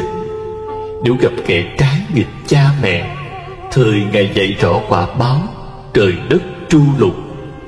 Nếu gặp cha ghẻ, mẹ ghẻ, ăn ở độc ác, thời Ngài dạy rõ quả báo thác sanh trở lại hiện đời bị trói giọt. Những chúng sinh trong cõi diêm phù đề, từ nơi thân khẩu ý tạo ác, kết quả trăm nghìn muôn sự báo ứng. Nay chỉ nói sơ lược đó thôi. Trong khế kinh, Phật dạy rằng làm người siêng tu là do cái nhân đời trước không biến nhát mà ra. Làm người sống lâu là do cái nhân đời trước không sát sanh mà ra. Làm người sạch sẽ không bệnh là do cái nhân đời trước từ tâm mà ra. làm người giàu sang quốc dương trưởng giả là do cái nhân đời trước lễ bái phụng sự tam bảo mà ra. Làm người giàu có là do cái nhân đời trước bố thí mà ra. Làm người có âm thanh trong trẻo là do cái nhân đời trước ca dịnh tán thán tam bảo mà ra. Làm người được người thấy mình liền sanh tâm hoan hỷ là do cái nhân đời trước mình thấy người cũng sanh tâm hoan hỷ mà ra. Làm người đoan chánh là do cái nhân đời trước nhẫn nhục mà ra. Làm người thân hình thấp lùn nhỏ bé là do cái nhân đời trước khinh khi người mà ra. Làm người thân hình lở loét ghẻ dữ là do cái nhân đời trước đánh đập chúng sanh mà ra. Làm người bị bắt giam cầm là do cái nhân đời trước hay bắt giam cầm chúng sanh trong lòng trong chậu mà ra. Làm người không có ảnh hưởng, nói gì không ai nghe, làm gì không ai theo là do cái nhân đời trước tánh hay đố kỵ, thèm thuồng, ham muốn lời danh của người khác mà ra. Làm người có thế lực, nói gì cũng có người nghe, làm gì cũng có người theo là do cái nhân đời trước không có tánh đố kỵ, ham muốn danh lợi của người khác mà ra. Làm người đê tiện thấp hèn là do cái nhân đời trước tánh ưa kiêu hãnh, ngạo mạn, vô lễ, không biết tôn trọng người đáng kính mà ra. Làm người sang trọng quyền quý là do cái nhân đời trước biết phục thiện, không kiêu hãnh, biết tôn trọng người đáng kính mà ra. Làm người thông minh có trí huệ sáng suốt, hiểu rộng thấy xa là do cái nhân đời trước cố công tìm đến người có tài đức để học những điều chánh đáng mà ra. Làm người vô tri không hiểu biết gì hết là do cái nhân đời trước lười biếng, không chịu gần người tài đức để học hỏi những điều hay lẽ phải mà ra. Làm người ngu xuẩn đần độn là do cái nhân đời trước không dạy bảo người mà ra. Làm người mê muội, mất giống trí huệ, loạn vọng điên cuồng là do cái nhân đời trước ham uống rượu mà ra. Làm người nghe thuyết pháp mà nói chuyện, làm loạn động tâm người khác, sau khi chết sẽ đọa trong loài chó trập tai. Làm người hay dọa nạt, làm cho người khác khiếp sợ, kiếp sau sanh trong loài hươu nai. Làm người giàu sang có quyền thế, đánh đập kẻ dưới không biết thưa kiện ai. Những người như thế chết đọa địa ngục cả ngàn vạn năm. Từ địa ngục ra lại đọa làm thân trâu bò, bị roi gậy đánh đập để đền nợ oan trái ngày xưa. Làm người bị chết cháy là do cái nhân đời trước lấy lửa thiêu đốt chúng sinh mà ra. Làm người bị chết đuối là do cái nhân đời trước hại chúng sanh chết nước mà ra. Con người sinh ra trong thế gian bị nhiều tai nạn, bệnh hoạn, chết sớm, biết bao thống khổ không thể kể hết. Như thế là do ba nghiệp gây ra, nên họ phải lãnh lấy quả báo khổ đau trong ba đường dữ. Bồ Đề Lão Tổ từng dạy: làm nghề lột da, rách lạnh đơn phun, làm nghề cắt họng, tự sát hủy mình, vào đường săn bắn, tai họa thình lình, hành hung làm dữ, tai họa không chừng. Thấy của gian tham, quả báo bần cùng, cố ý ăn lường, chịu điều thua thiệt, gạt người lấy của, chuyện kiếp bồi thường, nhờ người gạt người, chịu đời thất thế. Gian công lường của, chịu đời lầm lạc, khoe tốt lừa người, mắc mưu mất của, tranh danh đoạt lợi, người lìa của tan, tranh điền đoạt thổ, con cháu phá tan. Giữ của lòng tham, chuyện kiếp làm chó, chứa kẻ gian tham, ngục hình đầy đọa, dùng sức loài vật, chuyện kiếp lao xuyển. Thấy sát của dâm, vợ con phản loạn, thọ thai chồng bỏ, con nghịch với cha, tiền dâm hậu thú, sanh con bất hiếu, thọ thai làm ác, liên lụy đến con. Quen người đoạt vợ, oan gia nghiệp chướng, dâm dục quá độ, thận kém sanh lao, ăn vật nóng quá, thận suy khô kém.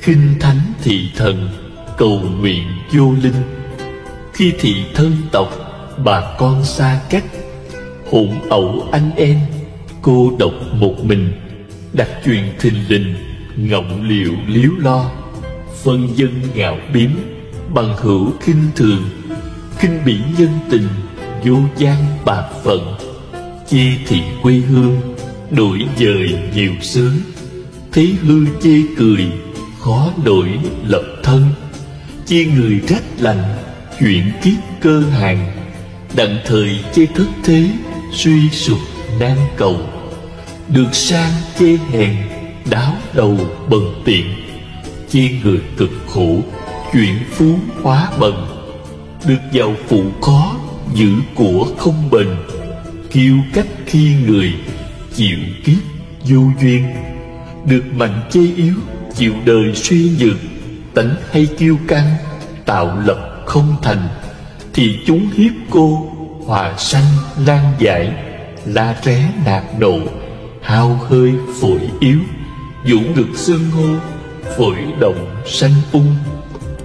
Hủy hoại lúa gạo, thiếu ăn thiếu mặc, hủy hoại tiền của, gia cảnh bần hàn, ăn uống phung phí, bần cùng đói rách, xài không giữ gìn, thiếu trước hụt sau. Tánh hay ghét người, con cháu vô duyên, sanh con không dạy, hoạn họa trùng lai, thọ ơn báo oán, con cháu thất thời, bội ơn bạc nghĩa, sanh con ngỗ nghịch. Nghề hay không dạy, con cháu bất tài, chẳng nghe lời lành, con cháu ngu si, giả oai hiếp người, con cháu khiếp nhược. Bội nghịch cha mẹ, hậu kiếp mồ côi, bội nghịch luân lý, họa sanh nan cứu, bỏ mồ mã hoang, ba đời lưu lạc, đốt nhà phá mã, quan đàn lưu xứ. Mưu sâu kế độc, câm khùng đền tội, dùng tà ma hại người, đau oan trái bình, dùng lửa hại người, loạn tâm loạn trí, mắng gió chửi mưa, ngây cuồng đền tội, được khôn chê khờ, lãng tâm mất trí, truyền khôn bất chánh, trả quả loạn tâm. Em côi anh bỏ, giảng cảnh thất thời, phá cầu đào lộ, quan gia nghiệp chướng, rào đường lắp ngõ, lo việc không thành, bỏ người hoạn nạn, cầu phước vô linh, nghe rên không trợ, cầu phước không thành, thờ Phật lấy danh, phi tai lai giảng. Biết mà không nói, chịu đời lầm lạc, chỉ đường lạc nẻo, nhãn mục vô quan. Thuốc hay không cứu, có bệnh oan gia, lương y giả trị, quả báo ba đời. Bình người đặng thế, chuyện kiếp thất thế, thấy đánh không can, lâm nạn cô thế, trước thân sao phản, vô duyên bất tín, tự gian làm loạn, tai họa thình lình, gần người hung dữ, lây họa liên can, tánh giận quá độ, hư gan sanh bệnh, ăn giận phong độc, tỳ vị sanh trùng. Ngày đêm phải biết bình tâm tịnh trí, suy xét để diệt trừ tham sân si. Nếu để tâm loạn vọng buông lung phóng dật, lâu ngày thành nghiệp, kiếp sau phải luân hồi đền tội. Trong nghệ thuật sống cũng nói, nếu bạn gieo thành thật, bạn sẽ gặt lòng tin. Nếu bạn gieo lòng tốt, bạn sẽ gặt thân thiện. Nếu bạn gieo khiêm tốn, bạn sẽ gặt cao thượng. Nếu bạn gieo kiên nhẫn, bạn sẽ gặp hòa thuận. Nếu bạn gieo chăm chỉ, bạn sẽ gặp thành công. Nếu bạn gieo tha thứ, bạn sẽ gặp hòa giải. Nếu bạn gieo cởi mở, bạn sẽ gặp thân mật. Nếu bạn gieo chịu đựng, bạn sẽ gặp cộng tác. Nếu bạn gieo niềm tin, bạn sẽ gặp phép màu. Nếu bạn gieo dối trá, bạn sẽ gặp ngờ vực. Nếu bạn gieo ích kỷ, bạn sẽ gặp cô đơn. Nếu bạn gieo kiêu hãnh, bạn sẽ gặp hủy diệt. Nếu bạn gieo lười biếng, bạn sẽ gặp thất bại. Nếu bạn gieo cay đắng, bạn sẽ gặp cô lập. Nếu bạn gieo tham lam, bạn sẽ gặp tổn hại. Nếu bạn gieo tầm phào, bạn sẽ gặp kẻ thù. Nếu bạn gieo lo lắng, bạn sẽ gặp âu lo. Nếu bạn gieo tội lỗi, bạn sẽ gặp tội lỗi. Vì vậy, bạn hãy cẩn thận những gì bạn gieo hôm nay. Nó sẽ quyết định những gì bạn gặt vào ngày mai. Vì thế chúng ta phải ham làm điều thiện, tránh xa điều ác. Khi rảnh rỗi nên suy xét, kiểm điểm lại những việc làm thường ngày của mình. Lúc nào cũng theo con đường ngay thẳng, thì tự nhiên trời đất sẽ không phụ lòng tốt của mình. Nhà mà chứa điều thiện sẽ có phước dư thừa, nhà mà chứa điều ác sẽ có tai họa dư thừa. Cổ đức. Muốn có cuộc sống hạnh phúc yên vui ở trong hiện tại và vị lai, chúng ta phải tu thập thiện, trau dồi thân, khẩu, ý cho được thuần thiện thanh tịnh. Giữ thân trong sạch, hạnh phúc biết bao. Giữ khẩu thanh tịnh, hạnh phúc biết bao. Giữ ý thanh tịnh, hạnh phúc biết bao. Thân cùng khẩu ý trọn lành, xa lìa tội lỗi, gần cành hoa sen. Ai mà thân khẩu ý rèn, giữ theo thiện nghiệp, thân bèn đặng an. Ba nghiệp hằng đặng rảnh rang, thác rồi nhập thánh là đàn xưa nay. Bị mắng chửi lòng chẳng phai, với người tham lẫn giận gai chẳng sờn. Giữ mình trong sạch là hơn, dầu ai gây dữ, oán hờn mặc ai. Pháp Tịnh Tâm. C. Kết luận. Khi hành giả tự mình không làm 10 điều ác, không dạy người làm 10 điều ác, và không khen ngợi người làm 10 điều ác, thực hành hoàn hảo thập thiện nghiệp, thời thân, khẩu, ý được thanh tịnh, lòng từ bi, hỷ xả, thương người mến vật, mỗi ngày thêm tăng trưởng. Hiện tại đời sống cá nhân, gia đình được cải thiện tươi sáng, tốt đẹp, xã hội trở nên thuần lương, thiện mỹ, đời đời thiện căn chẳng mất, thường gặp tam bảo tu hành, nên không bị đọa vào 3 đường dữ là địa ngục, ngạ quỷ, súc sanh, thường sanh nhân, thiên, hưởng nhiều phước lạc, được sống lâu, sắc tốt, yên vui, sức mạnh và trí huệ.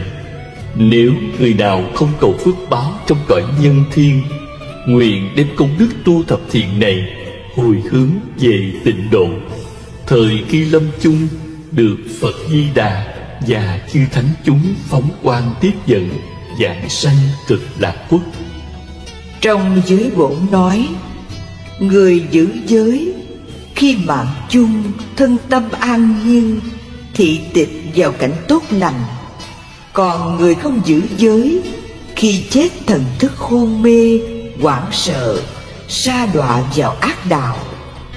Vào thời Đức Phật, một hôm, Ngài cùng tôn giả A Nan và chư đệ tử đi ngang qua cánh đồng, thấy người ta đang lùa đàn bò. Nhân đây Phật hỏi: Này A Nan, ông có biết người ta lùa đàn bò đi đâu không? Bạch Đức Thế Tôn: Con không biết. Này A Nan, người ta lùa đàn bò đến lò mổ để làm thịt mà nó không hay biết. Chúng cứ lo chạy nhảy, hút đẩy, kêu trống vui giỡn. Cũng vậy, chúng sanh vì đam mê ngũ dục, phá giới phạm trai, gây tạo nhiều ác nghiệp. Nhưng họ lại quên rằng mỗi ngày trôi qua là mỗi ngày bước dần vào cõi chết, mà không chịu lo tu hành. Giống như đàn bò đi gần đến chỗ chết mà vẫn không hay biết, thật đáng thương thay. Nhân đó Phật nói kệ: Ví như người cầm gậy chăn dắt đàn bò si, và chết cũng như vậy, đang đùa mạng sống đi. Kinh Pháp Cú thí dụ. Vì thế, chúng ta hãy cố gắng giữ giới, ăn chay cho trọn vẹn. Được như vậy mới đáng gọi là người có trí huệ, biết làm theo lẽ phải. Tôi ước mong quý Phật tử sau khi nghe qua quyển thập thiện này, thấy được sự lợi ích của lời Phật dạy tinh tấn, áp dụng trong đời sống hàng ngày để tạo hạnh phúc cho mình và chúng sanh ở hiện tại và tương lai. Vì thân người khó được, Phật Pháp khó khó nghe. Hôm nay chúng ta có duyên lành gặp được Tam Bảo mà không lo tu để tiến hóa lên con đường giải thoát. Nếu cứ mãi chần chờ đến khi mất thân rồi, muôn kiếp khó trở lại được. Cho nên chúng ta phải cố gắng tu hành, làm lành lánh dữ, không làm các điều ác, chăm làm các hạnh lành, giữ tâm ý trong sạch, là lời chư Phật dạy. Kinh Pháp Cú. Nam Mô A Di Đà Phật. Khuyên đừng giết thú. Muôn loài nào khác chi ta, cũng tìm sự sống lánh xa tai nạn. Có cha mẹ, có họ hàng, kết bè sinh hoạt, hiệp đoàn siêng năng. Ta đừng giết nó mà ăn, cũng đừng bắt nó trói trăng giam cầm. 7 câu trước độc mưu ngầm, làm cho chúng nó âm thầm đớn đau. Lạc bầy dướng dác xôn xao, lại e cái nạn thớt dao hầu gần. Mình có thân, nó cũng có thân, nuôi mình giết nó, trái cân công bằng. Lâm bình cảnh ấy khổ chăng, giả như có kẻ bắt phăng chúng mình. Mẹ cha cô bác thẳm tình, xót xa đã lắm, bất bình biết bao. Ruột rà ai cắt chẳng đau, tình thương ai dứt chẳng đau gan vàng. Nếu ta suy nghĩ kỹ càng, tình này cảnh ấy rõ ràng tương thân. Làm người ta có lòng nhân, hãy khơi tánh Phật lần lần sáng ra. Người cùng muôn vật một nhà, ta là anh chị, chúng là đàn em. Khôn hơn ta phải xét xem, trong nôm giúp đỡ đàn em giải khờ. Khi lâm nạn chúng bơ vơ, mau tay tiếp cứu, chớ ngơ mắt nhìn. Thấy ai giết thác sanh linh, lấy lời khuyên giải, dụng tình cản ngăn. Thú kia nó cũng là thân, cũng xương cũng thịt, có phần như ta. Đánh đau chúng nó kêu la, tiếng rên đứt ruột, tiếng la xé lòng. Tánh linh người vật cũng đồng, xuống tay bao nở, cầm lòng sao đan. Thân ta thì muốn cho an, mà thân kẻ khác lại toan xéo dày. Lòng ta muốn tránh nạn tai, sao cùng kẻ yếu ra oai dữ dằn. Nếu ta biết lẽ công bằng, biết câu phước tội, biết căn luân hồi, chớ nên giết nó đành rồi, cũng đừng hành hạ tỏ lời dễ kinh. Chớ cho chúng khổ vì mình, mở lòng thương xót tấm hình hài kia. Đừng làm chúng nó chia lìa, con này xa mẹ, vợ kia cách chồng. Đừng bày cắt cổ nhổ lông, việc làm cũng phải dự phòng về sau. Vì oan ai lại buộc vào, kiếp này gây nợ, kiếp nào trả xong. Muốn cho mình được thông dong, đừng làm kẻ khác khổ lòng làm chi. Chớ vì một chút sơn si mà báo oan trái, kéo trì cuốn lôi. Muốn ra khỏi biển luân hồi, quả kia phải hái, cho rồi đừng gieo. Dừng chân là bóng chẳng theo, nhân tay thì nghiệp chẳng đeo bên mình. Ai ơi nên khá giữ gìn. Nam mô Đại Từ Đại Bi, cứu khổ cứu nạn, linh cảm ứng Quán Thế Âm Bồ Tát Ma Ha Tát. Lời khuyến khích chính Đức Phật đã chỉ dạy. Trong các sự bố thí, chỉ có pháp thí là công đức lớn nhất, không có công đức nào sánh bằng. Vì thế, chúng tôi hy vọng rằng khi quý Phật tử nghe xong đĩa thập thiện nghiệp này, rồi sang ra cho mọi người nghe, để cho họ hiểu thêm về giáo lý nhân quả, lành dữ, tội phước. Đây cũng là phương pháp bỏ ác, diệt khổ, hành thiện, tạo phước đức cho mình và chúng sanh ở hiện tại cùng vị lai. Việc làm đó giống như một ngọn đèn mồi qua 100.000 ngọn đèn khác đều được sáng, thì công đức đó quả thật vô lượng vô biên. Nam mô Công Đức Lâm Bồ Tát Ma Ha Tát, Tác Đại Chứng Minh.